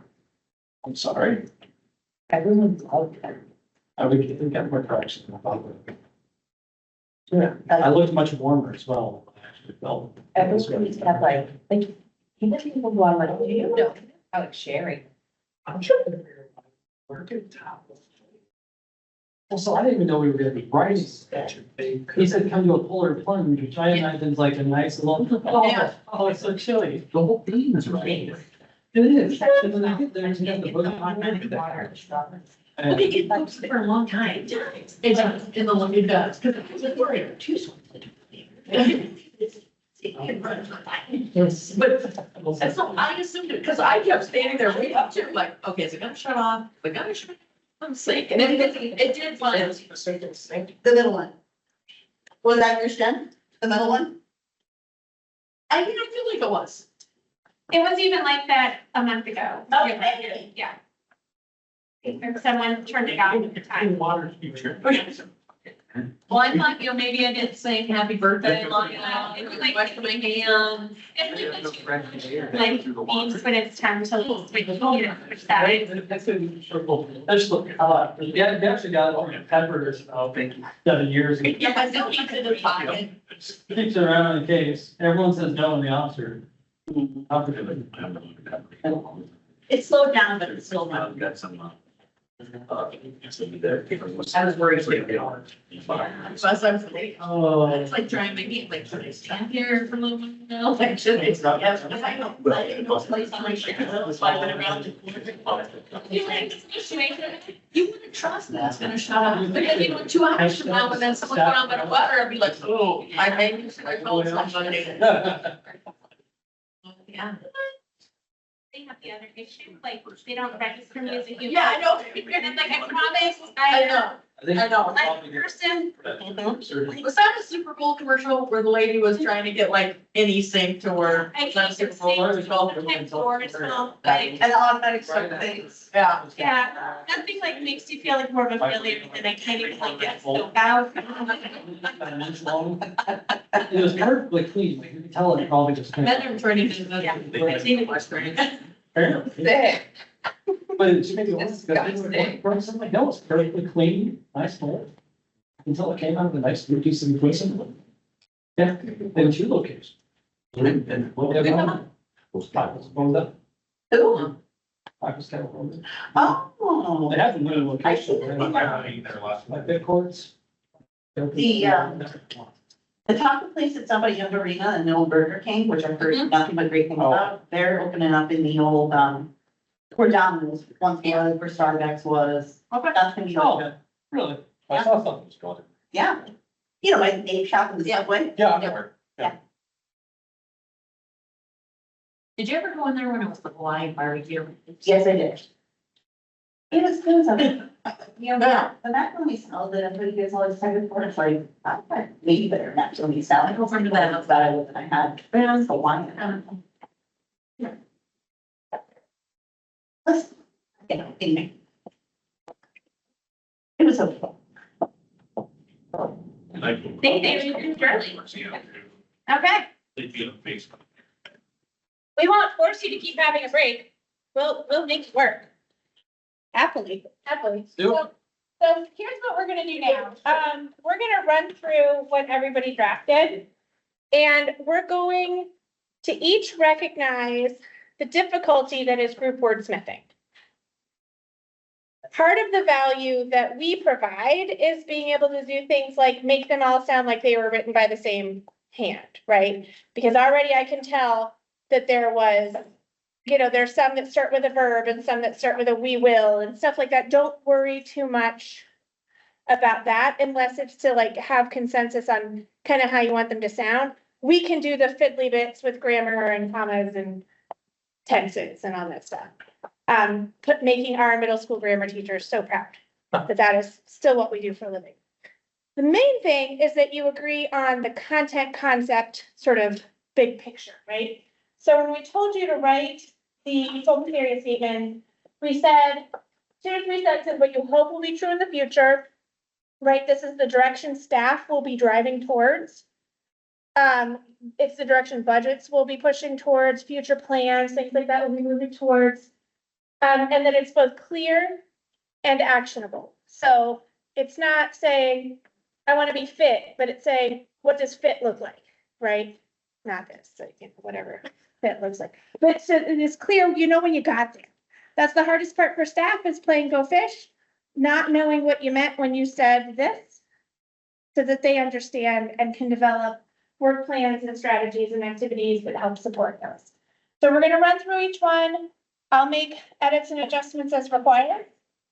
And then recognizing that, and I think this is important, Michelle mentioned this when we first got started, this is not your only bite at the apple. What happens after today is we take these focus areas and vision statement, put it back out on the Zen City platform and ask some very targeted questions around, you know, is this the future, you know, that you're thinking of? Is there anything missing that you're not seeing here? What specific types of things would you like to see fall into each of these categories? Like, just not making any promises, but like, hey, if you read this, what does this mean to you and what would you like to see? We will bring all of that input back to you one more time to make any language adjustments or like, wow, they had a really good idea. I never thought of that. Make any additions, subtractions, whatever. The important thing today is to get it into a general shape, but then we can sort of push it back out into the community for reactions, right?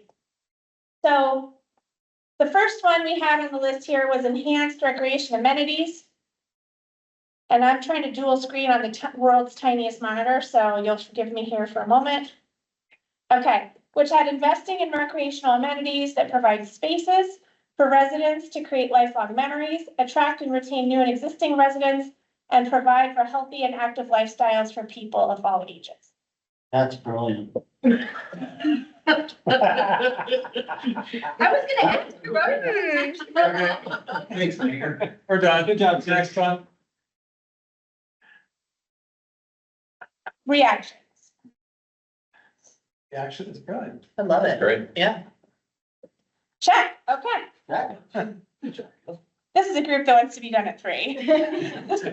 I can tell. Actually. All right, so like, you're Do good. you find anything from your? If this is what you believe enhanced recreation amenities looks like, if staff will understand this is what you meant, right? This means, Other than a run-along sentence, it's fine. yeah, oh, no, we write the longest sentences. There's no period, so it's not really, yeah. Well, we'll. Grammatically, it's correct. Okay. Next, yep. One thing I was gonna say is, I don't know if just based on what you had put for the best practices and everything, it's kind of specific, I guess, but because of the healthy and active lifestyles, it's not just parks, it's also incorporating activities. Mhm. I just don't know if it gives enough specific direction. Enough actionable item, Yeah. Well, are you investing? investing, it's a. I think that, so I could talk grammar all day long. You talk about investing and providing spaces and providing for healthy and active lifestyles. I think those are 3 very clear statements. If you had just said improving, then it would be harder for us to know how. But you've made it fairly clear the directions in which the city intends to go. And it's With this one. all ages, so it's Yeah. not just a splash pad, because apparently Gil doesn't want to use that.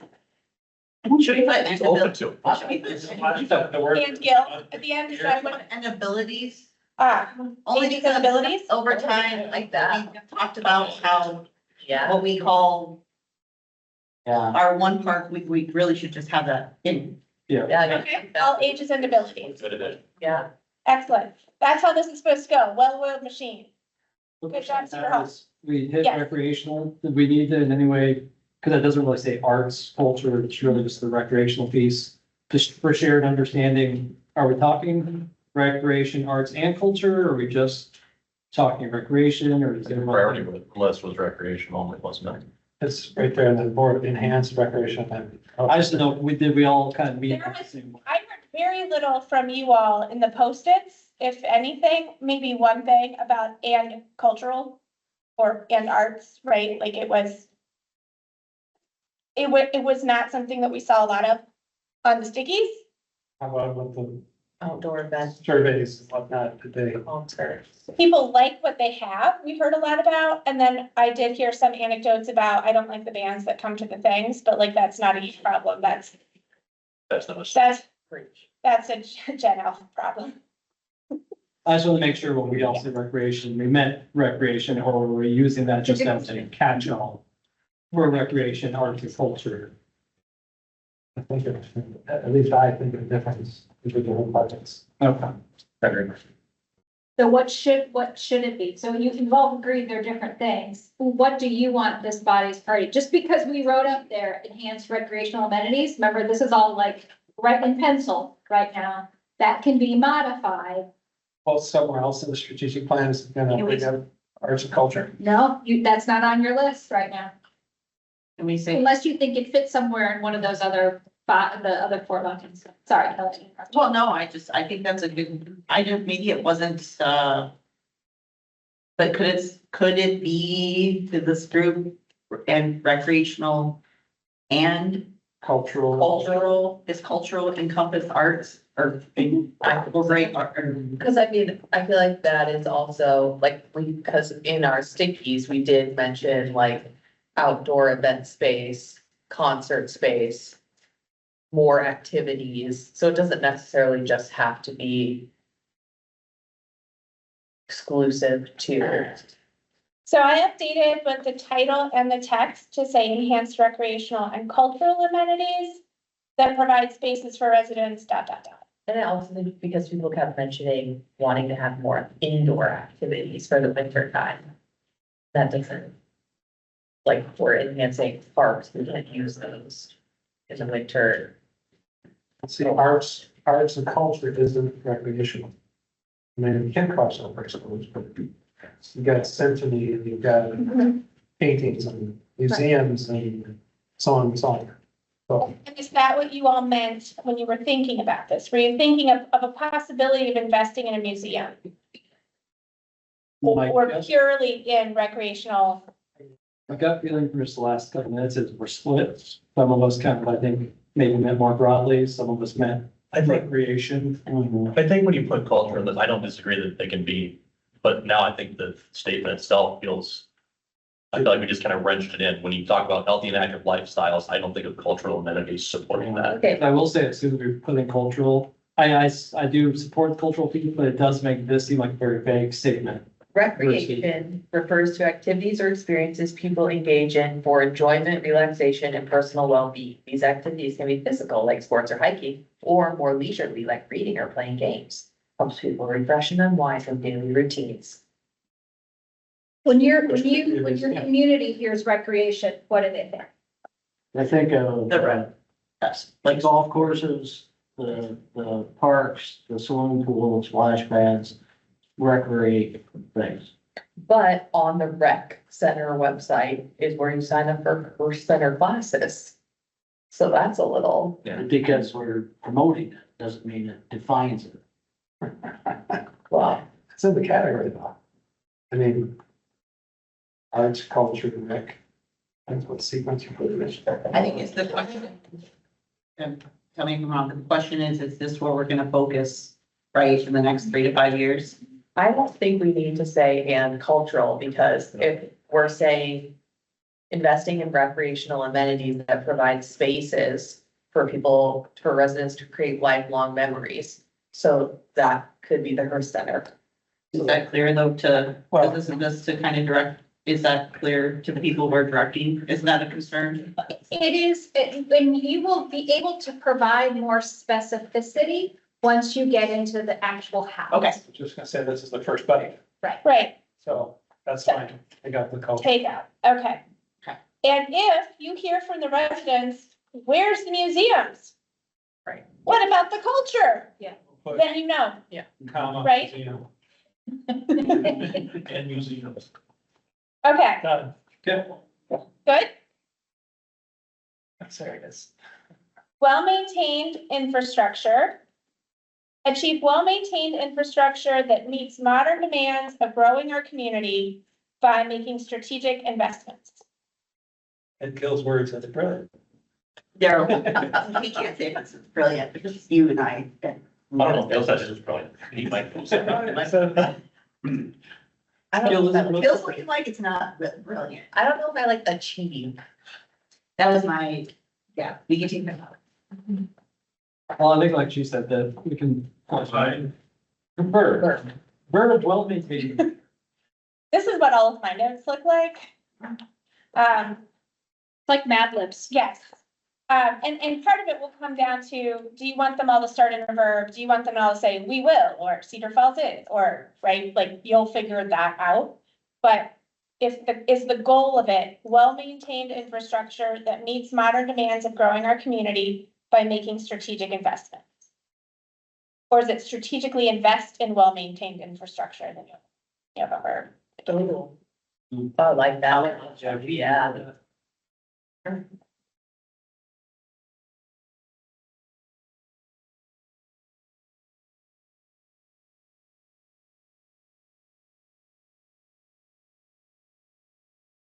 How's that? I feel like that last part, I changed to our growing community. Yeah. So, The power. Power. Feel like if you left it as it is, you may get pushback from those who don't like growth. Yeah. Wait to see what they say. This acknowledges that your community is growing, not saying we want to grow our You're community. making it grow. You're and one investing. way I was thinking where it is saying something about that meets, that prepares for the future demands of our community versus saying how growing communities. Particularly that's a well-maintained infrastructure that meets the Demands of our community. The current and future demands. yeah, current and future. Demands of it.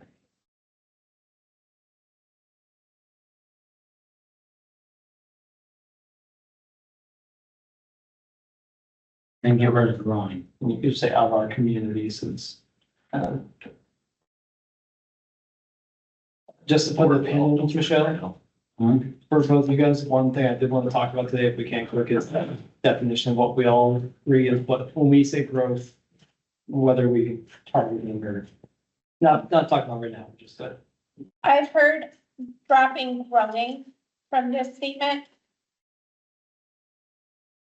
Well, you did that job well. I think he's dropped well. That's It's well. maintaining infrastructure. Well maintained. Well maintained. I liked the modern word in That was there, one of our key words.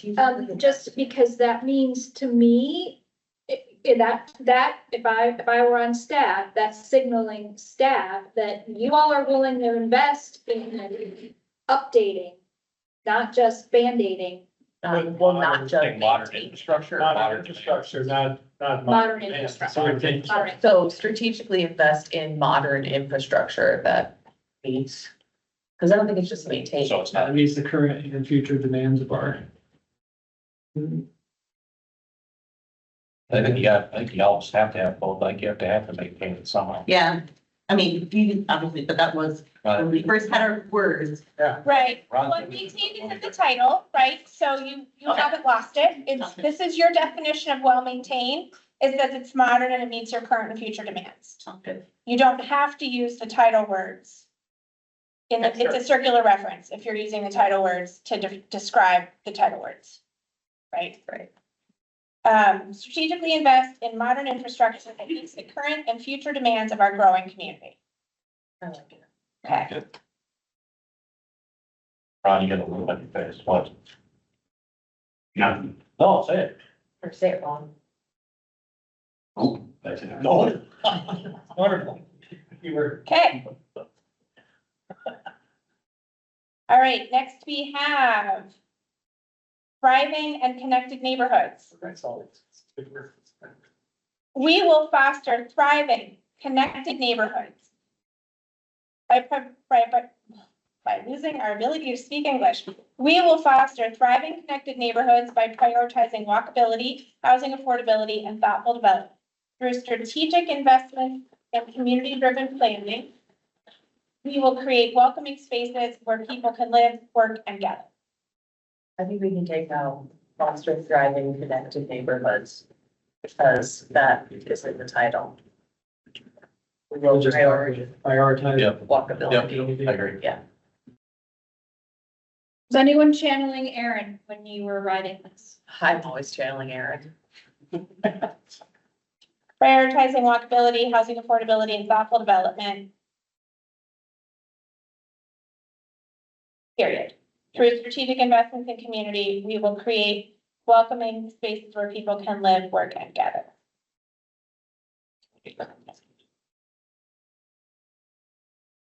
This one is 2 sentences.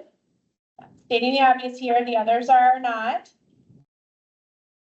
Is that okay?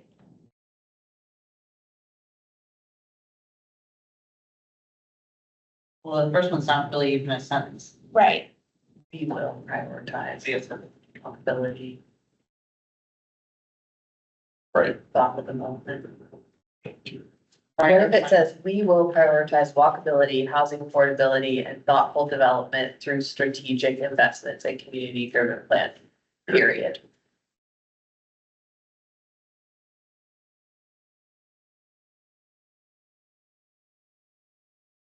Can we, instead of a period, and this just could be put to create welcoming spaces where people can live, work, and gather, or do we not need that?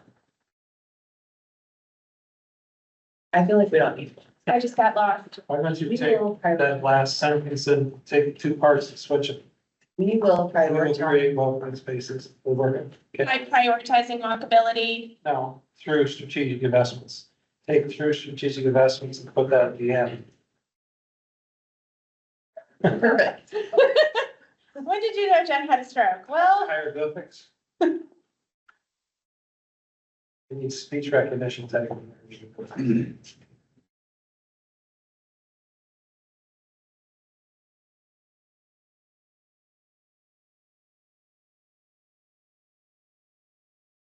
That's first thing, is still not a sentence.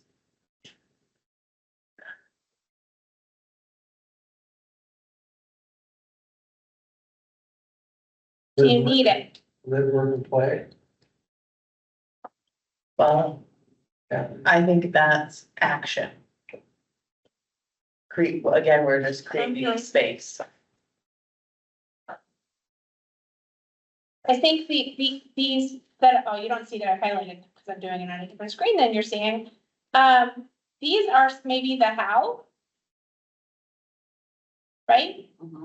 And we will create welcoming spaces where people can live, work, and gather through strategic investment and community-driven planning is a description of what thriving and connected neighborhoods are. They are welcoming spaces where people can live, work, and gather, Great, delete. right? So Yellow, that at the end. Start. I feel like the yellow. We will create welcoming spaces. I think you just stick it out. and the yellow becomes the strategies that staff bring you that help you get that, right? I just, I'm throwing a monkey wrench on you, but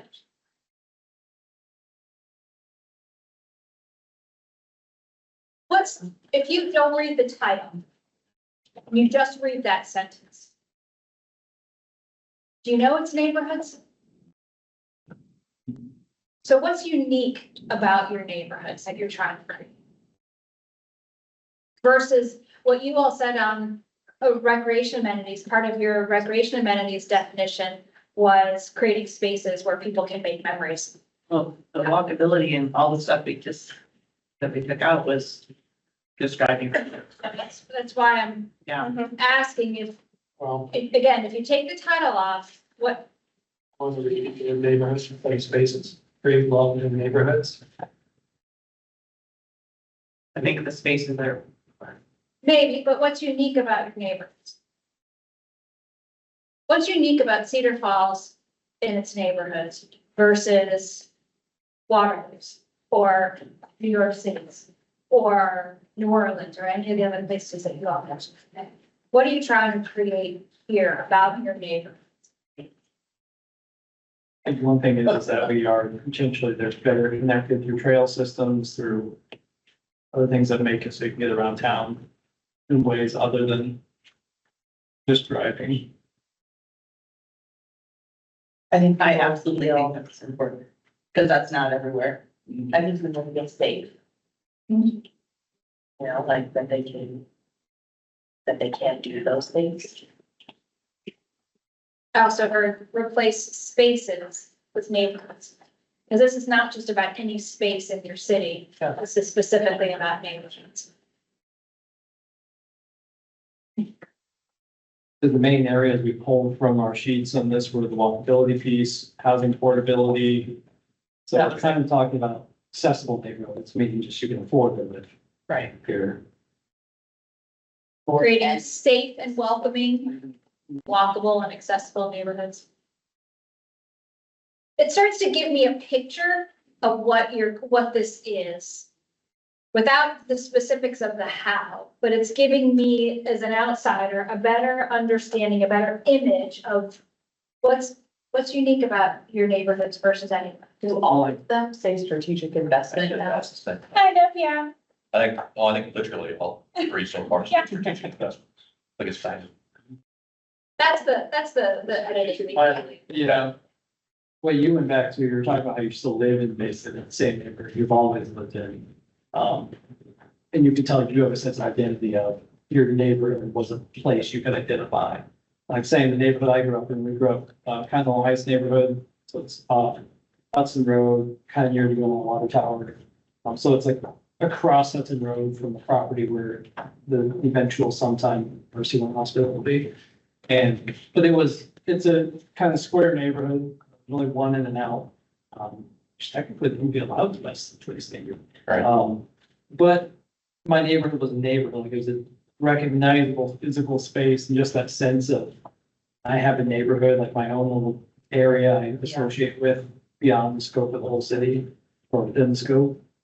I don't think every community has that where you feel you're part of a neighborhood. Right.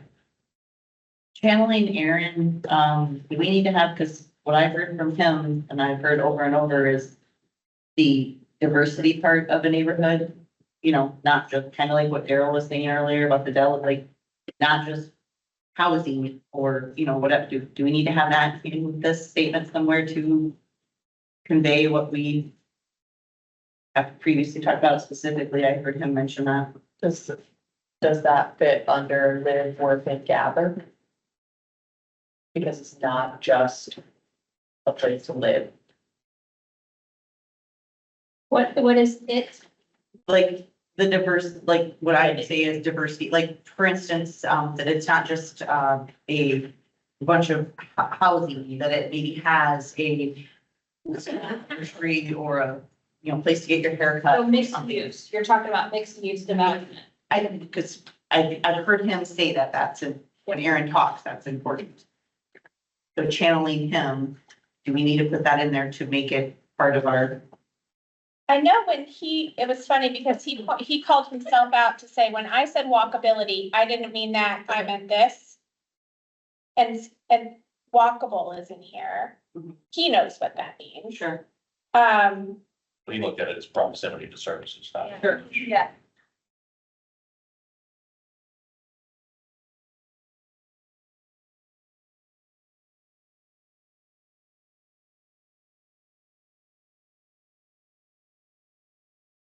And this proximity to services potentially fall under community driven.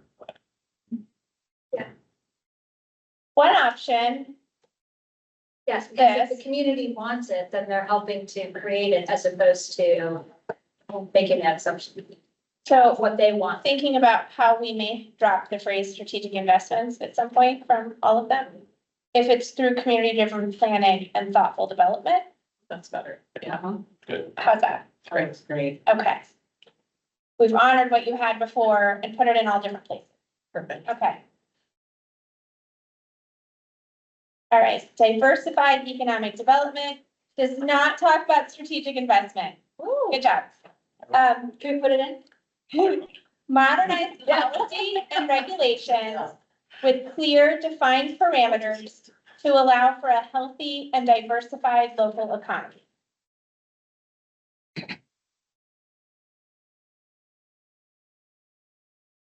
One thing, my first thought was, and this is really with anything in there, something that's missing, is that's a very set policy and just let it happen phrase versus a very active, what are we doing to pursue economic development? But we thought that was, because Gerald brought that up, and we thought, I thought, is that the how?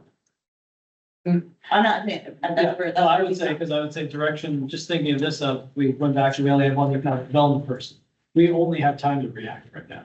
We are not, I mean, Shane actually does, he goes to someone, so he's doing, I shouldn't say that, he is doing some proactive work too. But he's also trying to manage just the current projects, development agreements. We're not out there hugely active, being like, we need to find every single business that might come here. It was reasonable if he wasn't proactive. So I guess that's my first thought was, this is a very wait and see what happens approach versus should we be out there targeting companies that want to come to the area? Should we be out there pursuing someone to purchase them all? Or are we just changing policies, hoping someone will purchase them all? But first, do we have the policy in place to do whatever? Yeah, so it's not either or, Yeah, it's and, I'm saying that's something that's missing from me, so. And I would actually flip it and say, updating your policies is is a tactic. That's we're gonna update our policy, but to what end are you updating? I just feel like your policy? modernize is a really subjective term. So what are you trying to create? Again, here, this is, to me, the modernizing your policies and regulations, that's your bureaucracy. What are you trying to create? Oh, that's good. What are you trying to create here? When you say diversified economic development, to what? To do what? Oh, test the policies. Grow, Encourage. I mean, to like literally increase our tax base. So, yeah, two things I thought. One is helping, because we've always talked about this, increase our commercial industrial tax base, so we lower the tax burden on residents.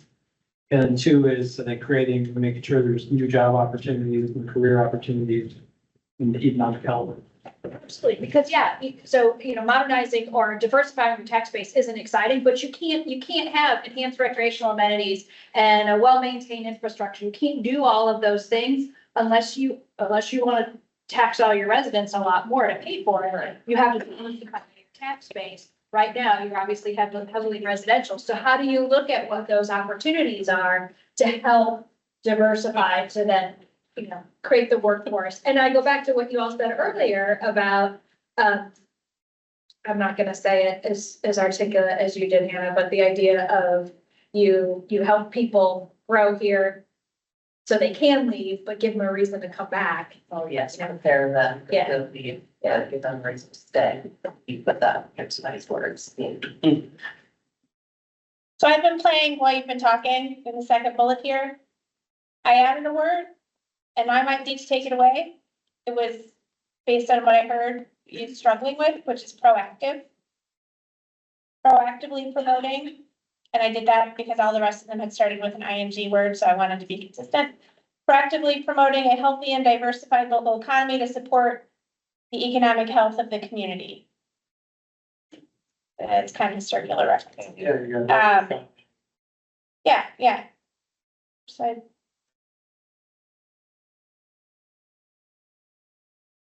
But it's that why, it's to do what, to support a robust tax base, or what were the things?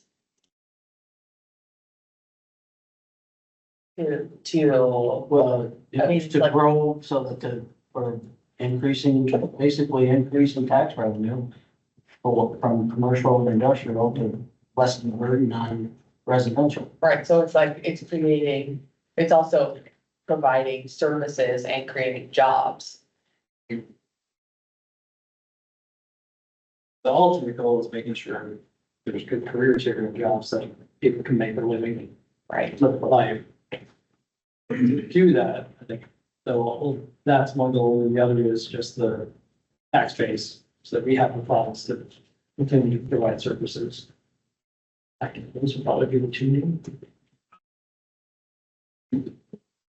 Objectives.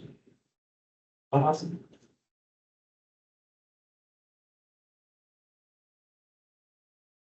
I can't remember what was all underneath that, what was all in the bucket. There Oh, it was the- like, There wasn't. Coffee, Collegeville, downtown, industrial, commercial, residential balance. I think those are the main ones.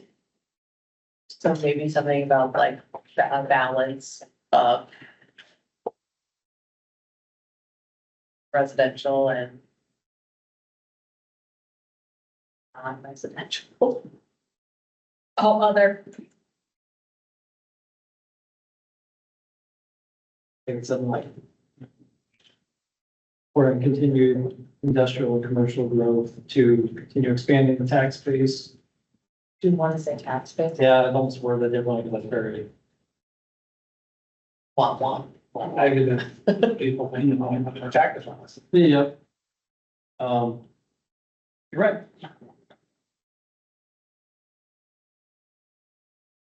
And also some run tax base and creating. Yeah, financial stability for families, community members, individuals.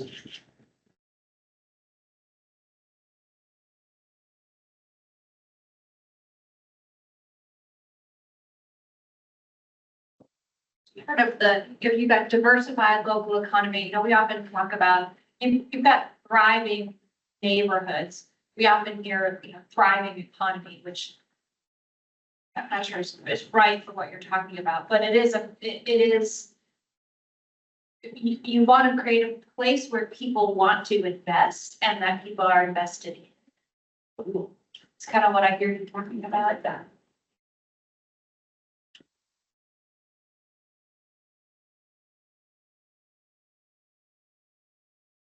So maybe proactively promoting something.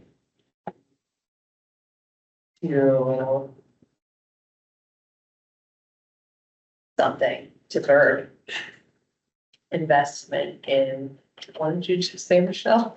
So I think in my head, we want the community to know we're focused on making sure, economically speaking, we continue to have a community where people know they're not going to lose their job, that they can find a job, that they can support their family or their individual careers and their lives. And, Right. because I know that was one thing that I saw in the community responses was, well, that was their second focus area was economy, but we see more commercial development, supporting growth in downtown.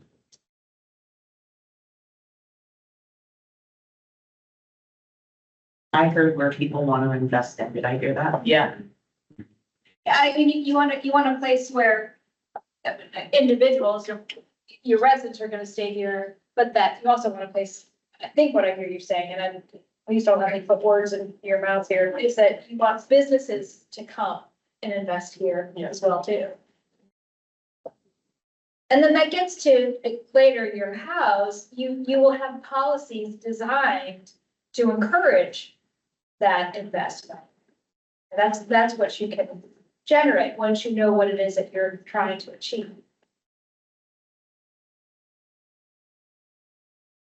I don't know how to word that. Promote a local economy where individuals and businesses want to invest.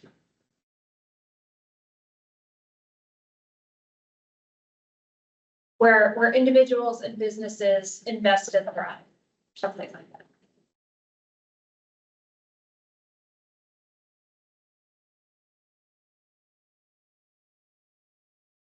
That describes, so if I were staff and I came to you with, we have a thing that has 1,000 jobs and they're all exactly the same and they are not at all diversified in any way whatsoever, and it's exactly like how everything we have today is. You'd be like, not particularly diversified, to give you enough of a filter that you can differentiate what is and what isn't part of this. One thing I'd say is economically, we do have a very diversified economy because we actually have a pretty diverse mix of manufacturing, software development, the university. So I would say Sectors. we do already have a fairly diversified economy, highly speaking. So I think I never really got the sense from this group that the diversity of it was the main driving goal, was just economic development in general. We always will have a diversified economic base, but I mean, I don't know, maybe it's just me, but I feel like it's growth that we want more than what we have now. Help offset the residential burden. Right, so it's really about attracting new. let's say, yes, and supporting, yeah, because most of your economic growth comes from your existing businesses, and their expansion. So just making sure it doesn't sound like we're only trying to say we don't care about our existing businesses. It's- So is it attract and retain instead of promoting? Are you I like that attract and better. retain? Yeah.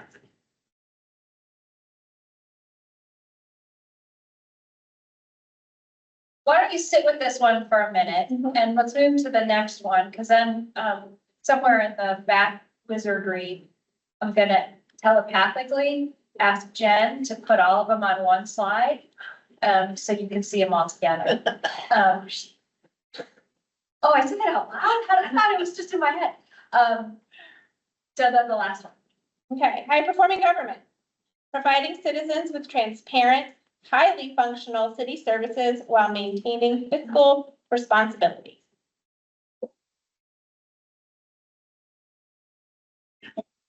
Ron wants to say it's brilliant. Thank you.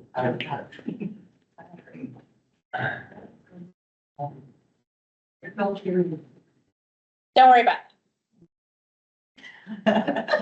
There's no end yet. It's still pending. That. Smiling. face.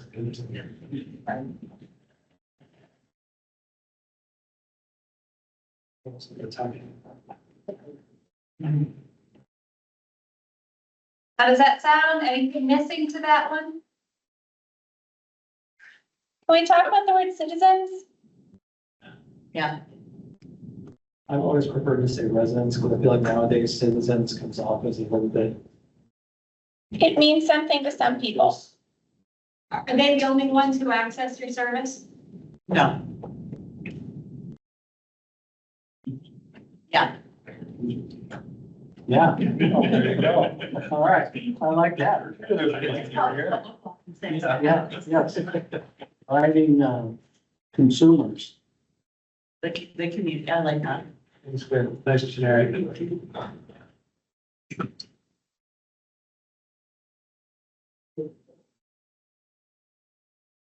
Right. Don't telepathy at me very fast because I'm really slow. Well, and then when we're done, we also have to, we haven't gone to the vision yet. One thought on this high performing governance, What? while maintaining fiscal responsibility still sounds a little wonky to me. And I think it's saying the right thing. Might just want to, In a fiscally responsible manner. What if, yeah, that flows better.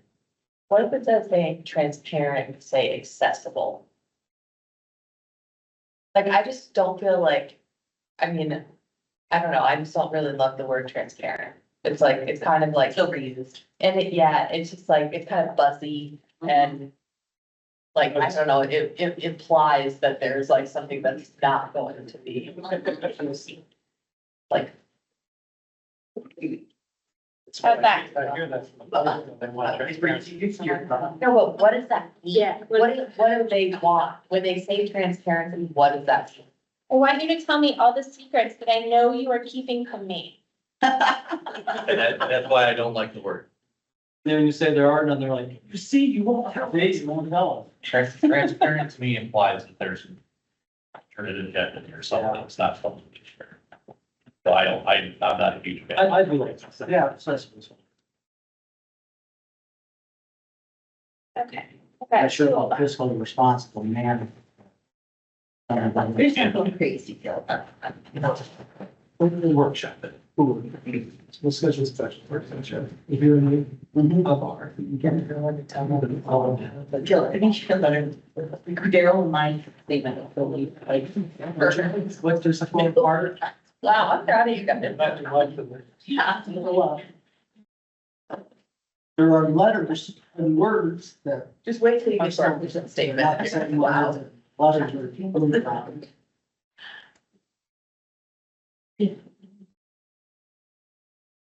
You want to do vision or you want to show them all together I've first? got two to go. Okay. Get them all together. You guys think you can kind of, saying high quality? Done. I think. This is done. Highly functional, high performing. I kind of hate all of them. Should we put a period on it? It's not a true sentence. It's a period. Highly functional. Repeat and stupid sidewalk. But it's supposed to go on, how does it go? Highly dysfunctional. Community with accessible. What? Accessible, but highly dysfunctional. They're making me laugh and this is. Accentuate one of them.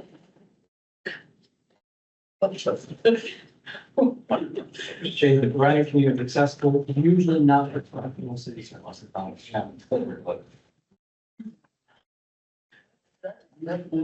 Just reverse the word and. You got that, Dan? What's that? You say marginal functional, under promise over. Exactly. We don't want to. Barely functional. Then that maybe was. Well, why do you even need to describe the city services at all? Like, that's basic services. Okay. Good enough. There they all are on one page through the magic of cut and paste. Investing in recreational amenities, strategically investing in modern infrastructure. We dropped the investing in the others. Let me ask you a question about enhanced recreational amenities. You lead with investing, which could suggest that you are the sole purveyors. Like you have to buy it. There are other verbs that might accomplish what you're looking for, and sometimes you like to partner with people, or sometimes you like to just create an environment in which this is possible. And right, so I guess, and I don't want to put, if you're like, no, we invest in it, that's what we do, we're Cedar, that's our shtick, right? Cool. But know what you're saying when you say it. But I would ask you all just to take a minute and read all of these first, silently. Enhanced recreation. So the silently part, Oh, it's not. Guys, look at this. One direction. one direction time. Read them all silently in your head. Your lips can move, it's okay, as long as no words come out, no sound comes out. And just, I want you to sit with these for a minute and think about them in light of the fact that these then are what you're putting forward right now. I'm As the trying to focus read.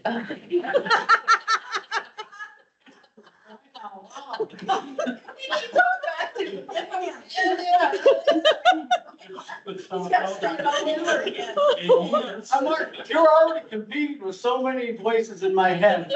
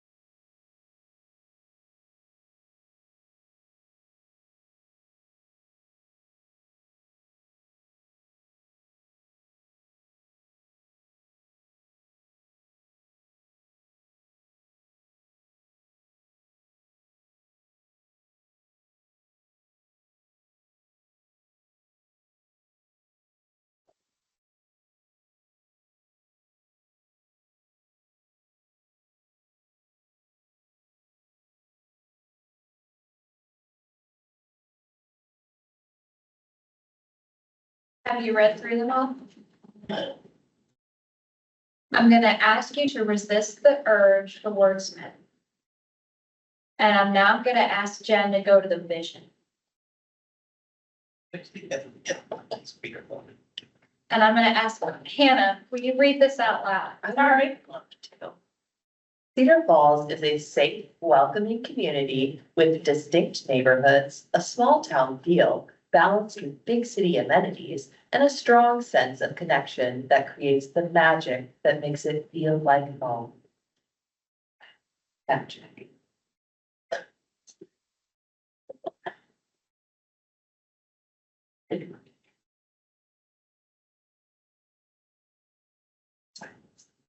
It's my turn. So now I want to go back to those focus areas. We'll come back to the vision. We'll be wordsmith that a little bit, but I wanted to ask you, after thinking about that vision, and then you look at these focus areas and these success statements or these directional statements to these focus areas. The question is, are these things, if you accomplish these things, will that get you closer to that vision for Cedar Falls?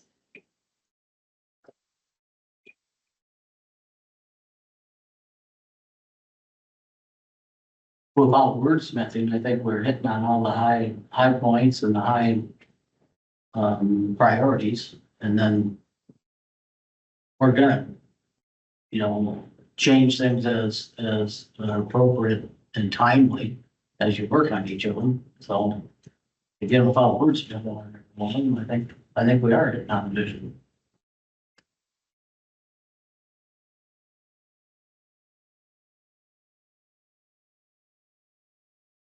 Any other key reactions?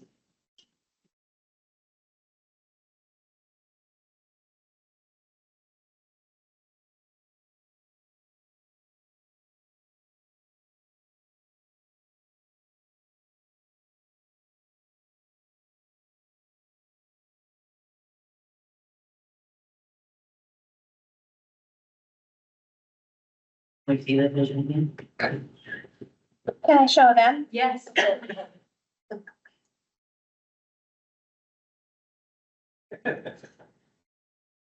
Wrong subject. Oh, I went forward on my own slides. Like, I thought I was all proud of myself. I like was smug there for a second.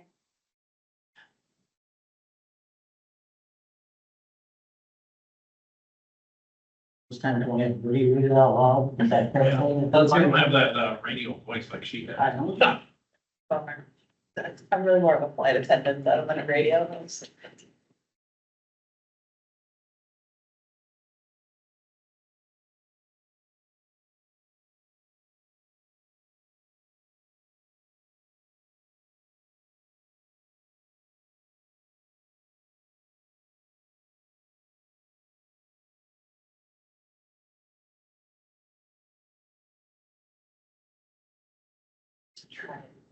Go ahead and try it, right?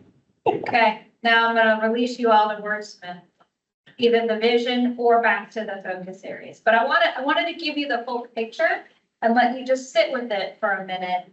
Because we get mired in the weeds of the wordsmithing, kind of lose sight of the big picture sometimes. So when you think about this vision and those 5 focus areas, how you define them, I wanted you to see them all together. I have one wordsmith. Okay. Vision? To the 5 focus areas. If we're sticking with being, I think earlier when we changed it to community, up at the top where it says provide, I think anywhere, don't we want to put, because it's not just residents. I mean, there are people who, don't necessarily, they're not a technical resident of Cedar Falls, but they're very much a part of the fabric of our community.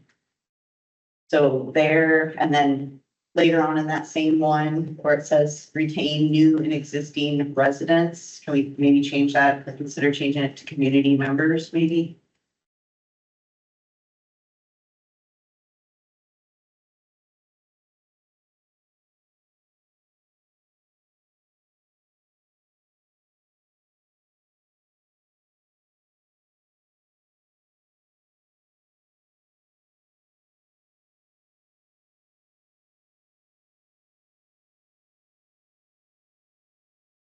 Are we gonna keep it as investing or should it say supporting? Yeah, I was gonna say, do you want to put support or promote investment in? So it doesn't imply that it's solely our responsibility to invest in. And do you want to say anything about like visitors? Because it's not just for the people who live here. Well, I think especially that my community is. In my- There's included as part of. And I have been, yeah, I just want them all in the community. But if we say retain. But we just say attract. But didn't we put the retain because we wanted to both attract and keep? Do people stay here because of their recreation amenities? Sure, I think so. I don't know. So, I always go with just thinking of like a business. You never want, it's always hard marketing. You don't want your marketing to forget that your existing customers are your most important customers. You make it always feel like you just want new.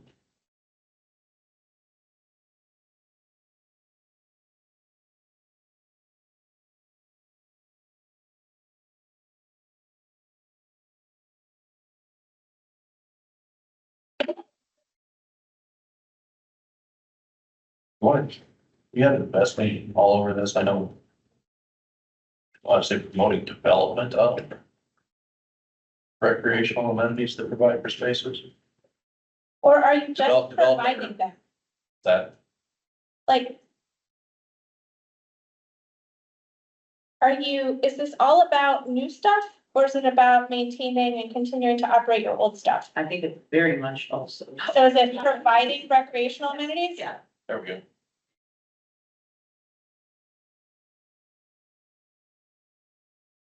I think that's a write-off, but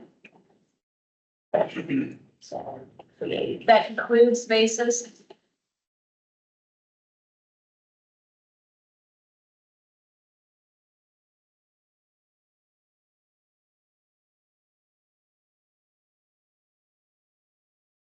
That reads well. And now you only have investing in one, and it's your infrastructure, which you would expect to have the word investing in. Because only you can do that. Wordsmithing question for the group is, do we need the word strategically there, or we just said invest in modern, best? I think the reason why, To make it, because we thought that the important part of it, I think we had efficient, strategic, different words. And what was strategic because that was just so important to the, you wouldn't just like, yeah, you wouldn't just willy-nilly make a, sewer line out to nowhere. Or, that's the reason why that's the reason why we put strategic. we do that sometimes, preparing for future meetings. Yes, we think with like other, there's, yeah.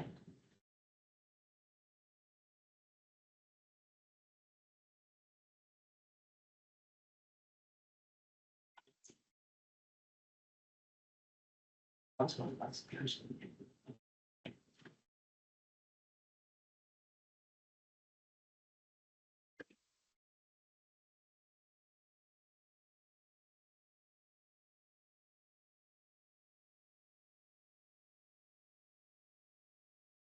What else?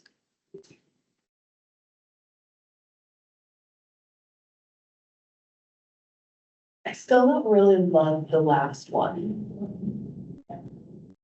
Like, I don't know.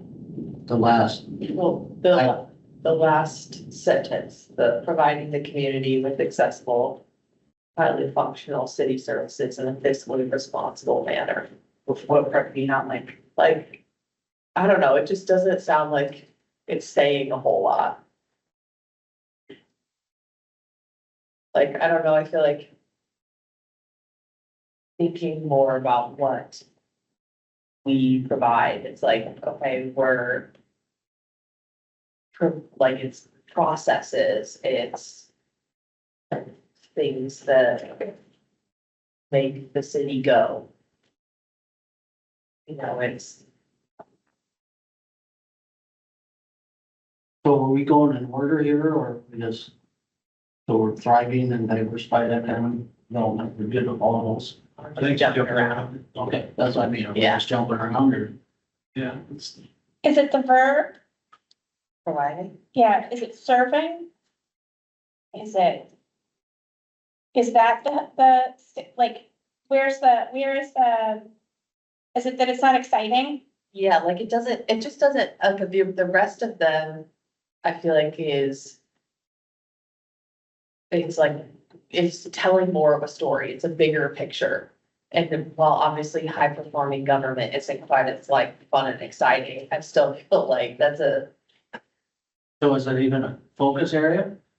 So, yeah, I think I hear what you, I mean, it is, you read this. Yep. And I think when you start from the top and you read your way down, it's not as punchy Yeah, and that's what us city servants do.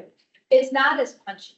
It's not, I mean, but it is what allows you to have all of these things is that as an organization, they're focused on the things that you don't have to worry about, that the community isn't thinking about whether or not when they drive on the street, they're gonna get a pothole every time they turn, or that the traffic lights are gonna work the way they're supposed to, or that the fees, when you get your, in bills in the mail, that they're gonna get paid, that your vendors are gonna get paid, that the lights are gonna be on in the facility, that somebody's gonna be here to clean up after we're gone. That's foundational to all of these other things. But no, I mean, I think it's Jen and I as public servants, and I bet everybody in this back row, we think it's sexy. It's what we signed up for, but it's not the high flashy thing. Now, there could be different words we use to talk about the importance of it. But it doesn't, you're right, it doesn't flow the same way that some of these other things do. I mean, ask Jennifer, if she's a finance clerk. If you're in a budget process and you've got an FTE for a finance clerk or a new park, which one do you get excited about? Now, my Jen would get super excited, finance clerk as a finance director. But, those things aren't necessarily the most attention grabbers. And yet you need those things in order to run your city. Was trying to think, is there anything that sets our government apart? The one thing is, that just always is our reliability.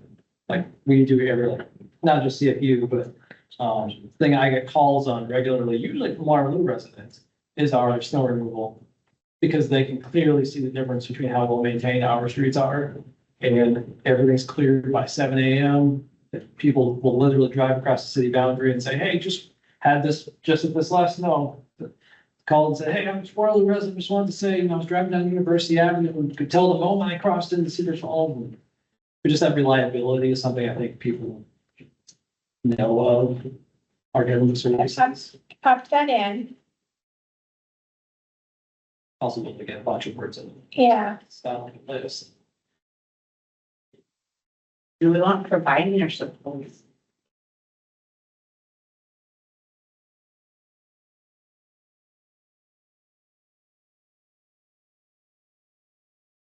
I will give you a piece of information we have not talked about yet, which was when we did the employee survey to talk about mission, which we'll talk about later in this process. But we asked staff, who are you, what do you do, and why do you do it? And the number one word we heard was serve and service. Your staff team connect tightly with the concept of service. And so I wonder if serving the community. Yeah. And then they see themselves there because that's where they put their heart, right? That's what they're here to do. I like that. You need to do something else with city services and Maybe.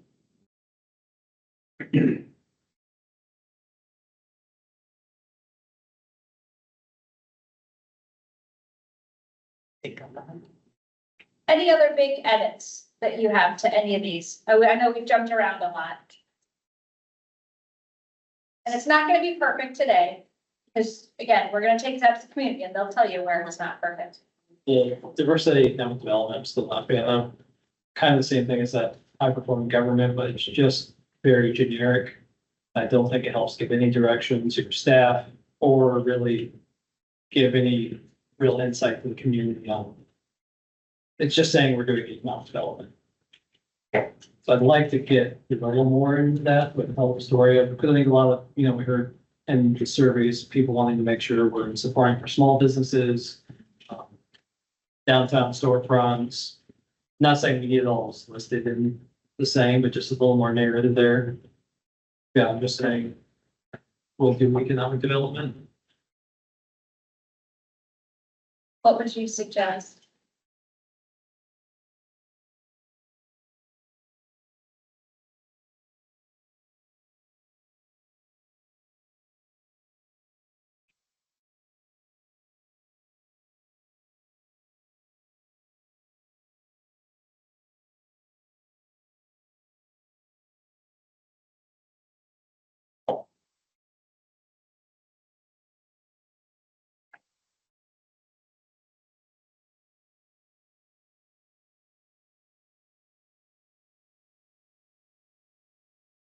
I don't know yet. Perhaps more will be clear when you get feedback, right? Knowing that this isn't your last bite of the apple is sometimes a good reminder. Also, you'll sleep on this and you'll have a light bulb, right? And then write that down because we won't be back for a little while. But we will be back and we will work on it again. And so that might be helpful. You want to go to the anything else on the focus areas before we talk about the vision? Any reactions to the vision?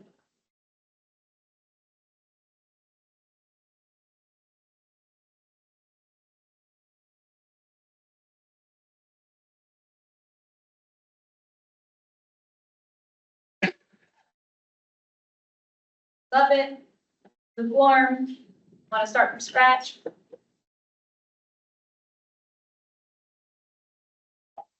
I think it's great to go out in the world of citizen feedback. Okay. Good first draft. Good. Yep.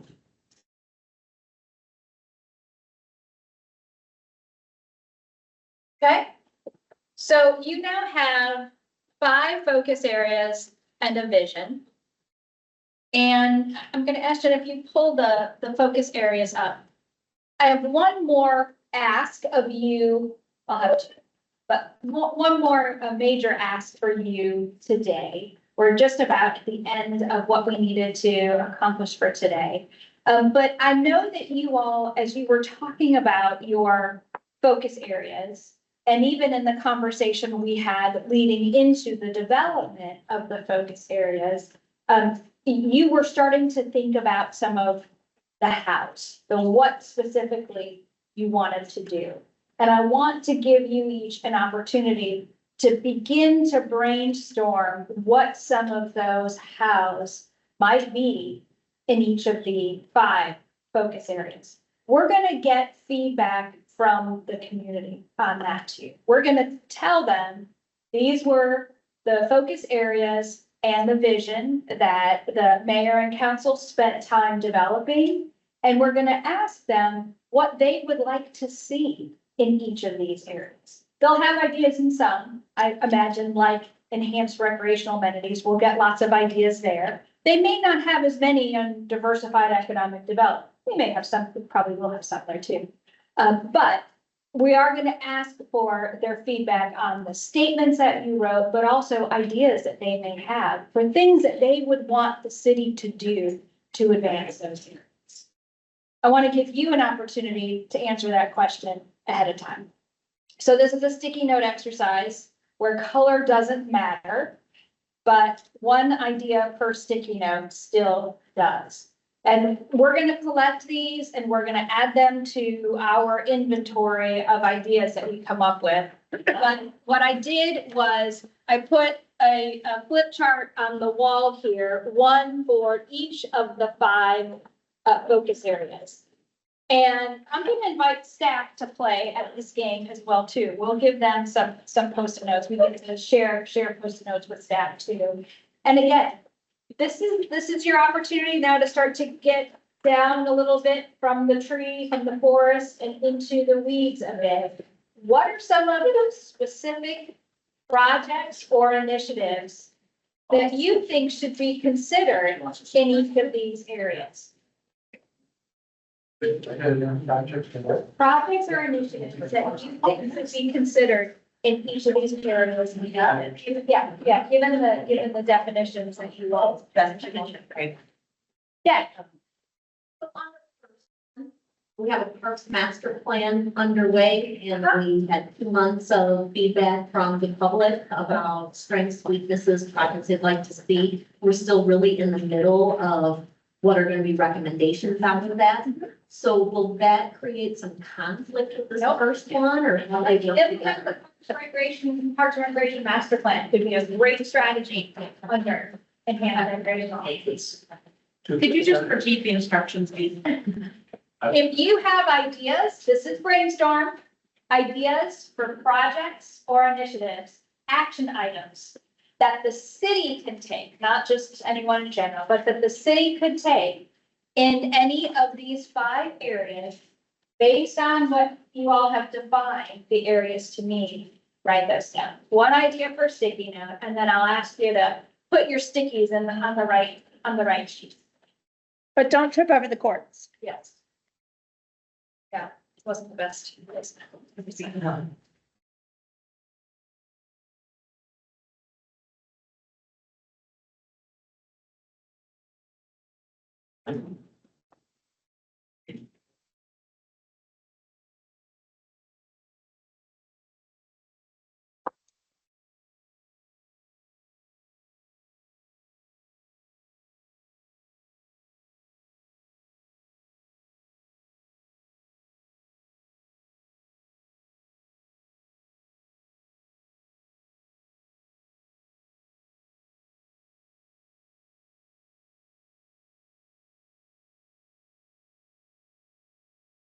Are we at a shift change? There's a whole bunch of people just looking in the window. No.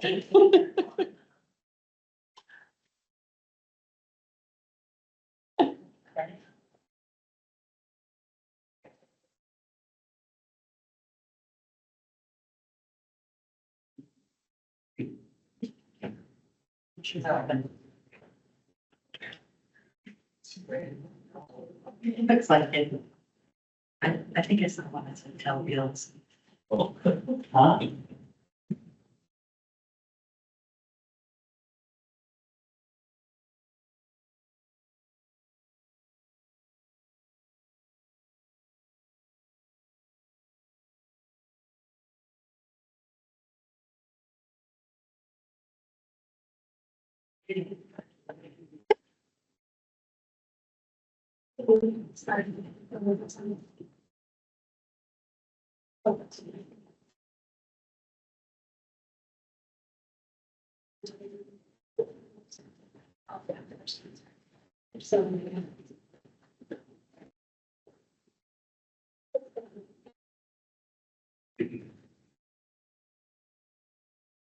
Box of porridge down. Down front. Yes. Right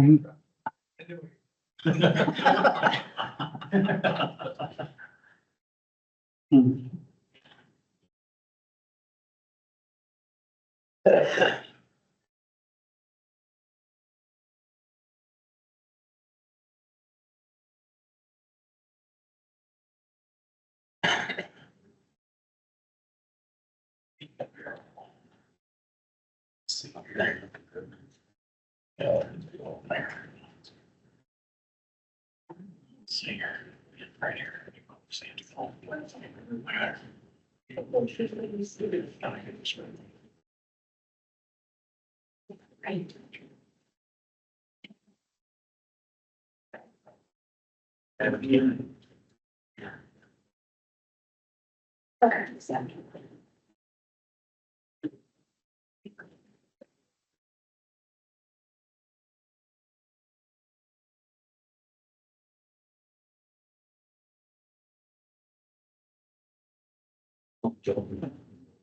No, I'm not.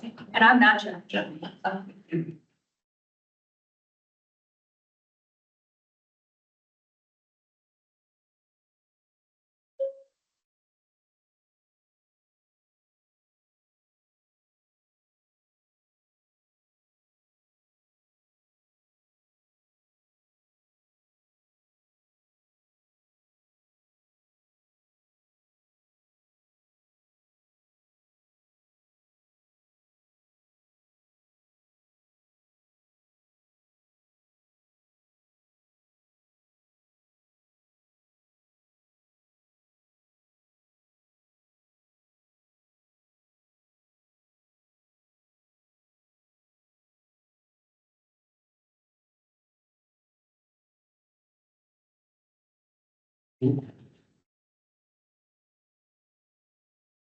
All we have like a new, like request for a staff, with the little letters we say for a new, like staff position.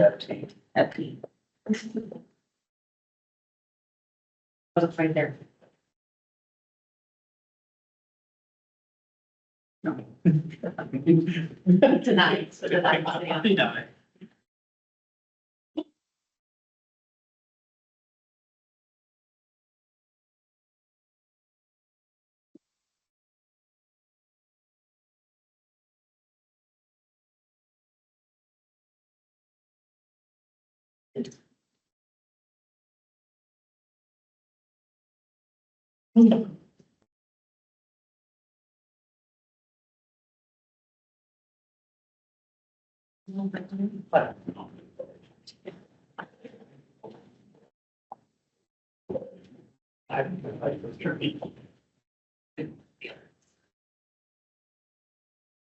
Yeah, I'm tired to go. I'm Cedar. You're what? I'm just really tired. A lot of people. Have you ever read learn? Well, the only reason I was grumpy is because. Oh, gosh, it's all. Oh, I think if you're just gonna leave it up. Thank you. That's what I wanted to do with that.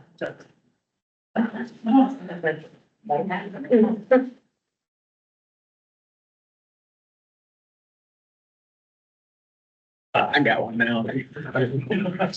I see, I gave you ideas. You did. I see. The better relationship with the municipal utility. Sal? I got one for this. Better relationship with municipal utilities. I was gonna say Sally. Yeah. They call it a specific exam. And there we go. I have. Oh, here's. Yeah. This is for government. Here we go. That's how I achieve all things.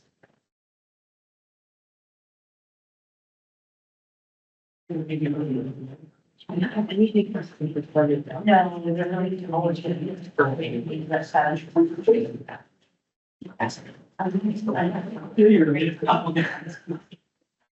Like, I love joking about that, but I was like, don't. Twice. I mean, but how much money could be done? I went to the North Sea meeting, yeah. We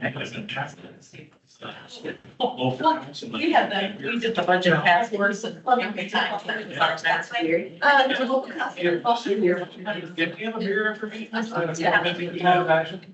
No, the councilman bought it. Yeah. I don't mind when I just need to buy. Yeah. Yeah. Sure will be. No, Gil, last one here, right, Gil? Pretty much one another. Yeah. One or two, and we've done. Really shut up. You always talk. You're a fast finger. I know, that's the thing. They don't think. Wait, think about that first one for a long time. Tastes so good, like, yeah. Just can't get past that. Raise that bike, so that first beer you get when. Yeah. I bet it's a real tomato for a lot of fun.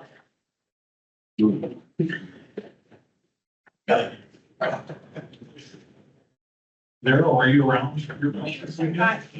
No. Past 1 year, this and like I made squash one Oh, yeah? day and then ended up in a squash patch the next day. And they were like, it was huge. I was bringing like grocery bags into work every day just to like get them out of my life. I know. Yeah, Yeah, so, yeah, there are just certain things that don't break down. yeah, so, we went on the trip. Our wastewater treatment plant.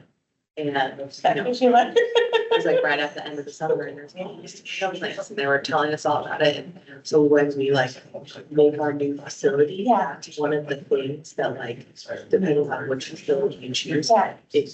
it like encourages. Okay, you ready to hear some of these? Yeah. Yep. Our like, Yeah. you know. Nice to be both here. So, it's bigger. And so, obviously, because it's not the money, so too, All right, everyone back to the table. I think they're money. We are at the home stretch, I promise. Sell them or give them.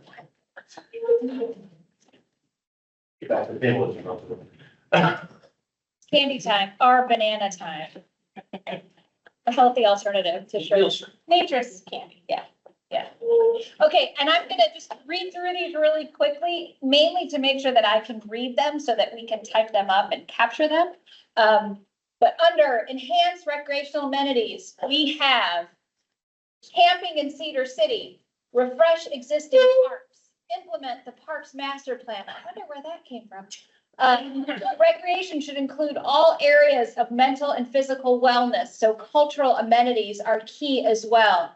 Cedar City River Development, new skate park, invest in recommendations of the Parks Master Plan. Cedar City Master Plan, additional inclusive park, sports complex, splash pad, pickleball complex, redeveloping community center services, multi-use outdoor spaces, larger outdoor music venues, implement the Parks Master Plan, support expansion of all season rec space and facilities. So, some ideas for enhancing your recreational amenities. Who's the blue marker and put all their picking up that they're tilted? Probably, I was getting Gil in my way. Well-maintained infrastructure, public safety facility on West First Street corridor, new public safety building, additional public safety building, Shemados, which is gonna be my word now. Continue current financial policies that support infrastructure, planning and investing in the need for projects, large capital costs. Under thriving and connected neighborhoods, we have neighborhood events, picnics, fairs, music. Prioritize people over cars in street design. Create multiple connections between existing neighborhoods, new development, and yet to be developed areas. Mix in retail and service industries throughout city neighborhoods. Allow retail nodes in residential neighborhoods via code changes. A park for every neighborhood. Pre-approved housing plans. Free trees. That's neighborhoods. Under diversified economic development, prepare for manufacturing opportunities, hire a second economic development person, update the zoning code, provide industrial incentives, additional FTE for internal economic development staff.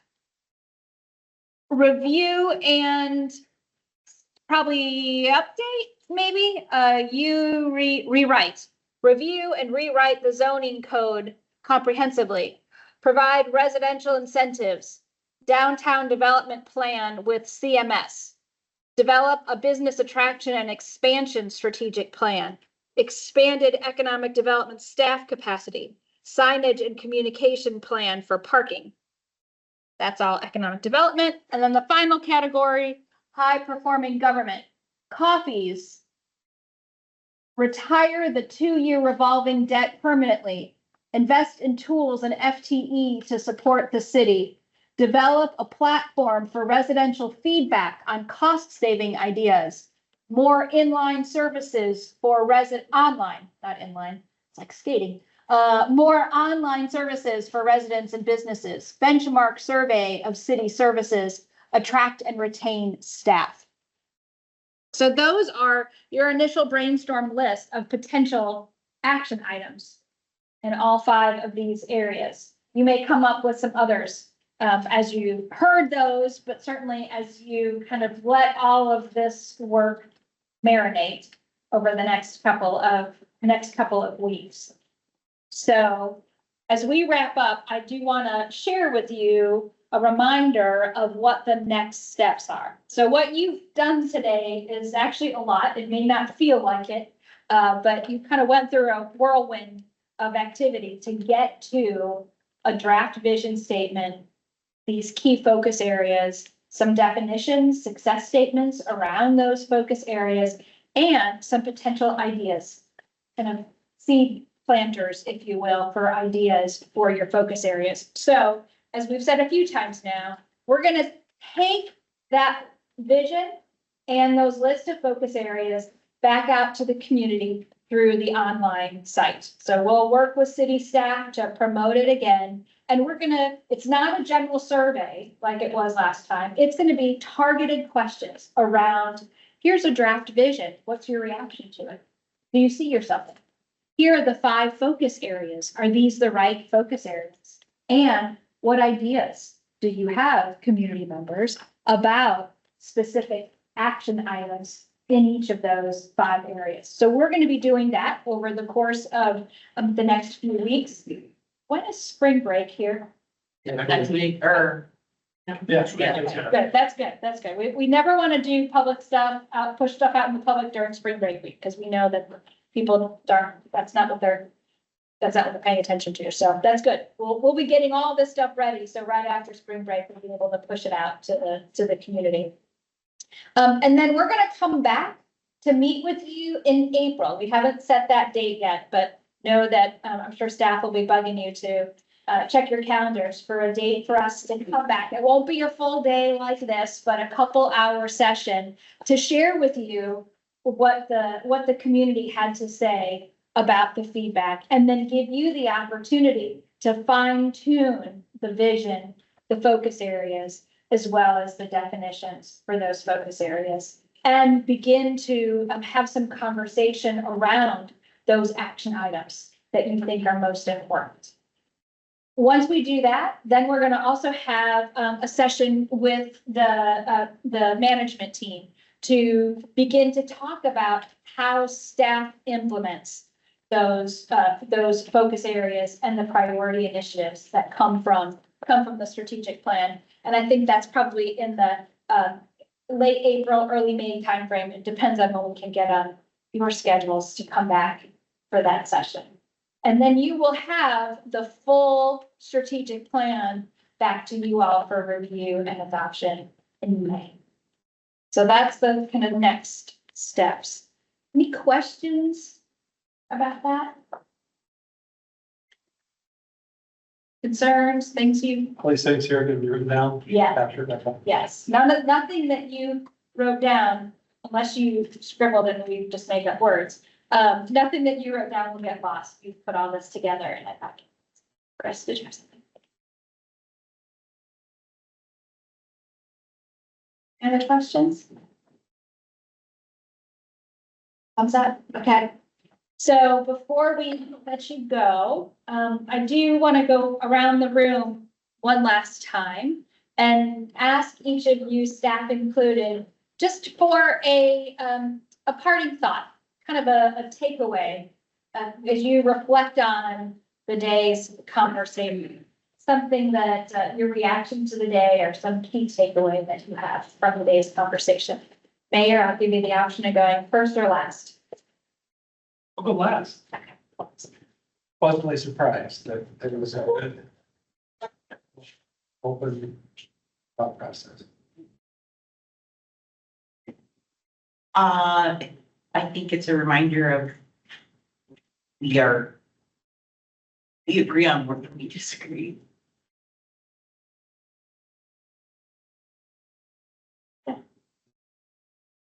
Well, I would say that I, don't want to follow what Darrell said, but you know, these can be difficult to facilitate. I think you guys did a great job facilitating it because it can be successful or just another day of the same, you know, no offense to goal setting, but we really hammer that a lot. And it seems like we don't, or sometimes the duck on the water and that churning doesn't, seems like what we get out of it is, difficult to achieve. We all have our wish list. And if we keep on bugging people about Cedar City and North Cedar, eventually something might get done, but. With council directive. With council directive. I'm gonna try to put a sidewalk. Ask ahead of time. Ask it ahead of time. Next time we can give you some good direction. But it was, well, I think we came out of this with some good information and some good, plan to move forward. Excellent reminder of how much common ground we actually had, even though sometimes it feel like it. I guess my piece on this is that, like there's value in this, provided that we actually use it after the fact. So I guess my request would be when this comes back, and then we consider adopting it in May, that we don't just adopt it and put it on a shelf. So otherwise, this was a giant waste of time, which doesn't feel like it today, but would feel like it a year from now if we haven't done anything with it. Yeah, exactly. Well, first of all, did you know that you can get branded Sharpies? Because I didn't. It's really exciting. I wish we had a ton of money. That's what I wish. I just feel like of all the things we talked about and all the things that are stuck up there, like there's really, I mean, there's barely any bad ideas. So I just wonder if we could really like accomplish all of them and, you know, barely, you know, it's hard. I just think it's hard when you do these kinds of things. Like you want to dream big and then you also want to be realistic. And it's like, where do you find that balance? And, you know, then starts the hard part where now we're going to hear back from people and they're going to give us all these very specific things that they want. And then we're going to say, okay, we can give that to you if you give us your money. And they're going to say, just kidding. Fine. So, I mean, I'm excited about it. I'm happy that we're doing it and I think it's going to be a really good tool for us. But I also think now this is going to be the hard part. Yeah, the prioritization. Yeah. The idea sometimes can be easy. Needs and wants. Yeah, absolutely needs and wants. Yeah, I thought it was exciting, valuable topics. Hopefully provide some smoother direction in future project. I think it just reinforces how much people care about this community. I think I see everyday staff that really cares about this community, but they're not saying it directly, but you can just tell by what they're doing. They care. So I think today just kind of reinforced that to how many people care. I hope the document is lived throughout, what its projected lifespan will be. What I mean by that is, you know, if we're talking 3 to 10 years or 3 to 5 years or whatever, you're gonna have some election cycles in there. And so I hope that, it's focused enough and community-based enough that, that it kind of survives election cycles. It's already been said before, but you know, when we put our ideas in that last project, you know, there's so much agreement in the room on what priorities were. So that's next Friday.